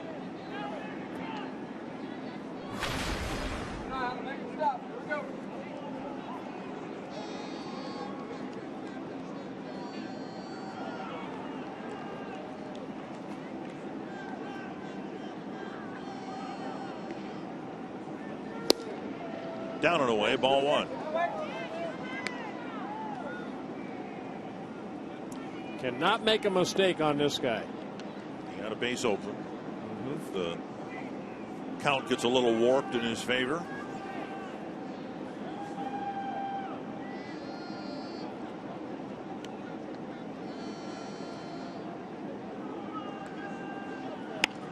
Little looper. Escobar calling for it, out number 2. That's a big out right there. A really tough hitter. That looked like a breaking ball, kind of hung inside, and Gonzalez just kind of inside outed it. Well, this really surprises me, that a team issued 11 walks and none of them scored, and it happened less than 2 years ago. But so far we've had 16 walks from the two teams, and none of those 16 have scored. Put another quarter in our stats guy and see if he can come up with that one. Matt Kemp.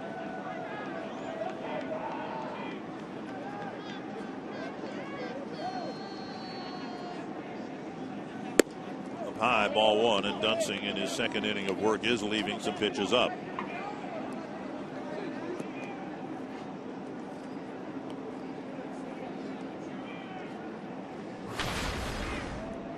Kemp 0 for 5, and incredibly, he hasn't walked once.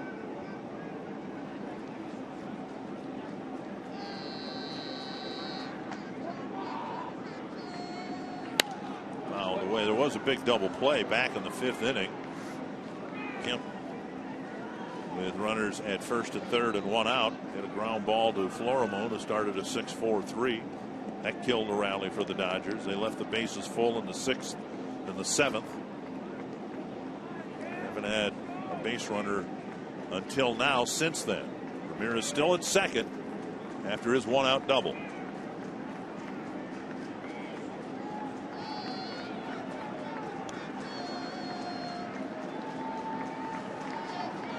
Breaking ball hits the corner. A big looper, 74 miles per hour, and it hit the outside corner. Kind of froze Kemp right there.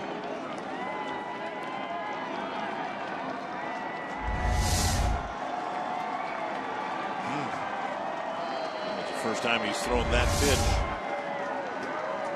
that slowly. High is 91, low is 74. 74 that last curveball. 1-2 to Matt Kemp.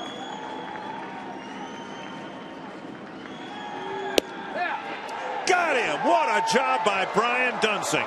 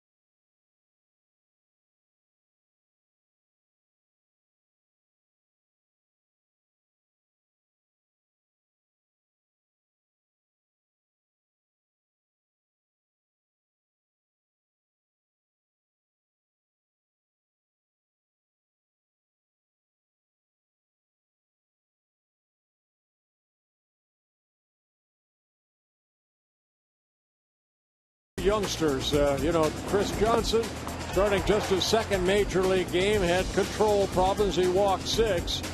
And Red Patterson making his major league debut worked 4 2/3 innings. Not a lot of runs scored, not a lot of hits.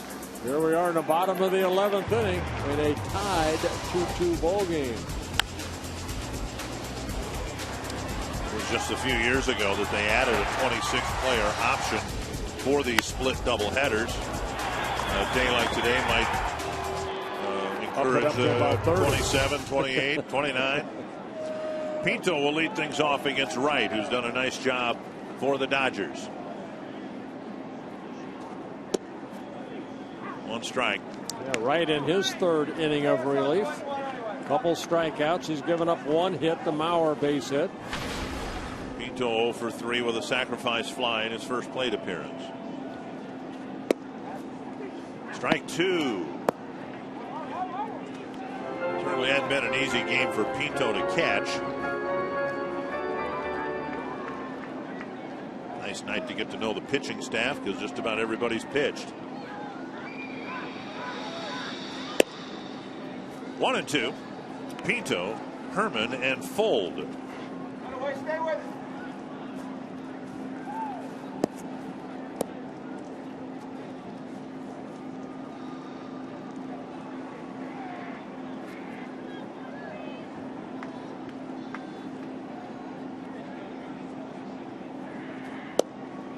Just missed the outside corner with a fastball.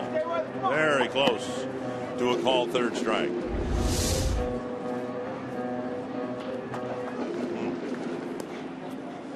Box track says it was a strike. Ooh. 2-2.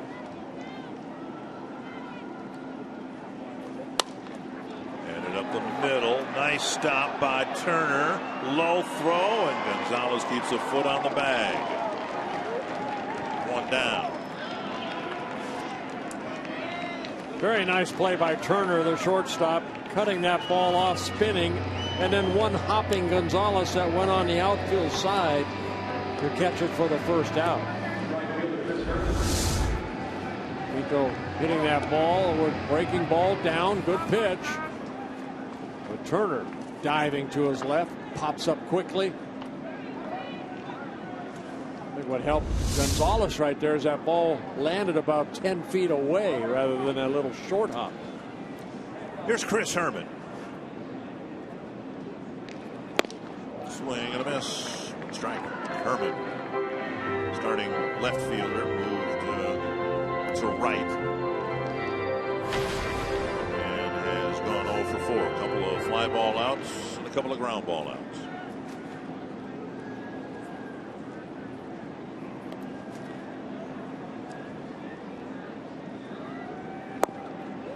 Good change up right there by Wright.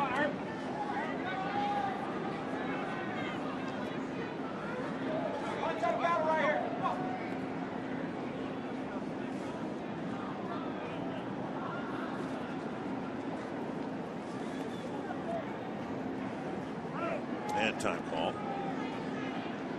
One bench player left for the Twins. That's Kurt Suzuki, who caught this afternoon. Dodgers still have Ethier, Crawford, and Olivo.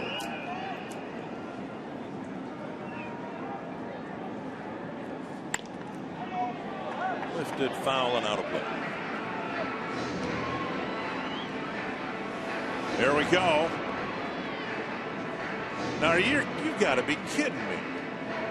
Just 2 years ago,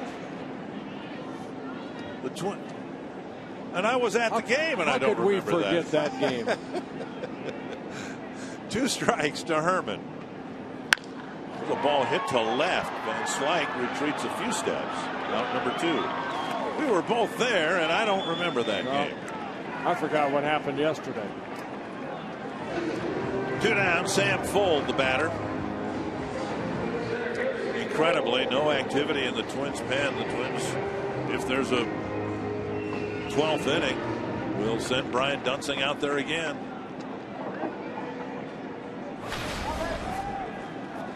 And then give him the rest of the month of May off. I think he's only needed 20 pitches. Yeah. So pitch count's still good. Tap or foul.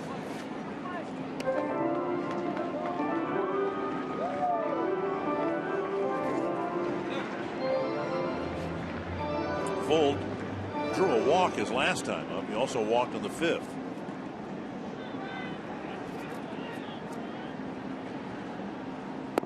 Down and away, 1-1.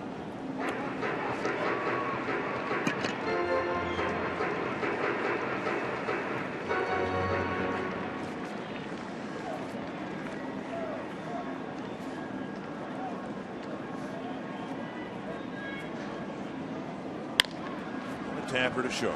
Turner has an easy play. And the Twins go down 1-2-3 in the 11th.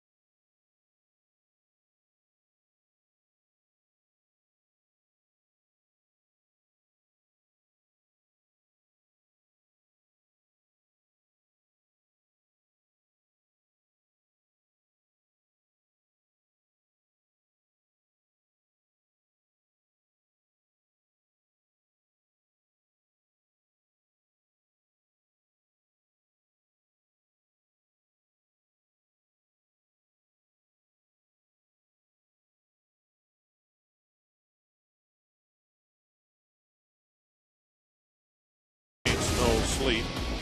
And now we're going into the 12th inning. Yeah, after the short start of Chris Johnson, the bullpen's done a very good job. Anthony Swirzak. And then Michael Tonkin.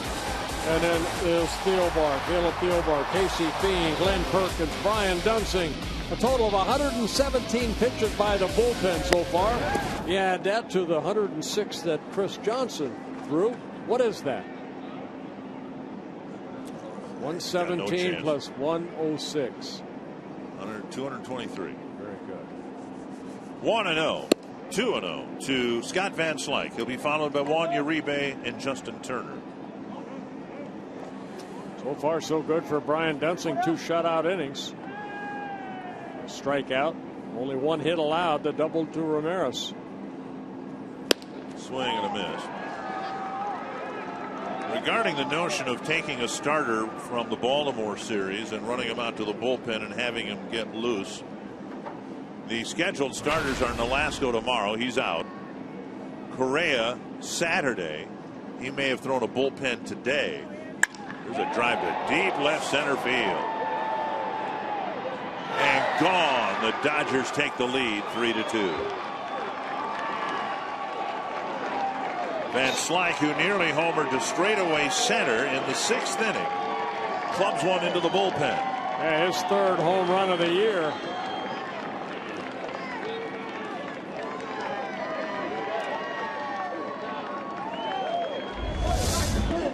Short, compact swing with power.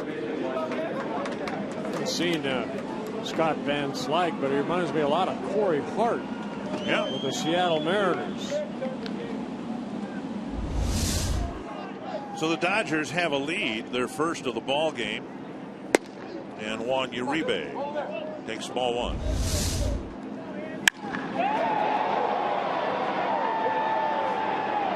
It's almost the same spot that Gonzalez hit his home run in the 7th inning. Sliced foul, 1-1.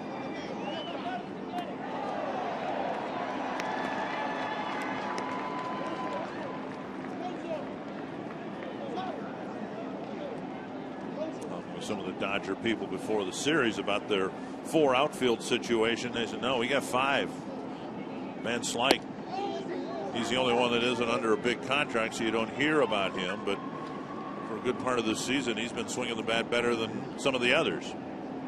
And he's got a couple of big hits for the Dodgers in this game. Yeah, started off that way in Australia. He got a big home run that won a ball game for the Dodgers against the Diamondbacks. In the dirt, 2-2. Twins are due to have Kubel, Escobar, and Dozier up in the bottom of the 12th.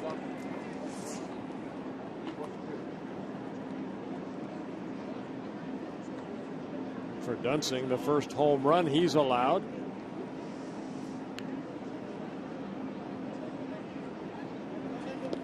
And that short hops Pinto again, 3-2.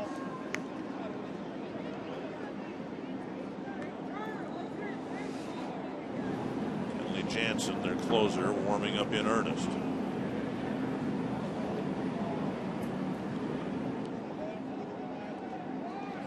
Breaking ball left up, fouled back.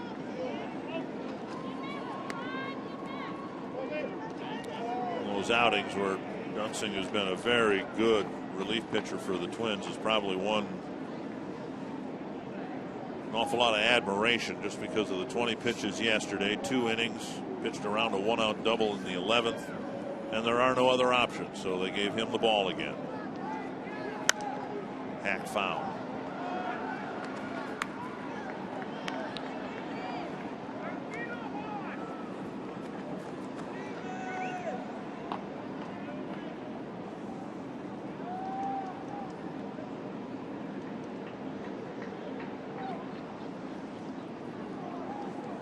Three and 2 to Juan Uribe. And another foul.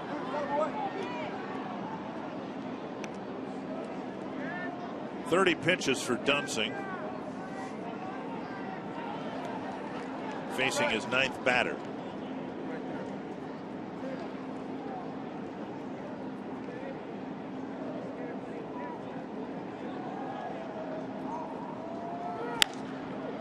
towering fly ball, foul, and back into the seats.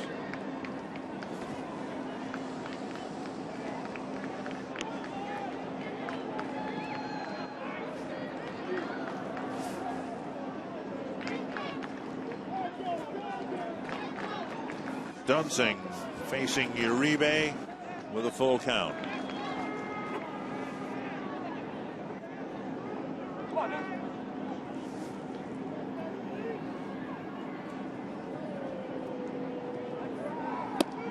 Outside, Jared Burton just starting to get loose out there. That's the third time that Uribe has walked tonight.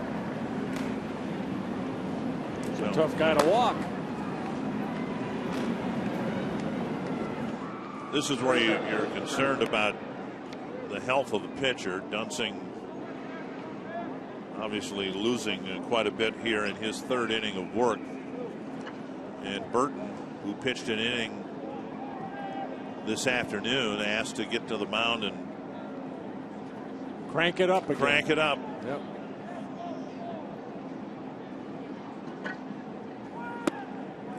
Down low, ball one.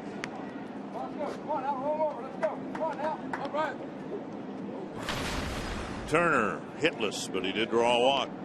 Twins have now issued a dozen of them with the walk to Uribe.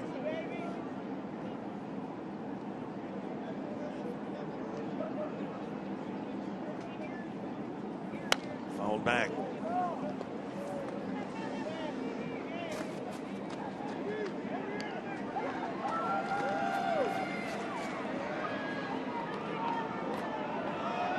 Hitless, but he's hit 2 line drive outs to the outfield. Had a good game at short. And giving Hanley Ramirez a DH day.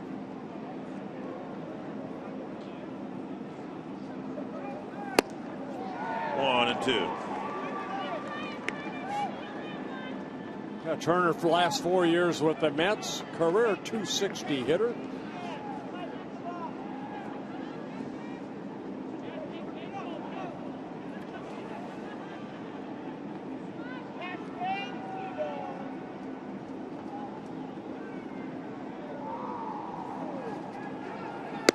Check swing, 2-2. Turner played his college ball out of Cal State Fullerton, grew up in Long Beach, so kind of a nice homecoming. Get an opportunity to play in front of family and friends. Was with the Orioles, the Mets, now on the West Coast. Yeah, could be a Turner. double play. 1 and 2. Twins turn their second double play of the ball game.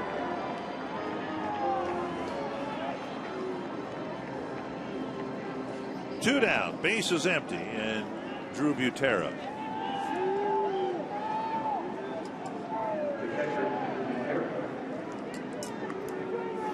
Butera has walked a couple of times. So now that makes 12 walks that the Twins have issued in this game, and not one of them have scored. 17 in the game. And it probably happened in 2009 or something like that. It's 1 strike. That's a lot of walks to not come around and score. It's a lot of walks, period.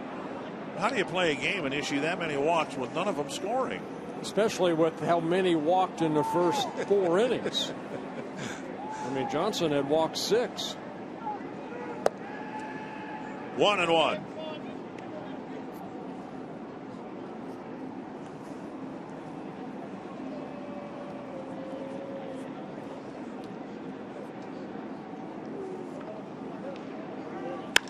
And Butera blasts one to left. And the Dodgers get 2 home runs in the 12th against a fatigued Brian Dunsing.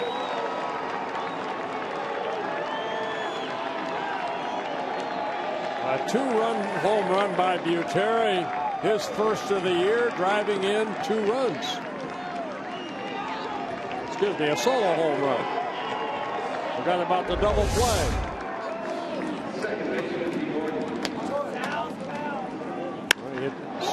5 home runs in 4 seasons with the Twins. Here, fastball middle in, and hits a solo home run. And now D. Gordon. Nubbed foul. 41 pitches for Dunsing the night after he throws 20.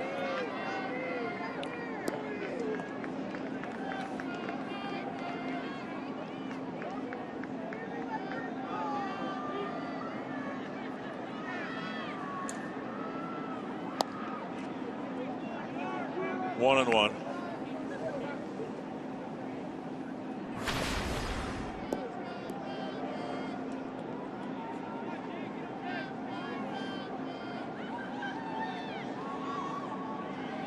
Gordon out in front, a swing and a miss.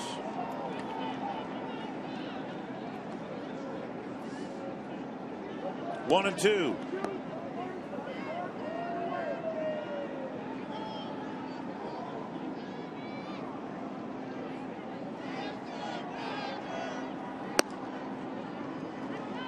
Up high, and it's 2-2.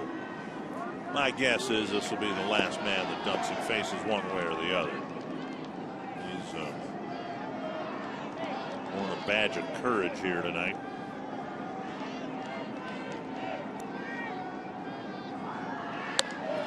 And a dribbler right side. Dozier with a great play. He has no chance to get the out, and now the ball off the screen. Not fielded cleanly by Pinto, and it must have hit. I believe it hit the camera. Did it hit the camera? So Gordon will advance to second, and we'll see whether the Twins do something here. Dozier will be charged with an error, which, given his great defensive play too, is unfortunate. And Ron Gardenhire's got to come out and get Dunsing. We saw that ball right there. You'd like your first baseman to go after that ball, and Dunsing's responsibility is to get over there. But valiant effort by Brian Dunsing.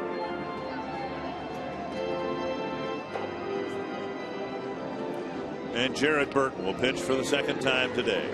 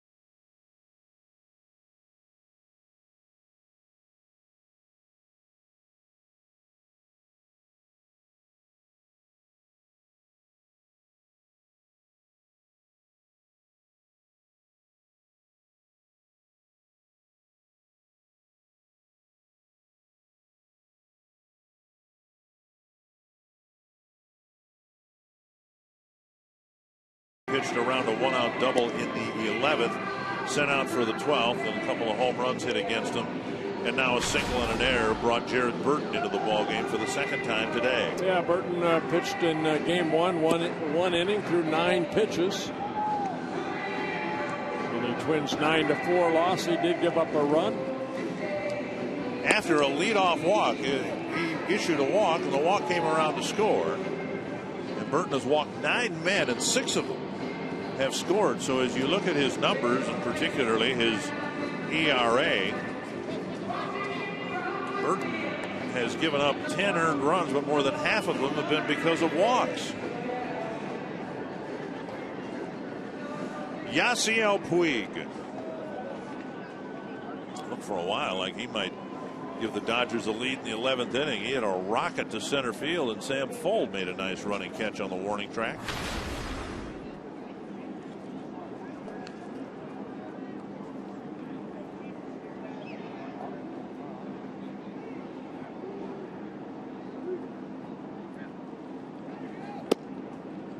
Outside, ball one.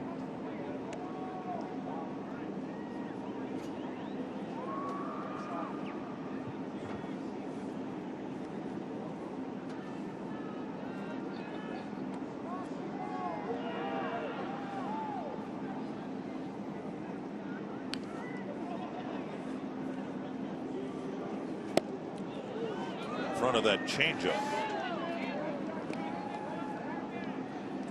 It's going to be fun over the years to watch this young guy develop from afar. You know, I don't know when we'll play the Dodgers again, but everybody in LA just raving about this youngster.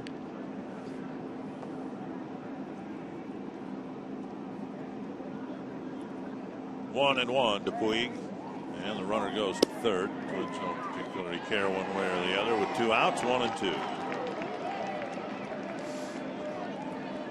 Teams have run on Burton, and Gordon using the same opportunity that Dozier did a couple innings ago. Feeling ignored, Dozier stole third base with 2 outs. Actually, Dozier stole it with 1 out. Burton. Pretty good pitch right there. Fastball down and away. Close to hitting that corner down and away. Take a look right here. Yep.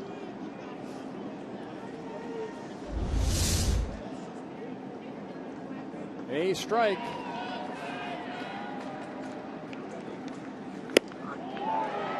And Burton strikes out. Puig ends the 12th inning. The Dodgers get a couple on a pair of solo home runs.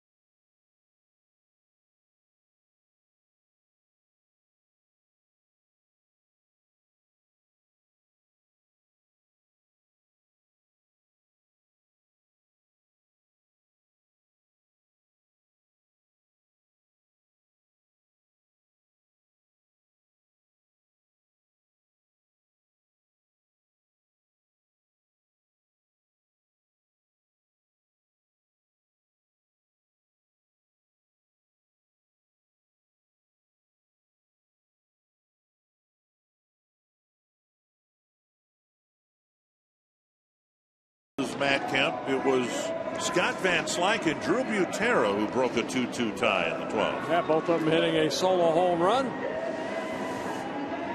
Now the Twins will answer in the bottom of the 12th. Kubel, Escobar, and Dozier facing Kenley Jansen in the game for the 18th time already. Well, he picked up the save here last night for Zach Greinke. It was a battle. He worked only 1/3 of an inning to get the save, but he threw 14 pitches. Brian Dozier hit that ball down the left field line and scored a couple runs. Kubel's come to the plate twice. He has struck out twice. And he'll try to get a board here against Jansen.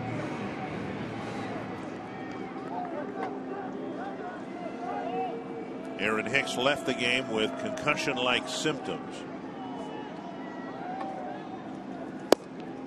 Not saying it's going to happen, but you can imagine a scenario where the Twins will need to get a pitcher in here for the series tomorrow. It starts tomorrow with the Orioles, and perhaps have to do something with Aaron Hicks if the concussion symptoms don't get any better. Fouled away 1-1 to Kubel.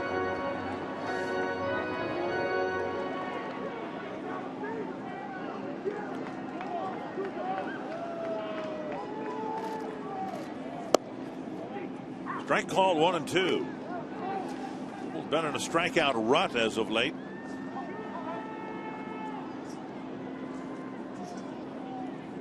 See what he can get done here against the Dodger closer. 1-2 the count. Just off the plate. Jansen will throw a lot of fastballs.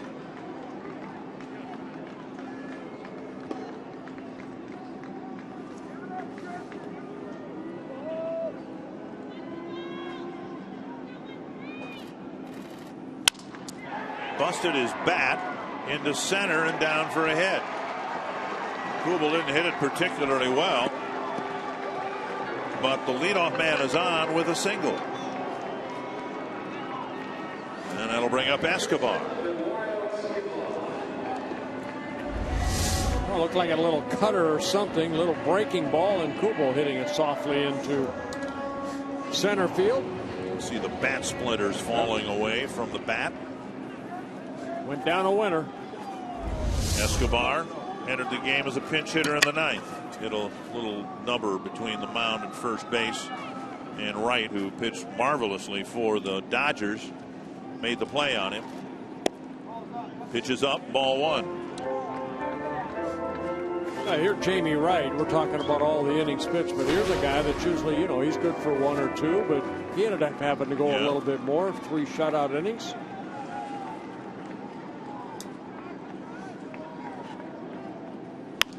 Hop, thump, foul, and back into the seats.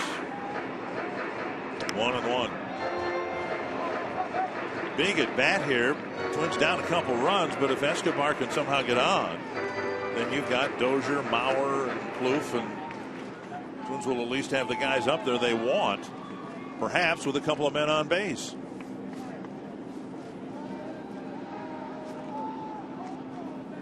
Up high, 2-1. Jansen faced just 2 men. He gave up the ringing double to the corner off the bat of Plouffe, driving in a couple of runs in the ninth.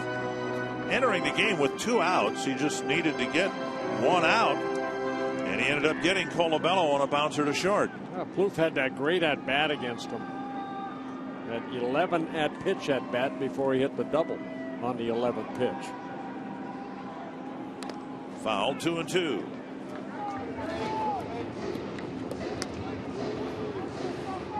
Talked about it last night. Jansen, who caught for me in the 2009 WBC from Curacao.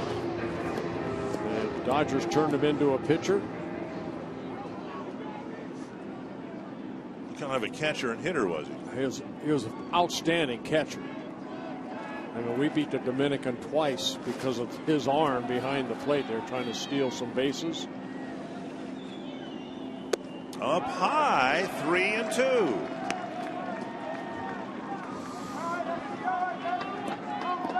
He started pitching in 2009. Last couple years, the closer, 28 saves last year for the Dodgers and 75 relief appearances, a 1.88 ERA. Pop foul and out of play.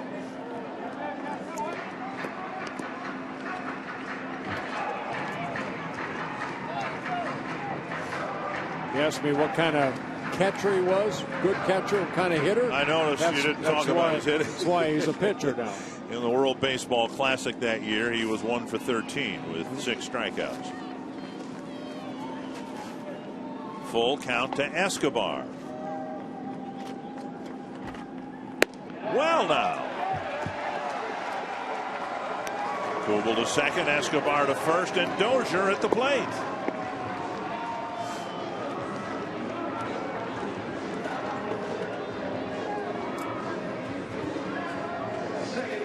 Dozier has singled. In fact, he started the ball game for the Twins with a single and a run scored. Since then, 0 for 3 with a walk.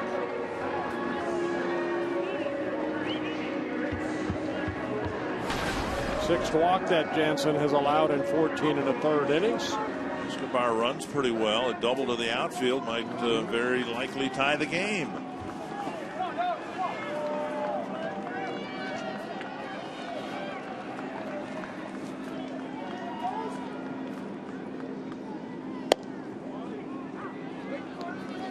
Strike one.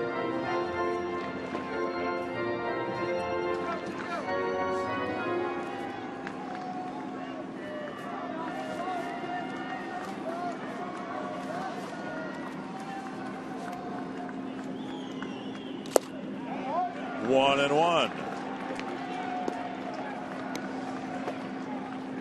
You would like to believe that finally a walk would score. Escobar drawing one here in the 12th inning, and if he does score and Kubel scores ahead of him, we got a new ball game.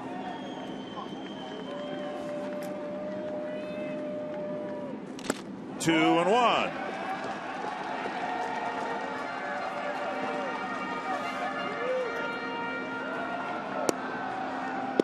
One of the reasons Jansen's been so good is his control, his ability to avoid walks.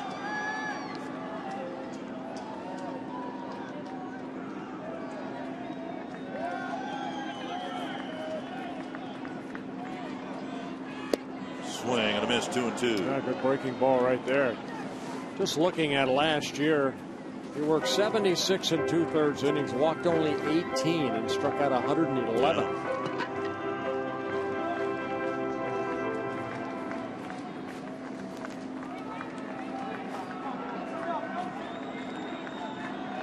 Two and two to Dozier. Foul sent over the Twins dugout.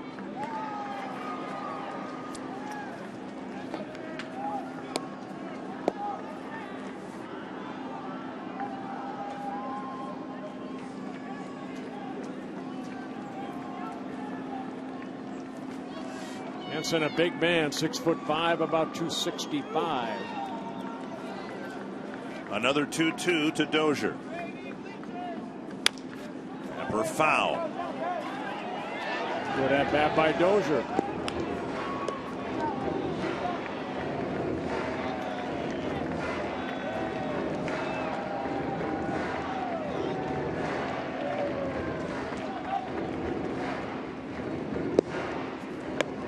And Escobar with some speed at first. The Twins want him to be able to use his legs here in the 12th inning.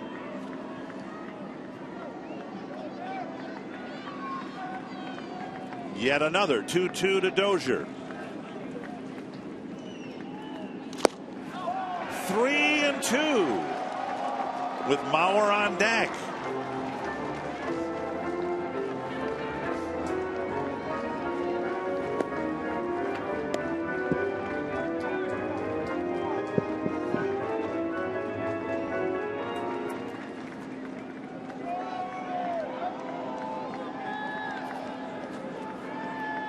Full count to Dozier. A nubber, and the at-bat is very much alive.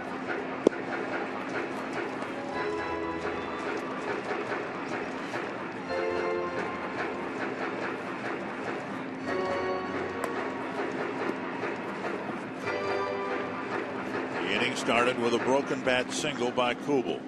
Escobar worked a walk. And now Dozier's worked the count full with nobody out. Pitch number 21.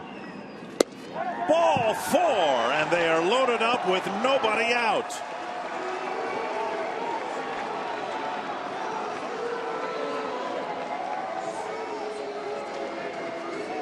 now Escobar's speed is already in scoring position.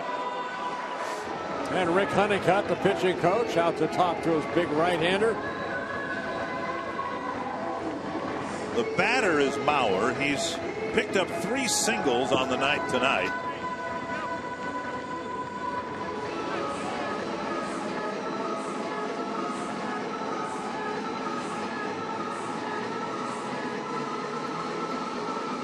So the makings of a highly improbable comeback.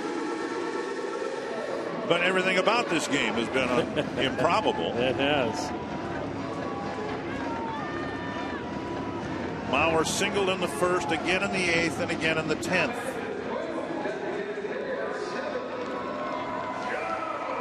Bases full, nobody out.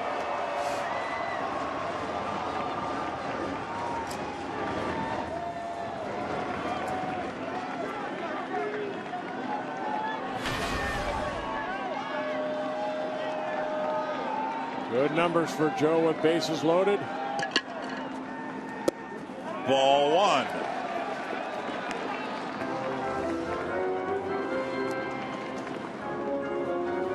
Dodgers use power to take a 4-2 lead. And all the Twins have done is show the patience that they've shown all season long, mixed in with a broken bat hit. At the knees, 1-1.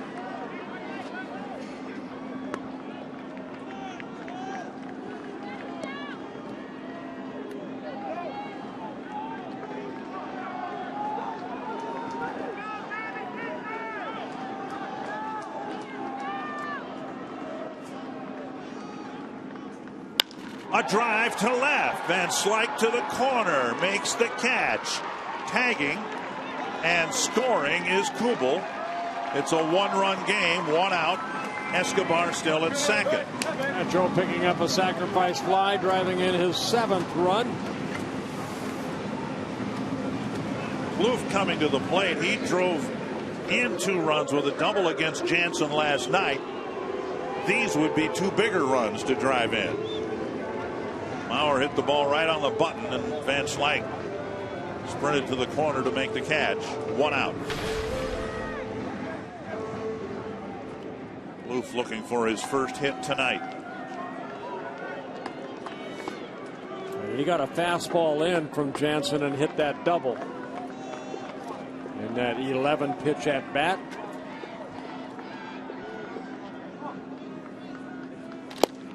At the knees, a strike.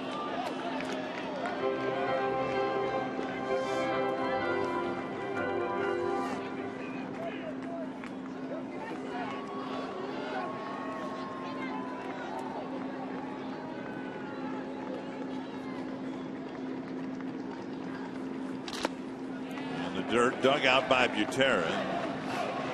A wild pitch would be wonderful for the Twins here too, or anything that would allow 2 things. 1, the runners to move up, but stay out of the possible double play too.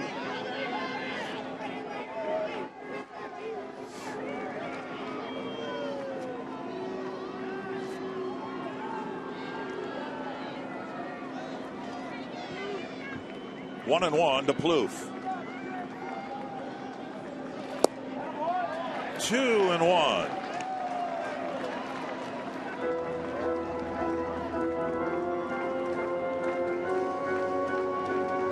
Seven pitches for Jansen, 14 strikes.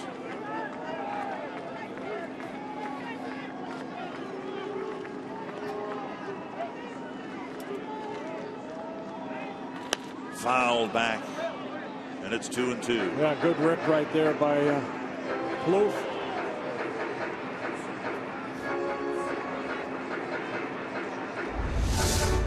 Ball left up a little bit here. Just got underneath it.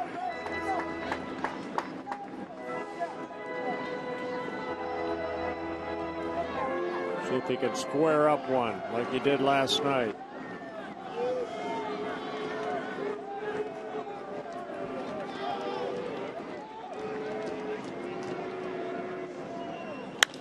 Driven to right.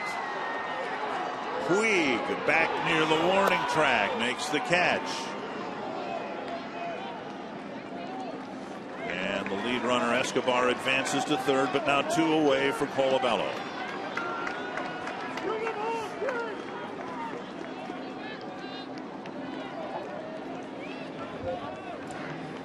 Colabello's had a tough time of it here in this series. Hasn't really hit much of anything hard. He did get a base hit, an infield variety hit in the 6th.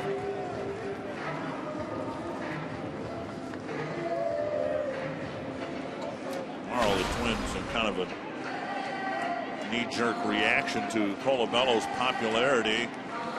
Going to give out cowbells at the game tomorrow, or is it later today? No, it's still tomorrow.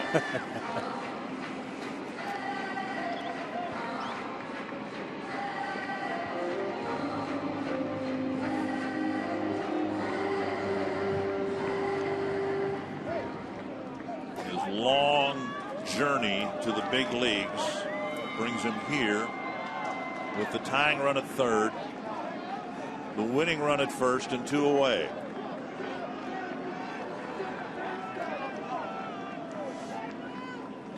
Up and away, ball 1.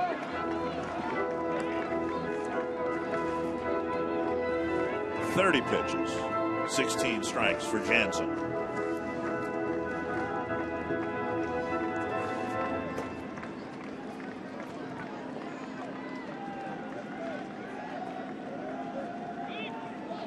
Dozier goes and no throw. Dozier with a steal of second. So now a hit to the outfield could be a game winner. Hey, his second stolen base of the ball game.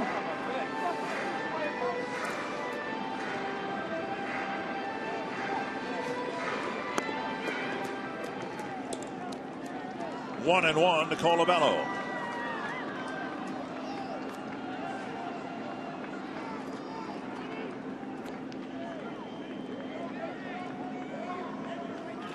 Checked his swing, 2-1.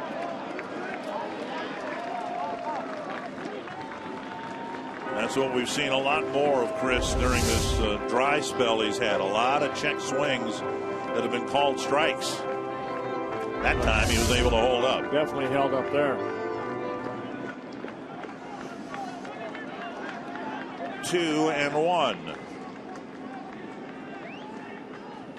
Fouled back, a good swing, and he fouled it straight back to the screen. That's a pitch, you know, we saw that he would drive the other way.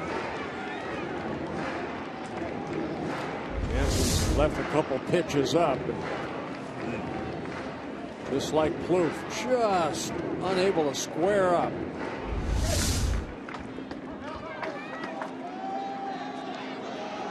Two and two to Colabello.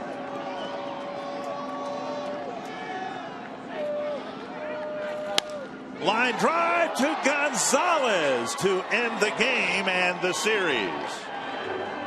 Colabello shot one toward the right field corner, but Gonzalez standing right there ends it. Colabello hitting that ball the other way sharply, but Gonzalez playing off the line. Reaches up and gets the final out. A long day of baseball, Jamie, and a couple of short starts for the Twins that have resulted in a couple of losses for the Twins. And a very close game there at the end. An exciting finish, but the Dodgers hang on to complete the sweep. Coming up next, we'll break it down on Twins Live, presented by CenturyLink. We'll talk about the Twins playing some damage control tonight. Also Dozier with some defensive gems. We'll hear from Ron Gardenhire and more